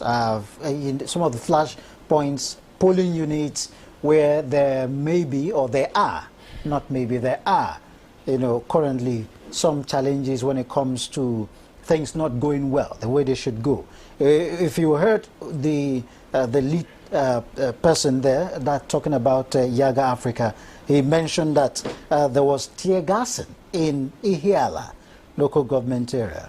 One of the flashpoints where a corps member was also involved.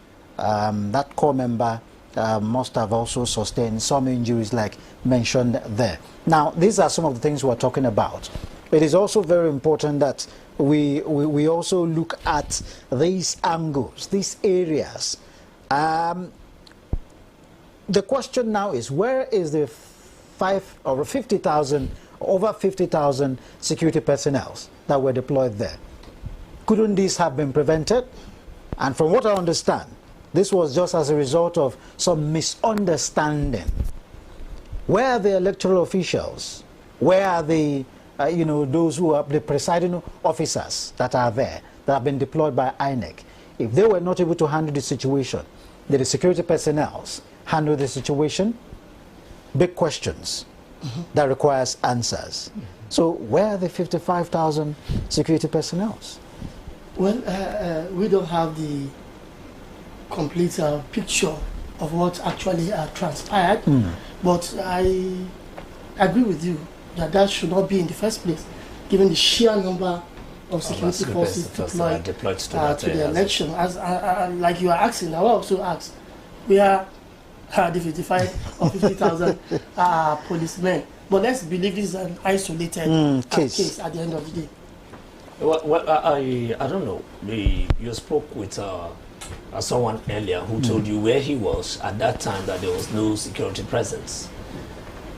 One of our correspondents made mention, yes. So you can imagine 55 security personnel deployed for just an election, and there are other local governments or electoral, where the polling units, and there are no security presence there. So you can imagine what if anything happens. So these are big questions. I think one, just like one of our analysts pointed out earlier, that it's very, very important that once the security personnel gets into a particular state for an election, they should go around all the local government, the polling units, station your men there. All right, so to prevent some of these things, because prevention, they say, is better than cure.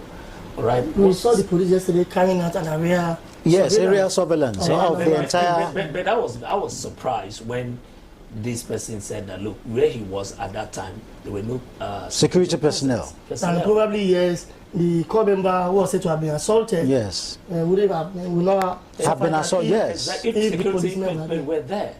Do you understand? So these are some of the things that INEC and also the security agent would really have to sit up on, because considering how volatile. And these are things that keep people away from exactly coming out to vote. You understand? So because when your life is not guaranteed, you don't know what will happen at the end of the day. You don't want to risk your life for crying out loud. Do you understand? And so most times people don't come out because they feel that if I come out of it, I may not go back home the same way I came. So they should definitely look into it. They should look into it. It's not a good image at all. It's Yes. not a good report that we are getting this right now. We don't really have a clear picture of what transpired. But for me, getting this report that one of the press corps, is a victim. I don't know. We don't really know the extent of what really happened. All right, but I am not happy about this development. I wish this process will come smooth and it will run till the end. I just wish so, and I want to believe that the people of Anambra will literally sit up to at least make a change once, at least for once. Good wishes, and we hope that the Inspector General of Police is seeing this. Yes, good wishes. Yes, I agree with you. But if wishes were horses, beggars would definitely want to ride on it. No doubt about that. We believe and we hope that the Inspector General of Police, Kade Egbetokun, is seeing this. And of course, with regards to the 2027 general election. Yes. And before then, we also have other off-season elections that will also come up.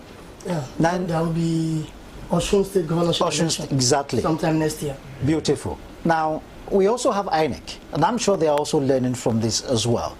We cannot totally credit them or discredit them based on what they have done so far. We also believe that there may be improvement in other places, and we will see this report as time goes on.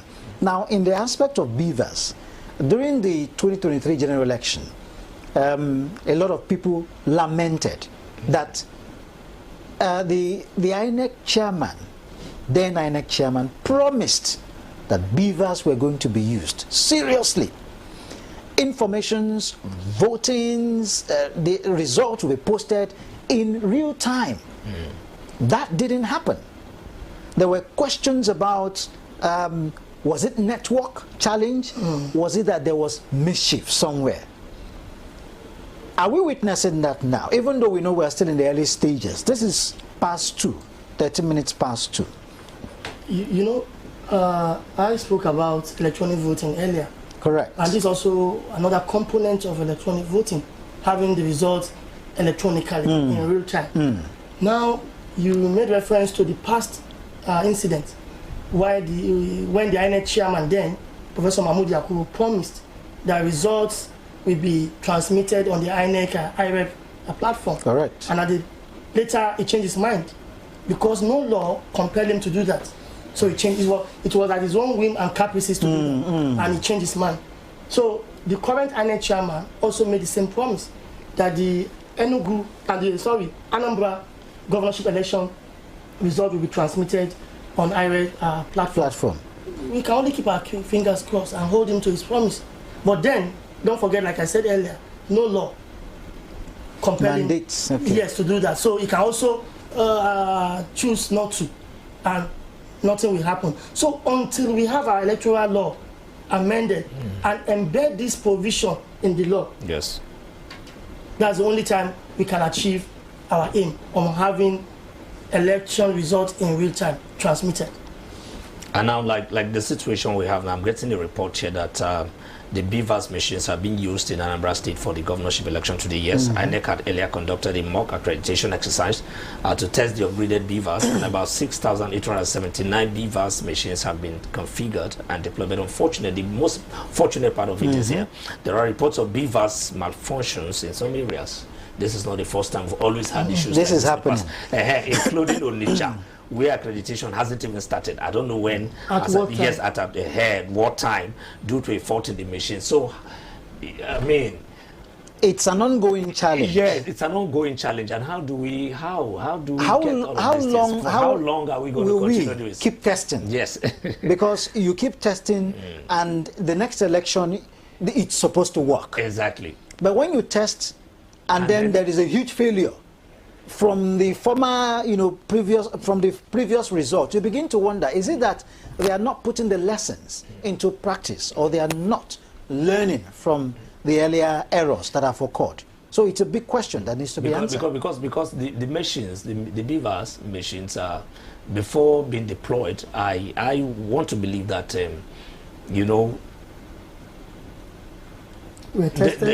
yes, those machines should have been tested. Of course. Right, before you now deploy them. Machines are liable to malform. No doubt. Yes, no doubt. All right. But there should always be a plan B. Exactly. There should always be a plan B, because there's a timeline. All right, there's a timeline. Okay, election should commence at so time and then end at so time. There's a time frame for all of this.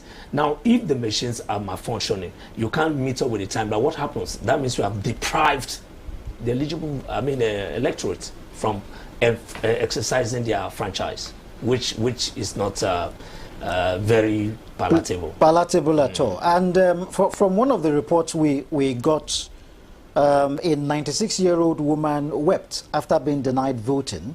By name is Elizabeth Onike, in Umodim Akasi polling unit. Okay. 019 Agulu Ward 8 in Anocha local government area, after being stopped from voting. She said, I've been voting at this polling unit.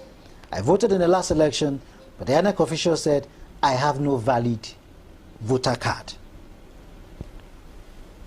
Who is at fault in this situation? Because there's a statement she said, my children are outside the state and none of them are at home with me. So could it be that there have been informations that have been going out? Go and renew, go and update, like and all that. Maybe Mama did not bring her voter's card along. Exactly, because or she has no voter card in misplaced. So in the case of her voting previously, exactly, it could be a case of electoral malpractice. Yes. Probably because of her age, when she was giving that cast vote by people who want to read, So these are the issues. She didn't tell us whether she has voter card or not, or whether it was kept somewhere. Yes. Of course, those people cannot just stop her from voting. Exactly. Now they cannot verify her as a registered voter. Exactly. So how do you exactly? Because the identity is your voter's card. Correct. Exactly. So if that is not available, then what happens? So let them tell us. Maybe by the time we get deep into the information, we should be able to know better and then talk more. And we're trying to highlight areas where voters are not denied their right to exercise their franchise, so that we will know who do we blame. In as much as we are not excited when it comes to putting blames on either the electoral body or the voters or the candidates, it is important that for once let us have things running smoothly in Nigeria's elections, not just when it comes to the local council, local governments, but let's go higher and see how we can improve. Now, Mr. Bode, ABGA is relying heavily on grassroots structure. They have done this right from time. Is it that other political parties are not picking from this and see how they can challenge ABGA to the race and see how they can, if not beat them, at least get close? Although we've not seen the results yet, we've seen results from previous elections. What do you think other political parties can do or should have done before now? Sorry, please, before we continue this conversation, I think Kingsley is on standby, so let's hook up to Kingsley so that we can get information on what is happening right there in Anambra State at the moment. Hello, Kingsley, can you hear us? Yes, I can hear you. Good afternoon. Good to go. Well done. We've heard your earlier report regarding the Anambra governorship election, especially in the polling units where you are and some other polling units as well. This is more or less like the part 2 of it. You're hearing a different voice. But of course, after seeing what happened in the morning, what do you think the morning situation has influenced this afternoon? Or is there a difference? Is there changes? Is the turnout different from what it was? Are there security presence in areas where there were no security presence? I know there's a lot of questions. Let's take them one after the other. Currently, what do you have for us? I am visited some polling units here in Nnewi South. So in some polling units, yes, the crowd was very, very encouraging. Why so? They still have the issue of the INEC personnel having their various challenges. With the electoral observers I had conversation with, she said at the RAC center, where she's coming from, that there is still INEC officials assigned for this assignment, still waiting for logistic issue. So the logistic issue is something we are still seeing in this 2025 election, because we experienced that a lot 2021. So the observers were saying she's coming for a RAC center. In that RAC center, there are still ad hoc staff waiting for a vehicle to come and pick them to their various locations where they are going to.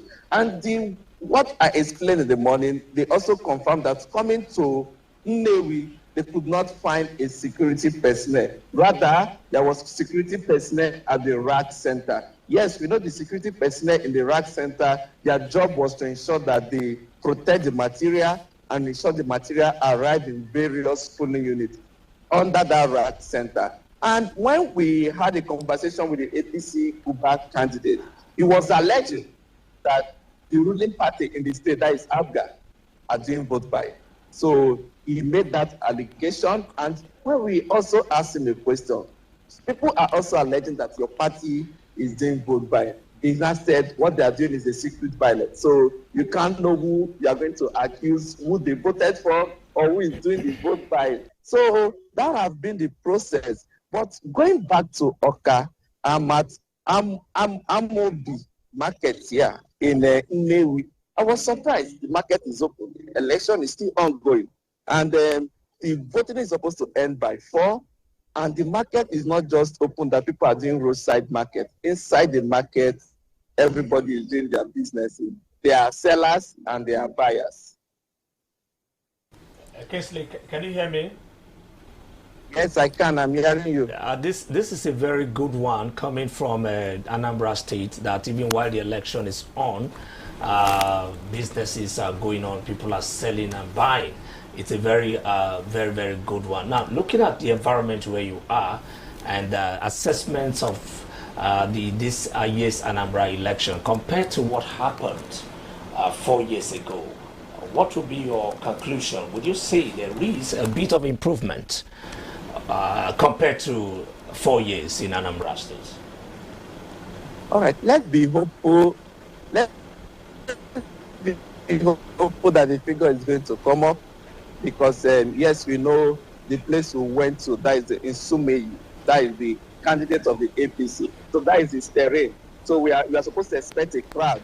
And what we also observed was underage voting.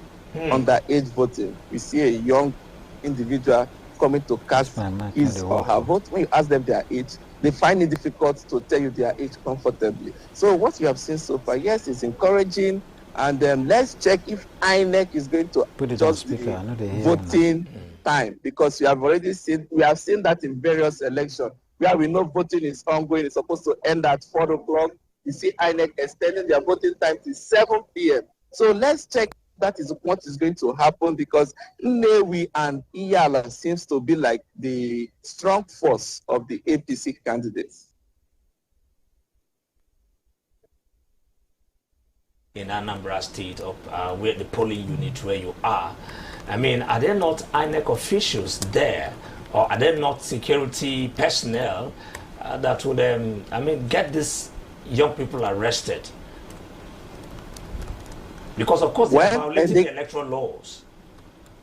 When they came out with their PVC, and they confirmed that is their polling unit, and they also confirmed that the Beavers machine captured them. So I think this has to do with INEC during registration. You don't register someone that is underage, but you can't deny somebody coming out to exercise his civic right. You would have stopped that during the registration process. Now this is the election. So if that would have happened, would have been stopped during the registration process. Yes, we know we normally see it in other states, but in Anambra, I was surprised seeing someone that is not under 18 coming out to cast his or her vote, both the female force and the male force. And when we approach them, the elderly one feel that we want to overwhelm them with questions and everything. They just have to tell them to go. and they were claiming that they came to see their parents. Meanwhile, we saw them voting. And I'm sure you didn't mistake them for Aki and Popo. I'm sure you didn't hear me. I'm sure, Kingsley, did you hear me? I said, I'm sure you didn't mistake them for Aki and Popo.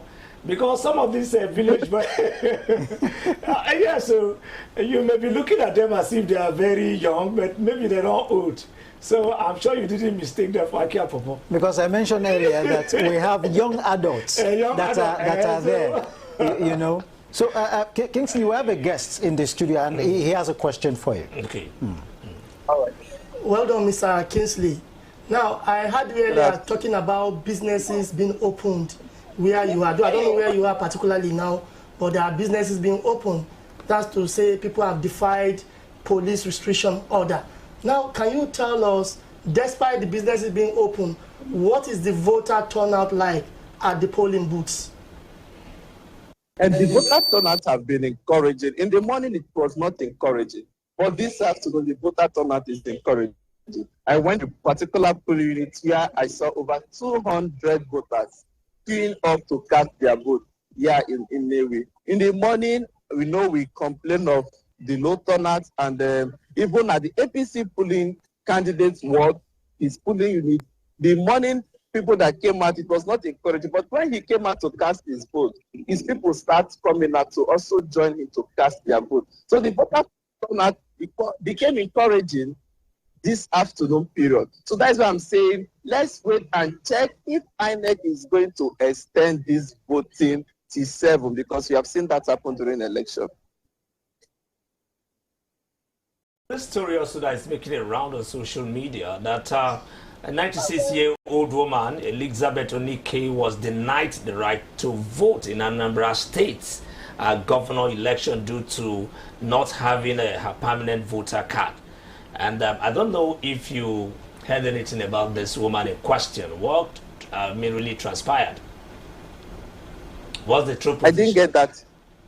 No, I said there's this information that it's making a round on social media that a 96-year-old woman, Elizabeth Onike, was denied the right to vote in Anambra State governorship election due to her not having the permanent voter card. I don't know, did you get any information about that woman? What really transpired?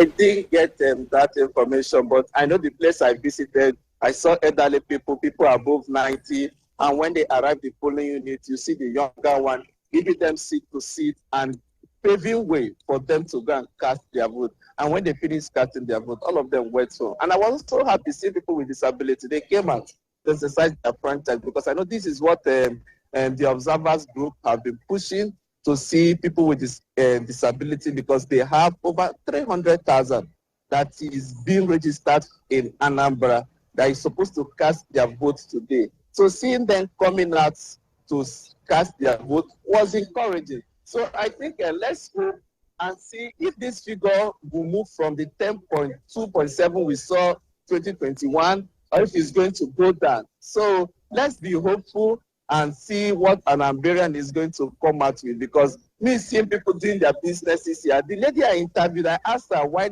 is your business open? So she was proudly showing me her finger thumb that she voted, this is her hand and this is her PVC. But she came out to sell because she needs to eat.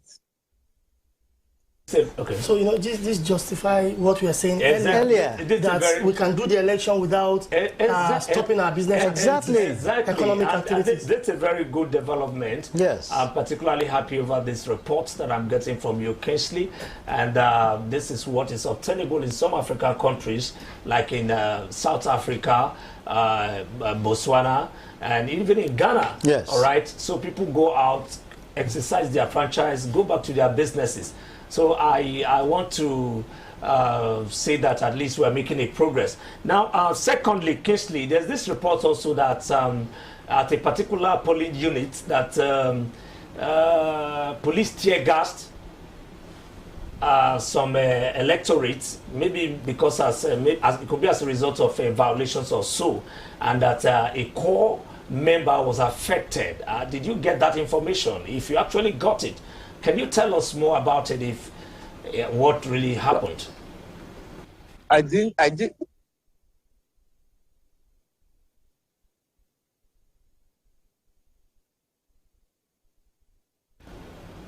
Network challenge. But of course, I'm sure we still get. Okay, he's back. Observers complained because the observers, I did interview with them as of 12, and they were complaining that they went to a particular rack center, security personnel are there, but there is no vehicle to convey them to their polling unit. So that was a challenge. And also, you go to a particular polling unit, there you will see 4 polling booths surround the area.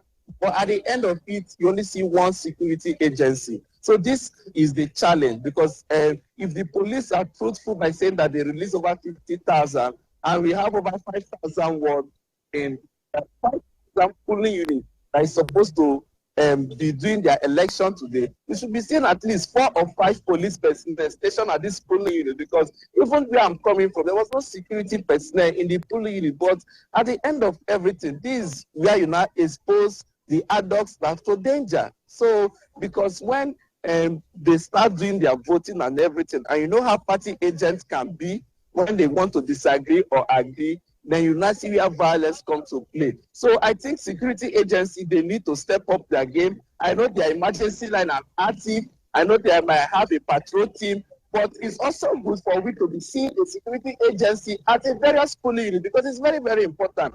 And the one I visited also, I saw a woman police, no arm. So these are the issues I have observed so far in this election. So much, so good. We appreciate what you're doing. And just a quick one. In your own assessment, you made a statement. Is it just figures that they have pronounced to the public or to Anambarians that we have over 50,000 or 55,000 police personnel? Now you go to some polling unit. Is it that these police personnel are somewhere drinking shy, or they are not, attending to their jobs? Is it that they are somewhere eating kwabi and they are making sure that they are watching with one eye? But the question still remains. Is it that it is just figures from what you are seeing? What exactly is happening in terms of security personnel being stationed at where they are supposed to be, especially in this polling unit? Please tell us.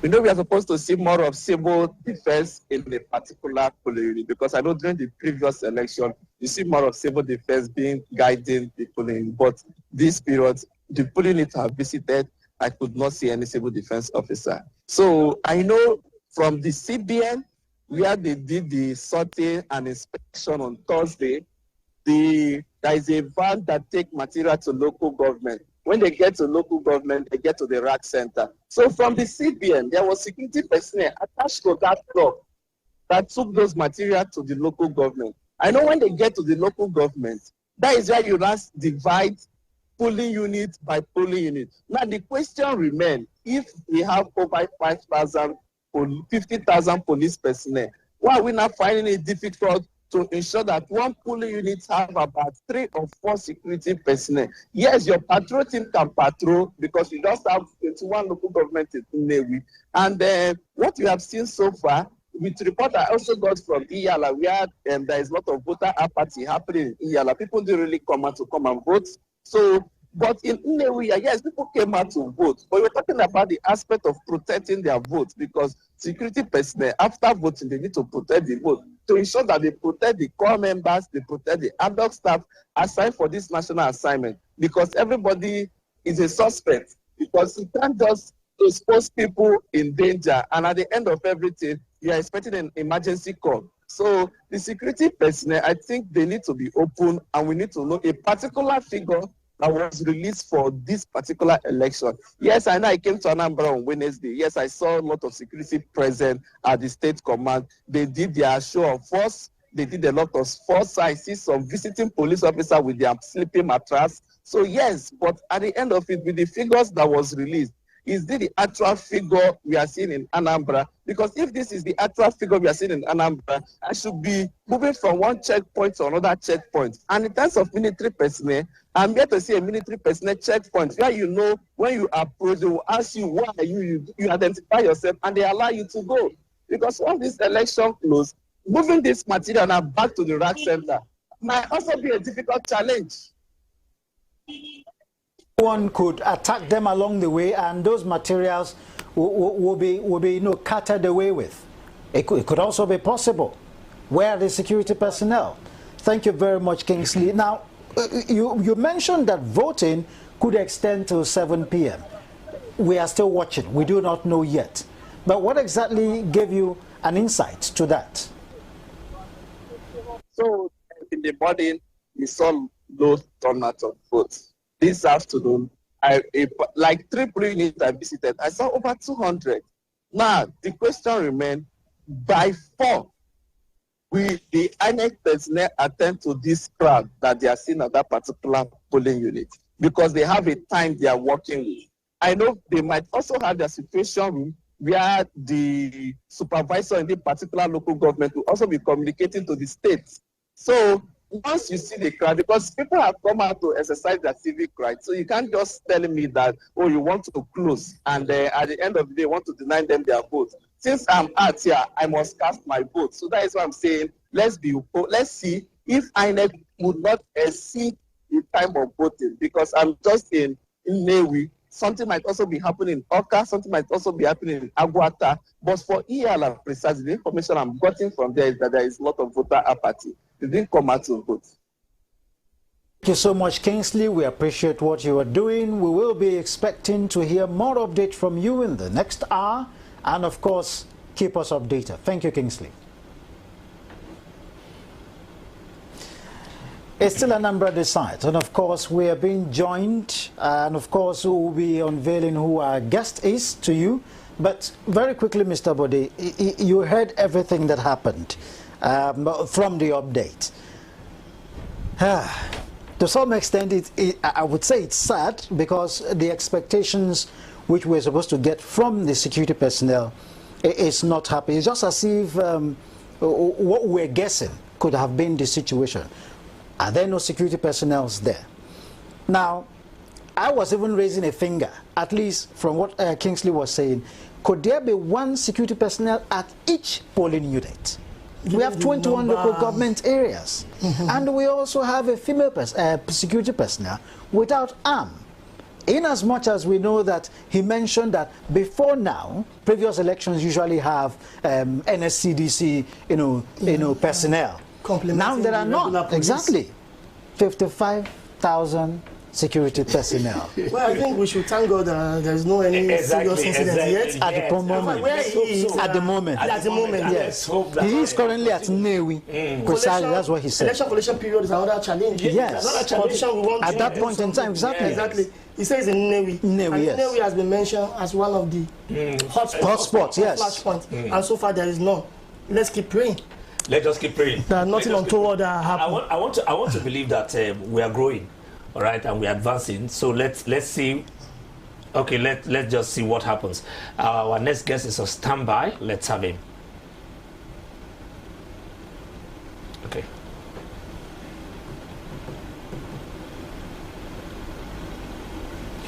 Leading. Thank you very much for joining us, sir.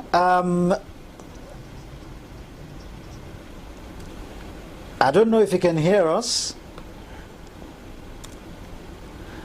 Yeah, I'm hearing you, but it could be better. Okay. Okay, yeah. Mr. Godwin, go ahead with your question. Okay, first, okay, we've just been updated. Apologies, please. We're trying to get who is exactly speaking with us. So we have Dr. Akimbulu. I hope I got that right, sir. Yeah. Thank you so much, sir. And you are the Executive Director, Center for Media and Society, Semeso. Yeah. Semeso. Sure. Nice to have you, sir. Thank you very much. I'm Nathan Williams, and of course, Mr. Amunde. Godwin is here. Mr. Bode Badeboy is also here in the studio with us, right here on Rapid TV. So, we want to get your, not opinion, but what you are seeing currently in Anambra State. What exactly can you tell us when it comes to voter turnout? Let's begin with that, and then later we'll go into voter apathy and what could be causing that, and especially when it comes to security as well. You're welcome, sir. Yeah, thank you very much. This issue of voter turnout is an issue that has been really uppermost in the minds of stakeholders in the build-up to this election. And one reason this was so is because the turnout in 2021, in previous elections, especially in 2021, the turnout was very low, about 10%. And that's not good enough for a democracy that's really serious in terms of consolidation. So there was an expectation that this time it will be better. Voters have gone to the polls today, and the feedback we're getting from the field is that the turnout wasn't quite high, relatively low. We are still observing, and by the end of the day, we'll be able to say something more concrete. Tentatively, at this point, what you have from the field is that it's relatively low. But we can't say exactly. We can't put our finger on proportional percentages at this time. So we'll wait till the conclusion of the voting process, the collation and announcement of result to know how well the issue of turnout had been. But the expectation was high before this election, and I could see that stakeholders prioritize the issue of voter turnout in the civic and voter education programs within Anambra State. The media prioritize it, INEC prioritize it, civil society group prioritize it. Everybody, so to speak, wanted quality voter turnout. Currently, we are not getting the quality turnout, just like you said. So what do you think, because we still have a little time, even though this is 42 minutes past the hour of 2 o'clock. We know that election is supposed to end by 4 o'clock. But what do you think can further be done by INEC, Dr. Akin? Yeah, you mean at this point for this election? I know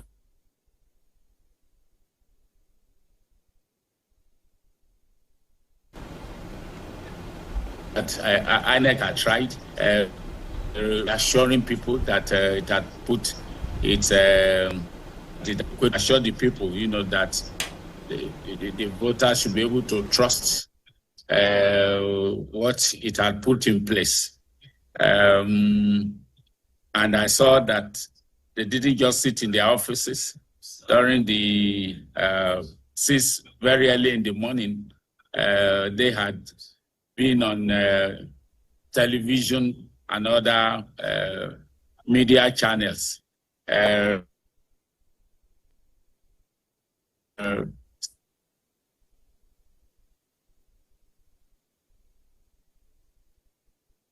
Speaking, to citizens to ensure that they assure the populace that all will be well. From what we have seen, yes, they have tried, because reports from the field have cleared that the voting process, opening of and many observers have scored INEC very high in that. So if the turnout is still low, we'll wait to see how low it is. However, it's for INEC, to continue to reassure the people that all is well. And fortunately, we haven't negative developments on the field, which is something that from this election, we haven't received reports of violence from many locations. So this is good. It means that voter messages and decided to ensure that we have a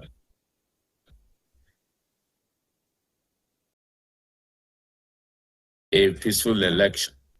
But for actually the people using media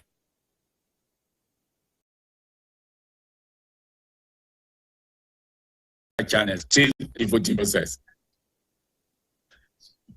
We're having a serious network challenge hearing Hello, you. I'm not hearing you. But we know that you have a lot that you want to give to us. Sadly, the internet connection is fluctuating and we cannot hear you very clearly, sir.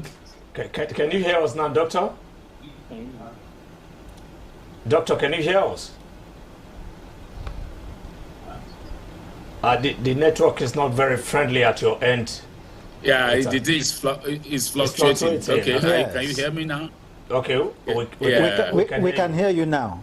You were talking about media presence, and of course I listened to one of the press conferences which we also had in our news bulletin. I think yesterday or so, regarding yes. Can you hear me, sir?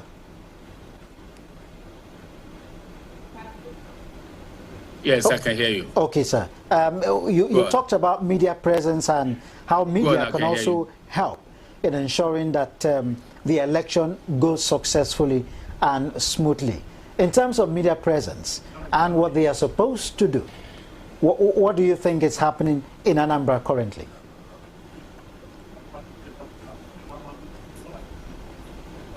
Did you get my question, sir?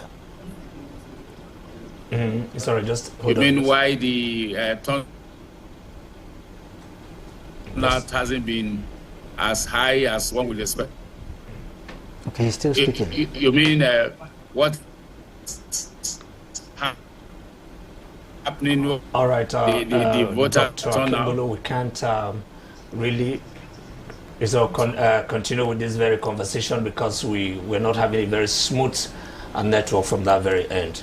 All right, I actually wanted to ask him because in the course of this conversation, he did mention that INEC had a the publicity was very wide. Very wide. The stakeholders all participated.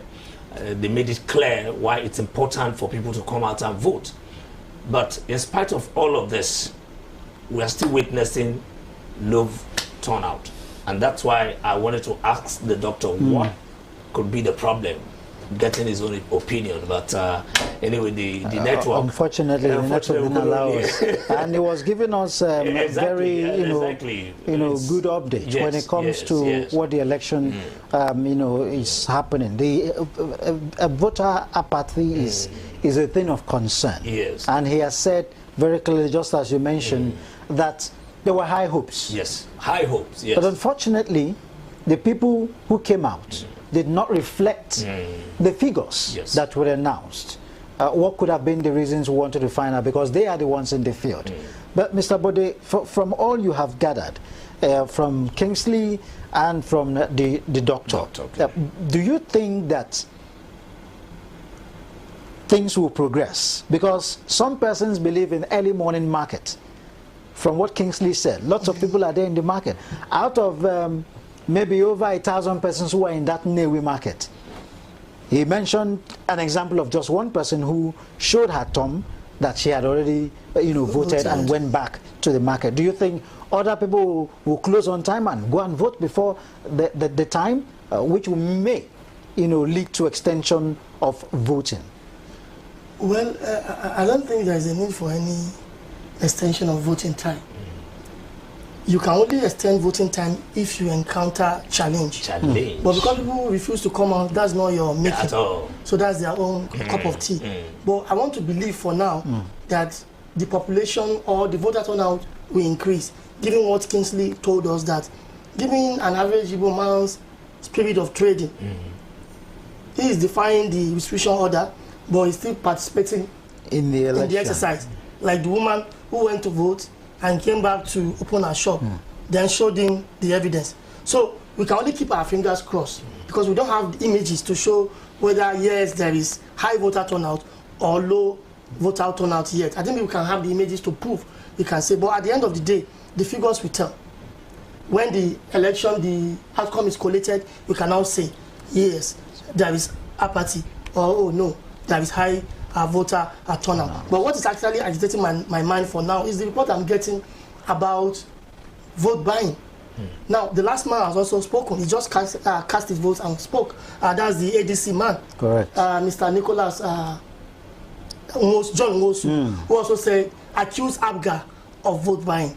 ABGA also raised alarm about vote buying. APC raised alarm about vote buying. And the Labour Party man also said there were incidents of vote buying. So who is buying votes? Who is selling votes? At the end of the day, the election might not be credible. People's conscience must have been bought.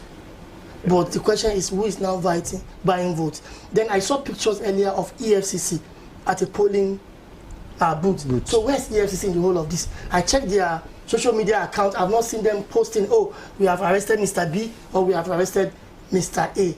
And like you also keep asking, where is the 50,000 or 55? Is it 50 or 55? 55. 55,000 security forces. In the, now we can see our pictures on the screen now of a polling booth. At least we can see one policeman there. And we don't have 55,000 polling booths. So we should have more than one. Money. Well, at the end of the day, at the end of the day, well, they say it, at the end of the day, I believe that the whole thing will be justified. Now at this polling booth, I think they are just collecting the votes. But what we want is value for money. A lot of money has been expended by way of security forces, by way of logistics, by way of printing ballot boxes. You know, people's lives have been invested in the whole of the exercise. So we hope at the end of the day, we get value for money and for life. Thank you so much, Mr. Bode. My pleasure. It's been wonderful having you on this election day, even though it is happening in Anambra. But of course, we will always talk about it because this is Nigeria. Exactly. One state, if it affects one state, it affects every other person, it affects Nigeria, affects every one of us. Thank you so much. But we're still on, and of course, we'll go on a short break. When we return, we'll bring you more on Anambra Decides.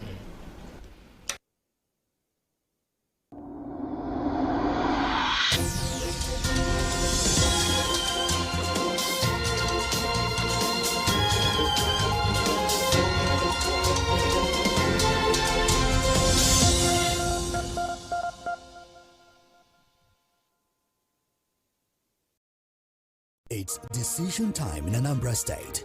This Saturday, November 8th, 2025, the people will troop to the polls to elect their next governor, and Rapid TV will be right at the heart of it all. From Onitsha to Nnewi, Agwata to Awka, our team of seasoned reporters will be in the field, bringing you accurate, verified, and up-to-the-minute report as voting progresses across the 21 local government areas of the state. Back in the studio, our anchors will lead in-depth conversations and expert analysis featuring political analysts, civil society leaders, observers, and party representatives, breaking down the numbers, the trends, and the voices shaping Anambra's political future. Stay tuned as we follow the process from poll opening to results collation, giving you comprehensive coverage, real-time updates, and authentic voices from the people. This Saturday, don't just hear the news, experience democracy in action with Rapid TV.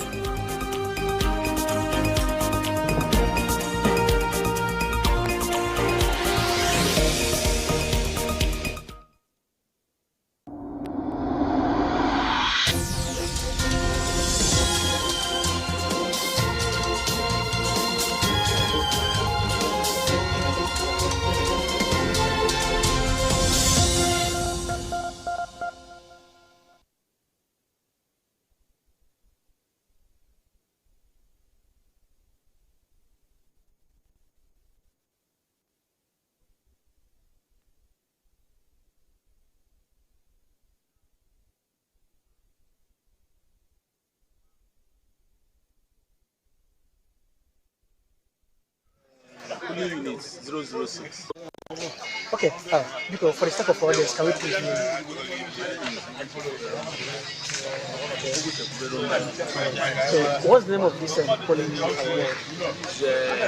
It is Isiago Nwago Isiugu Nwago ward polling unit 006. What's the town? Name of the town? Nanka. What local government area? It's in Orumba North. Okay, Nanka 1. Yes, Orumba North. Okay, it seems you people are idle here. What is actually happening? We are not idle. We are not idle. We are not seeing people here. We are not idle. We've actually attended to those that Was there a massive turnout? Was there a big turnout of people? Of course. So why have they dispersed or dismissed? The response time of Beavers, they really tried this time around. We didn't have any network glitches. Okay. Like, what's the response time? Like, how many minutes or hours does it take? Like 15 seconds. We've attended to one quota. 50 seconds. 15 seconds. Okay. Less than 15 seconds. Less than 50 seconds. Were there people that were rejected? No. Okay, it was successful all Yes. throughout. Yeah. Right. So, what's the next step now? The next step, we are waiting for the cut-off time, which is 2:30. Once it's 2:30, we close for the day and start our sorting and counting. All right. Thank you very much. What's the name again? Chekude Romans.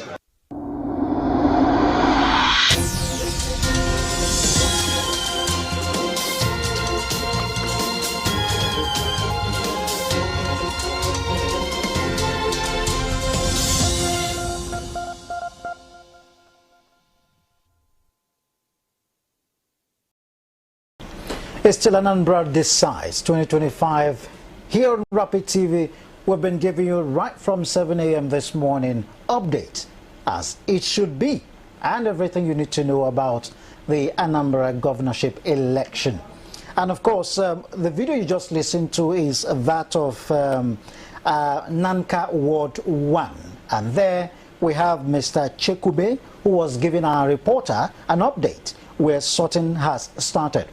Well, the question he asked was, why are they idle? But from what he said, that they came out early, voters have come to, of course, cast their vote, and they have left. That's the reason why, you know, it seemed as if they were idle, but they were not idle from what he said. And progress report regarding the machines that were used for verification shows very clearly that as fast as 15 seconds, or even less than 15 seconds, the voters were verified. And that was, you know, exactly what he said. And that's a good one from Nanka Ward 1. It's a good one. Thank you very much, our reporter from that ward. But just to update you, we'll be going on a break, a longer one this time, but we'll be back at exactly 4 p.m. Don't forget, it's still Rapid TV, and of course, it is Anambra Decides 2025. I am Nathan Williams.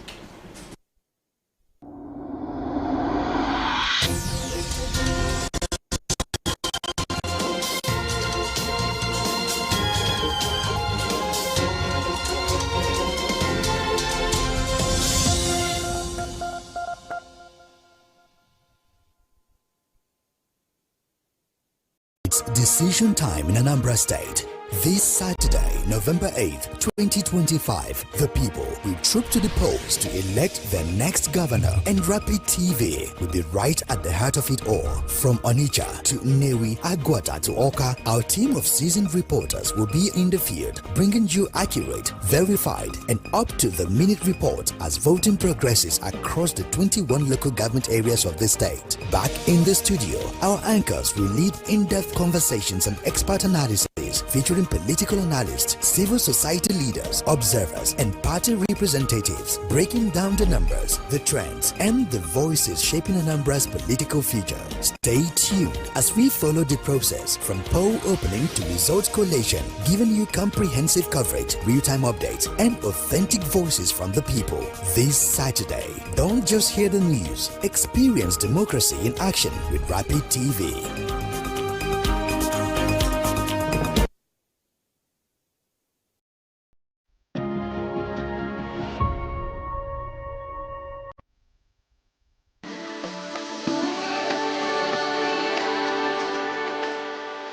In a small village in South Africa in 1918, a boy was born who would one day inspire the world.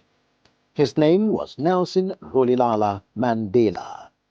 Raised in the village of Mvizo, Mandela came of age during a time of deep racial division. Apartheid, a system of brutal racial segregation, would come to define his country's politics and his life's mission. Mandela studied law and joined the African National Congress, fighting to dismantle apartheid through peaceful resistance and later through armed struggle where peace was met with violence. In 1964, Mandela was sentenced to life in prison. He would spend 27 years behind bars, most of them on Robben Island, becoming a global symbol of resistance and hope. The world rallied, from London to Lagos. The cry was the same: free Nelson Mandela. His imprisonment only amplified his voice. In 1990, Mandela walked free, unbroken in spirit. He called not for vengeance, but for reconciliation. In 1994, South Africa held its first democratic election. Millions voted. Nelson Mandela became the nation's first black president, ushering in a new era of unity and healing. Mandela's message was simple but powerful. It always seems impossible until it's done. His legacy? A testament to courage, forgiveness, and the unyielding power of hope. Today, Nelson Mandela's name lives on, not just in history books, but in the hearts of all who dream of a fairer world. His journey changed a nation and inspired generations.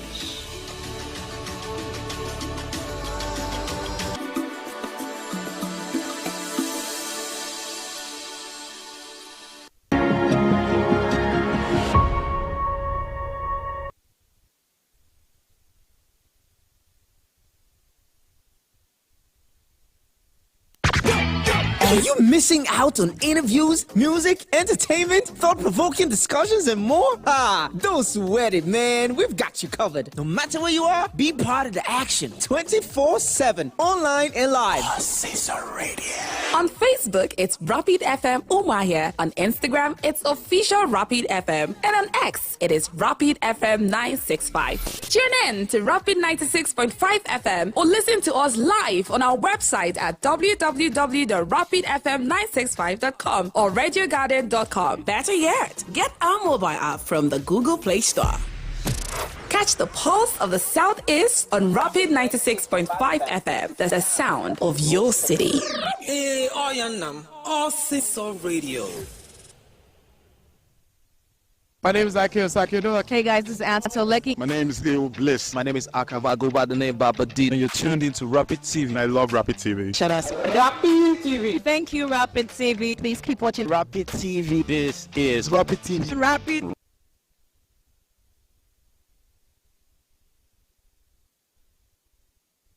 elections, memories of tense pre-election moments, vote-buying allegations, and sporadic violence remain fresh in public memory. This peace accord, anchored on the principles of Nigeria's constitution, commits each candidate to conduct themselves and their supporters with honor, decorum, and respect for the rule of law before, during, and after the polls. Chairman of the National Peace Committee, General Absalami Abubakar, represented by General Martin Luther Agwaya, retired, urged the candidates to match words with action and appeal to journalists to report responsibly, noting that peace also depends on the words we speak and the stories we tell. To the distinguished candidates and political parties, today's commitment is not in words only. It is a duty that calls for discipline, honor, and responsibility. Leadership is not only in seeking habit, but in safeguarding peace and ensuring that there is no life is put at risk. When we honor these principles, we protect not only the values, but the peace and stability of our society. In his goodwill message, INEC Chairman Professor Joash Amopiton reaffirmed the Commission's readiness to deliver a credible election, announcing that over 2.8 million voters have been cleared to participate. By signing the peace accord, we are not only affirming our dedication to non-violence and mutual respect among all stakeholders, but we are also sending a strong message to our citizens that democracy thrives when peace prevails. The Commission has approved a final register of 2,802,790 eligible voters for Anambra State governorship election, scheduled for Saturday, 8th November. To facilitate maximum participation, we extended the collation of permanent voters' cards, PVC, until yesterday. On his part, the Inspector General of Police, Kayode Egbetokun, represented by DIG Benjamin Okoro, revealed that security agencies are fully mobilized and will act with diplomacy but firmness to safeguard both lives and vote on election day. Hence, the Nigerian Police Force has developed an integrated, intelligence-driven operational plan designed to prevent infractions, neutralize threats, and secure the election process from the beginning to the end of the process. Speaking on behalf of the candidates, Governor Charles Soludo urged INEC to use Anambra poll to restore public confidence in Nigeria's electoral process. Also, IPAC Chairman Uchenna Ogwoji called for synergy among all stakeholders to guarantee a peaceful election. We are ready. And I want to believe that my colleagues, the other candidates, are ready. INEC has been getting better and better and better and better. And we expect that this one will actually take it even further. In terms of transparency, in terms of due process, in terms of integrity of all the processes, and so on and so forth. With a view to making the election free, fair, and credible. It is also in line with this that we, of the IPAC, in exercise of our duties, have decided to offer some piece of advice aimed at making the peace is realizable. As Anambra prepares to decide its next governor, all eyes are now on the candidates to honor their pledge, letting the ballot, not bullets, decide the people's choice. As the countdown to November 8 continues, Anambra watches in hope that the promises signed on paper today will translate into peaceful ballots tomorrow. Reporting from Oka, John Ogwejofo, Rapid TV. My name is Akio Sakido. Hey guys, this is Anto Lecky. My name is Theo Bliss. My name is Akava. Go by the name Baba D. And you're tuned into Rapid TV. And I love Rapid TV. Shout out to Rapid TV. Thank you, Rapid TV. Please keep watching Rapid TV. This is Rapid TV. Rapid TV. Keep watching. Keep it down. Leave it like that.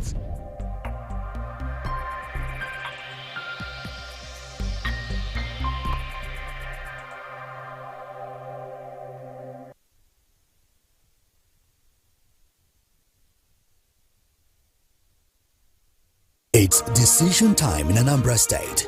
This Saturday, November 8th, 2025, the people will troop to the polls to elect their next governor, and Rapid TV will be right at the heart of it all. From Onitsha to Nnewi, Agwata to Oka, our team of seasoned reporters will be in the field, bringing you accurate, verified, and up-to-the-minute reports as voting progresses across the 21 local government areas of the state. Back in the studio, our anchors will lead in-depth conversations and expert analysis featuring political analysts, civil society leaders, observers, and party representatives, breaking down the numbers, the trends, and the voices shaping Anambra's political future. Stay tuned as we follow the process from poll opening to results collation, giving you comprehensive coverage, real-time updates, and authentic voices from the people.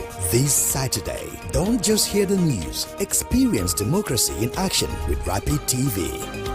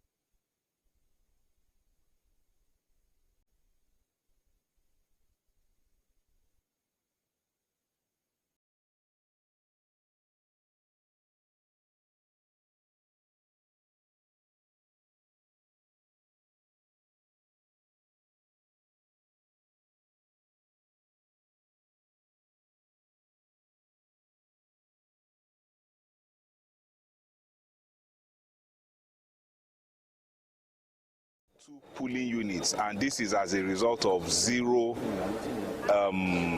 registered voter. The commissioner assured residents that enough officers have been deployed to ensure a peaceful and orderly election.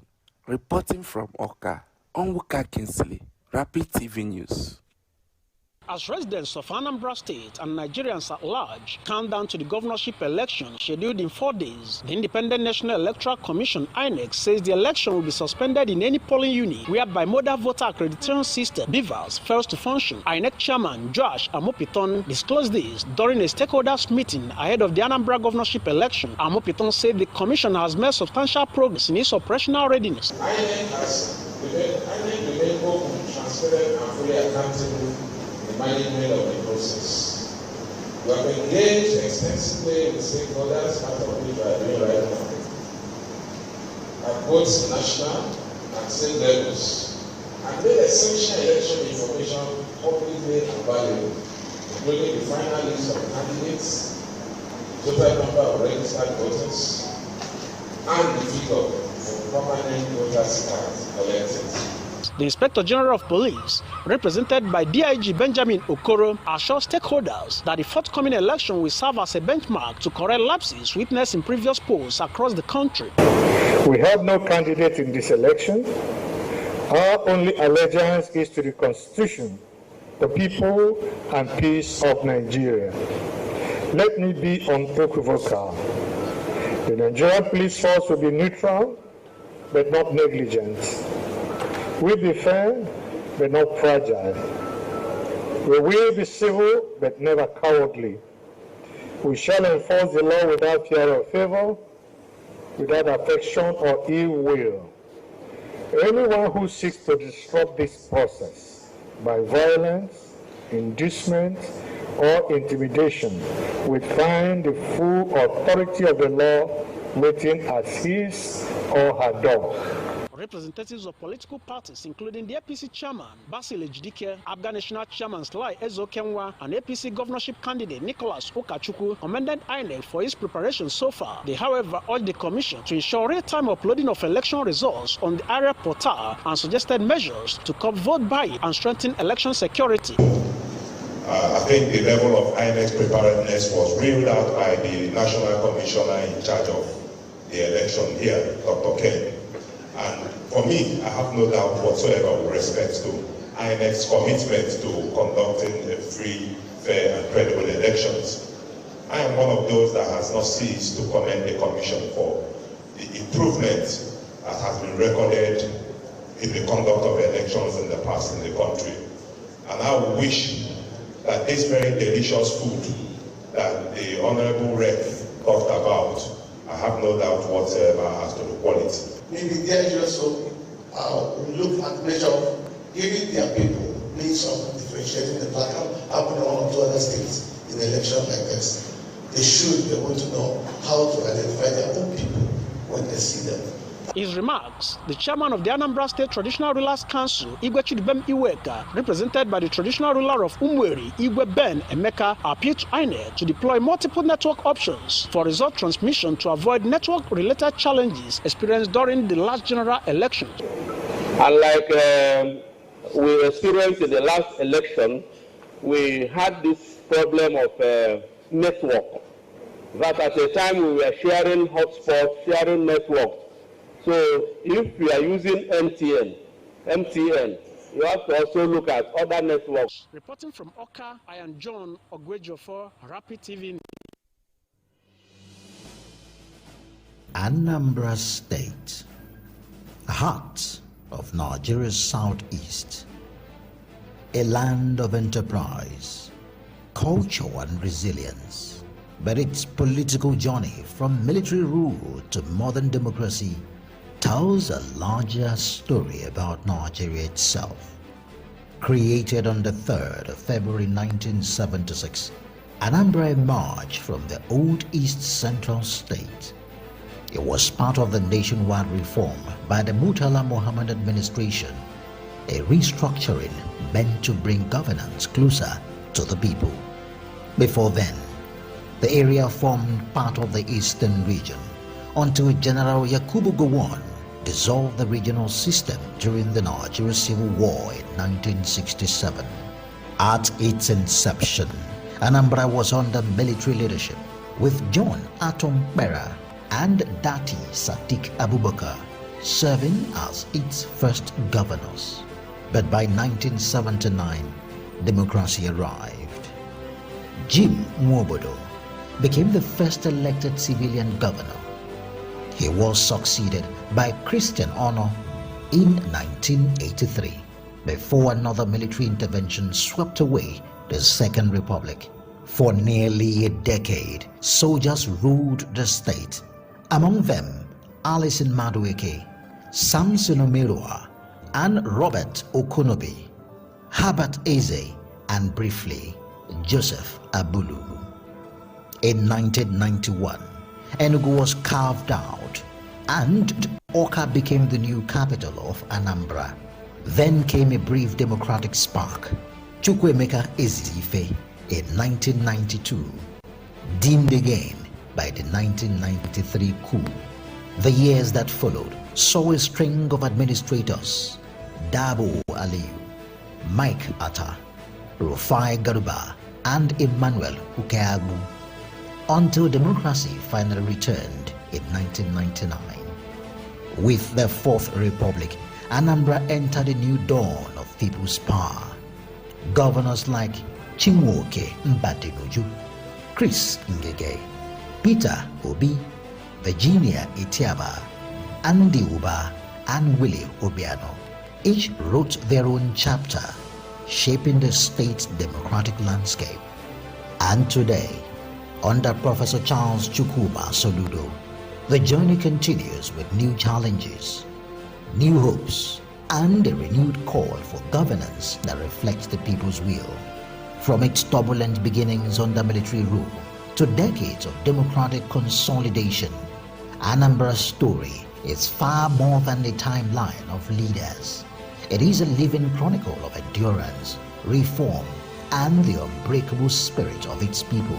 The state's political evolution mirrors Nigeria's broader struggle for stability, accountability, participatory governance. Today, Anambra stands as one of the nation's most politically dynamic and economically vibrant states, a testament to the enduring will of its people to shape their destiny through the ballot box.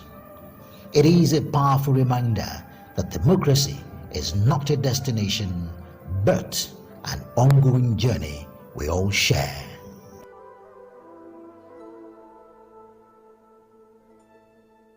My name is Akio Sakido. Hey guys, this is Anto Lecky. My name is Leo Bliss. My name is Akava. Go by the name Baba D. And you're tuned into Rapid TV. And I love Rapid TV. Shout out Rapid TV. Thank you, Rapid TV. Please keep watching Rapid TV. This is Rapid TV. Rapid TV. Keep watching. Keep it down. Leave it like that.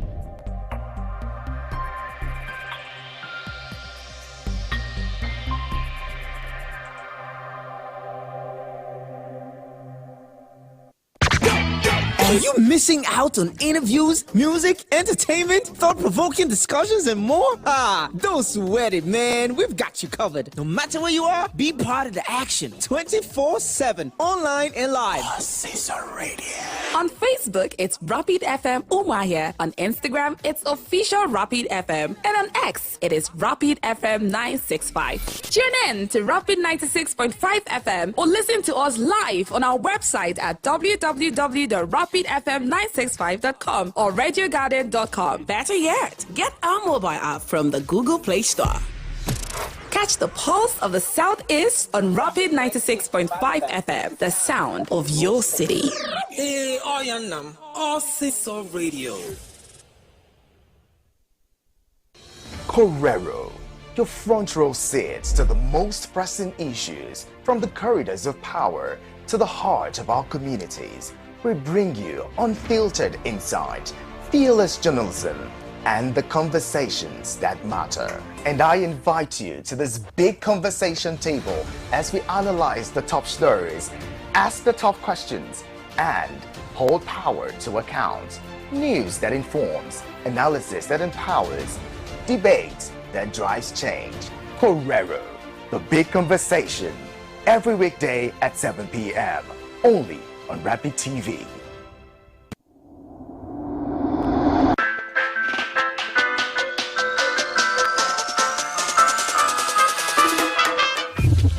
In a world where every swipe, click, or tap is shaping our future, technology is no longer a distant dream. It is the heartbeat of Africa and the world at large. From innovations to gadgets to startups and digital lifestyles, Tech Up with Victor takes you round. A show that makes technology simple, practical, and exciting for everyone. Join us every week on Rapid TV as we break down tech trends, spotlight African innovators, and connect Africa's digital story to the global stage. Tech Up with Victor, where innovation meets you.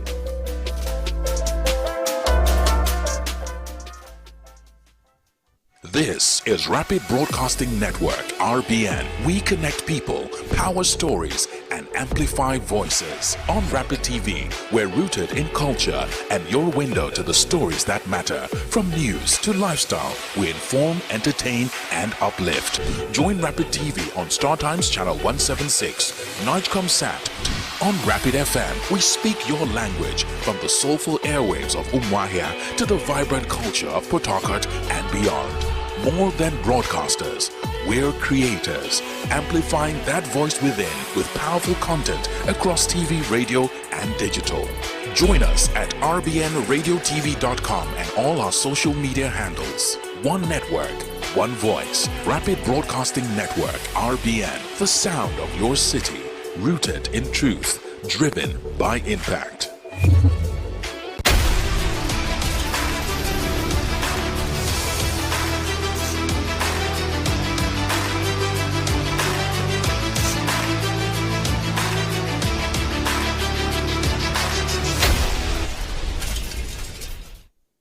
Yes, if I can see a better way more than petrol, I can do that because I'm a driver here. One, I will use like 30,000 to buy fuel. The highest I can make on that 30,000 fuel, I can make it 36 to 38,000. And there's no passenger. You understand? Because of the high costs of transportation. So at least that fuel, I will use it for 2 days. So consider me making 8,000 for 2 days. So if I can see a better way to change from petrol to gas, I can do it. The only thing we can tell our government is to just bring down the price of fuel for us. The fuel, we prefer using fuel than the gas. I prefer petrol more than gas. There's no way you can control gas if this explodes through the motor. Because I've checked my motor, there's no way to freeze the cylinder because of the temperature of the motor and the cylinder as well. So I've heard it from people that they are converting petrol to gas. So and I'm asking myself, where did they put the cylinder? Is it back of the boot or from the front of the vehicle? So that's the question I'm asking myself. So to me, I don't think it's more preferable. I prefer, no matter how much they are selling petrol, I prefer to buy petrol than to change my engine to gas. Gas is 1,000, it varies, 1,100, 1,150 per kg. A liter of petrol is as good as 1,000 naira, approximately 1,000 naira. So what's the difference? If there is any benefits, reasonable benefits that one gets, having changing your bus or your car from petrol to gas, yes. But based on what we have on ground in the country as of now, there is no difference. Yes, because the petrol is, like today now I bought petrol 1,001. Some places 1,000. Some places 900. So it's affecting us seriously. The thing is that yes, I can change my motor to gas because I know petrol now, no fixed price. Some people they'll be selling 555, some place 1,000, some place 1,001, 1,000 to no fixed price. So if the price continue like that, it's because there's no fixed price.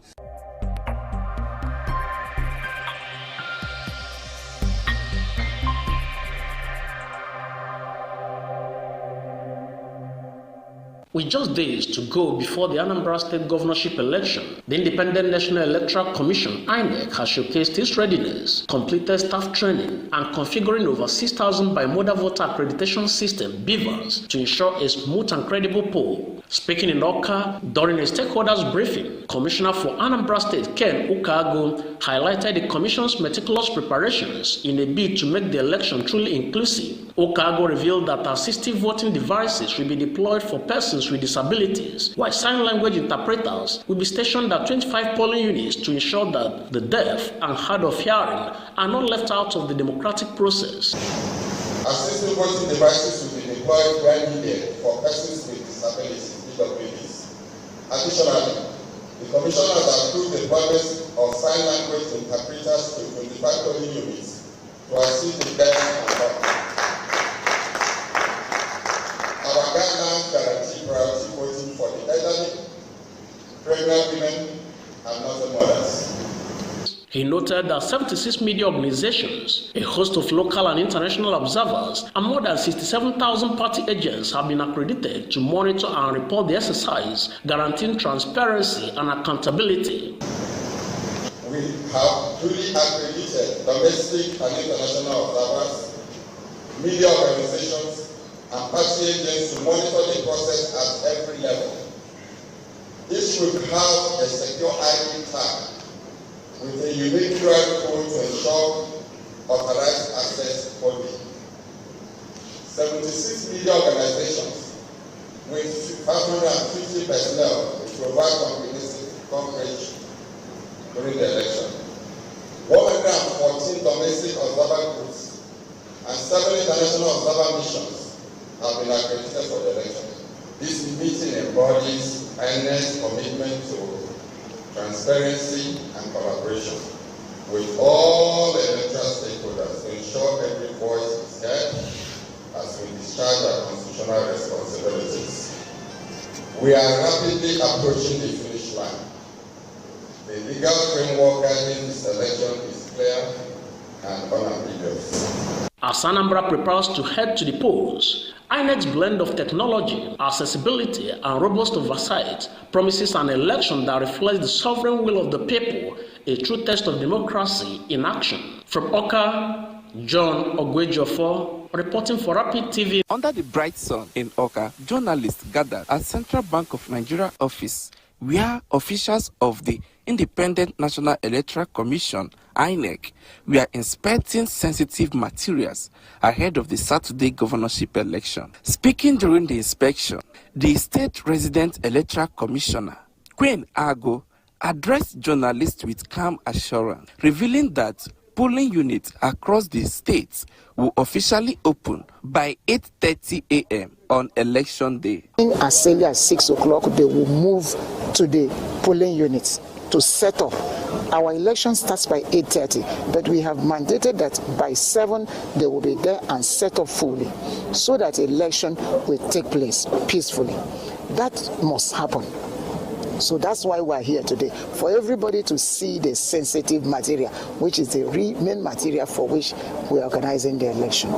On his part, the Commissioner of Police in charge of the election, Abayomi Shegunle, who spoke confidently about security architecture across the state, noted that its presence covers land routes, major flashpoints, and even the waterway. Adequate security has been put in place both on land and on the waterways, as well as the air patrol. Shortly before we started this interview, we saw a police and patrol helicopter flew over us. So adequate security has been put in place. On their part, electoral observers urge both the INEC and security agency to ensure a smooth process. We'll take advantage of the fact that it seems very, very calm and free and come out to vote. On INEC's part, we hope that materials are delivered and, most of the time, some of the things we've noticed in Anambra, there's usually a logistics problem, and we're hoping that they've taken lessons from past elections. That they provide the security that is required, especially for those hotspots that we have identified. identified, and most of them are in Anambra South local government, whether it's Ihala or Agota local government, even Orumba North. These are flashpoints of violence. So we expect to see maximum deployment of security for those elections. The thing we are looking at is the level of turnout. The level of turnout of the electorate on Saturday, 8th of November. Having the materials is another thing. Distributing the materials is another thing.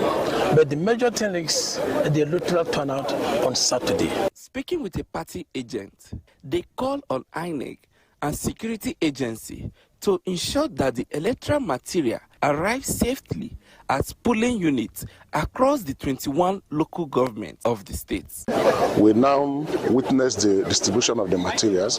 Then they're expected to join and accompany the materials with the security operators. There are various local government headquarters.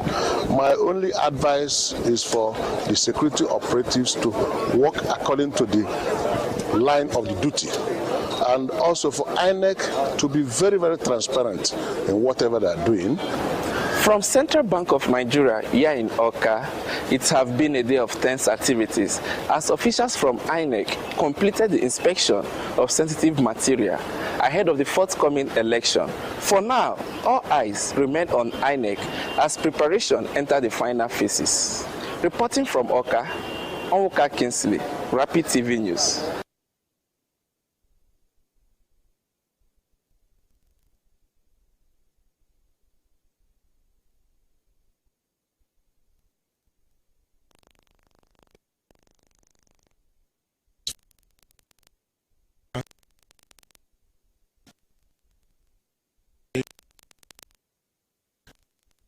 And this includes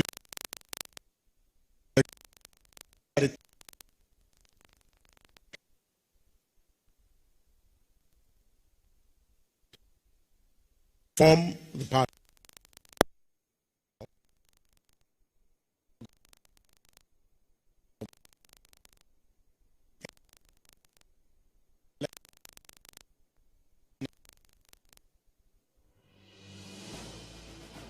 Anambra State, heart of Nigeria's southeast, a land of enterprise, culture and resilience. But its political journey from military rule to modern democracy tells a larger story about Nigeria itself. Created on the 3rd of February 1976, Anambra emerged from the old East Central State. It was part of the nationwide reform by the Murtala Mohammed administration, a restructuring meant to bring governance closer to the people. Before then, the area formed part of the eastern region until General Yakubu Gowon dissolved the regional system during the Nigeria Civil War in 1967. At its inception, Anambra was under military leadership with John Atom Bera and Dati Sadiq Abubakar serving as its first governors. But by 1979, democracy arrived. Jim Nwobodo became the first elected civilian governor. He was succeeded by Christian Ono in 1983, before another military intervention swept away the Second Republic. For nearly a decade, soldiers ruled the state. Among them, Alison Madueke, Samson Omerua, and Robert Okonobi, Herbert Eze, and briefly, Joseph Abulu. In 1991, Enugu was carved out and Oka became the new capital of Anambra. Then came a brief democratic spark, Chukwuemeka Ezife in 1992, dimmed again by the 1993 coup. The years that followed saw a string of administrators, Dabo Aliyu, Mike Atta, Rufai Garuba, and Emmanuel Ukeagu, until democracy finally returned in 1999. With the Fourth Republic, Anambra entered a new dawn of people's power. Governors like Chinwoke Mbadinuju, Chris Ngege, Peter Obi, Virginia Itiaba, Andy Uba, and Willie Obiano each wrote their own chapter, shaping the state's democratic landscape. And today, under Professor Charles Chukwuba Soludo, the journey continues with new challenges, new hopes, and a renewed call for governance that reflects the people's will. From its turbulent beginnings under military rule to decades of democratic consolidation, Anambra's story is far more than a timeline of leaders. It is a living chronicle of endurance, reform, and the unbreakable spirit of its people. The state's political evolution mirrors Nigeria's broader struggle for stability, accountability, participatory governance. Today, Anambra stands as one of the nation's most politically dynamic and economically vibrant states, a testament to the enduring will of its people to shape their destiny through the ballot box. It is a powerful reminder that democracy is not a destination, but an ongoing journey we all share.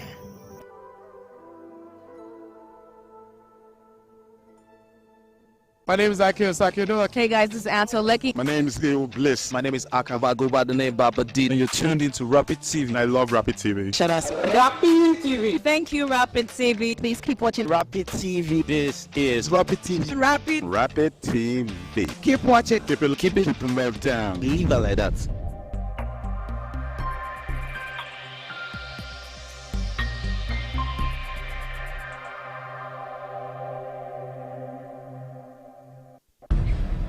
Greatness is not faceless. Greatness has a face. It has many faces. It has over 200 million faces. It has your face. It has my face. Greatness is beyond what we do. It's how we do it. It is the people we do it for. It is never settling, continuously tinkering with an idea till answers to age-old questions emerge. It is our wittiness. It is our speed, it's our energy, it's our heavy punches. It is making melodies from anything. It is in the endless poetry of Nigerian life. Joyful, frustrating, sad, exciting. It's the mix of colors, imitating the breathtaking tapestry of life. It's our defiance of fear and our almost defiant, nearly arrogant presence in the galleries of the distinguished. It is these everyday people creating timeless, priceless art, carving spectacle, crafting history. It is resilience woven into the fabric that we are made of and we wear. Etu, Ashoke, Akwete, Kura. Greatness, the Nigerian spirit. That thing about us that all recognize and still cannot find the right words to describe. Great is Nigerian. Greatness is when Toby Amusho does the 100 meters hurdles in 12.12 seconds and a stunned world held its breath. Greatness is the chicken scratch guitar chords that bewitched the world. A new beat, Afrobeat, from Fela and now to Burna Boy, to Wizkid and Davido. It is the earthy Afro pop of Asha. It's the compelling, beguiling Nigerian R&B of Tiwa and Tenny, and the alternative sounds of Thames, Johnny Drill and Chike. Greatness is how our phenomenal artists are selling out arenas both home and abroad with tens of thousands of people showing up to experience the pulsations of this mysteriously sweet music. Greatness is Kunle Afolayan, Jadesola Oshiberu, Kemi Adetiba, Nazo Nuzo, hitting mind-boggling box office numbers, securing global film deals, and rallying communities. Not so long ago, content was just television, and now digital content is the new oil, with our skit makers, content creators, thought leaders, growing our digital economy. Greatness is Professors Kayode Oyewumi and Musa Yakubu, being listed among Elsevier BV's most productive scientists in the world. Greatness is Ethan Waneri at 15, becoming the world's youngest player in the English Premier League. Witness is Abasi Enelbong, pioneering the inclusion of the African genome in research through 54 genes.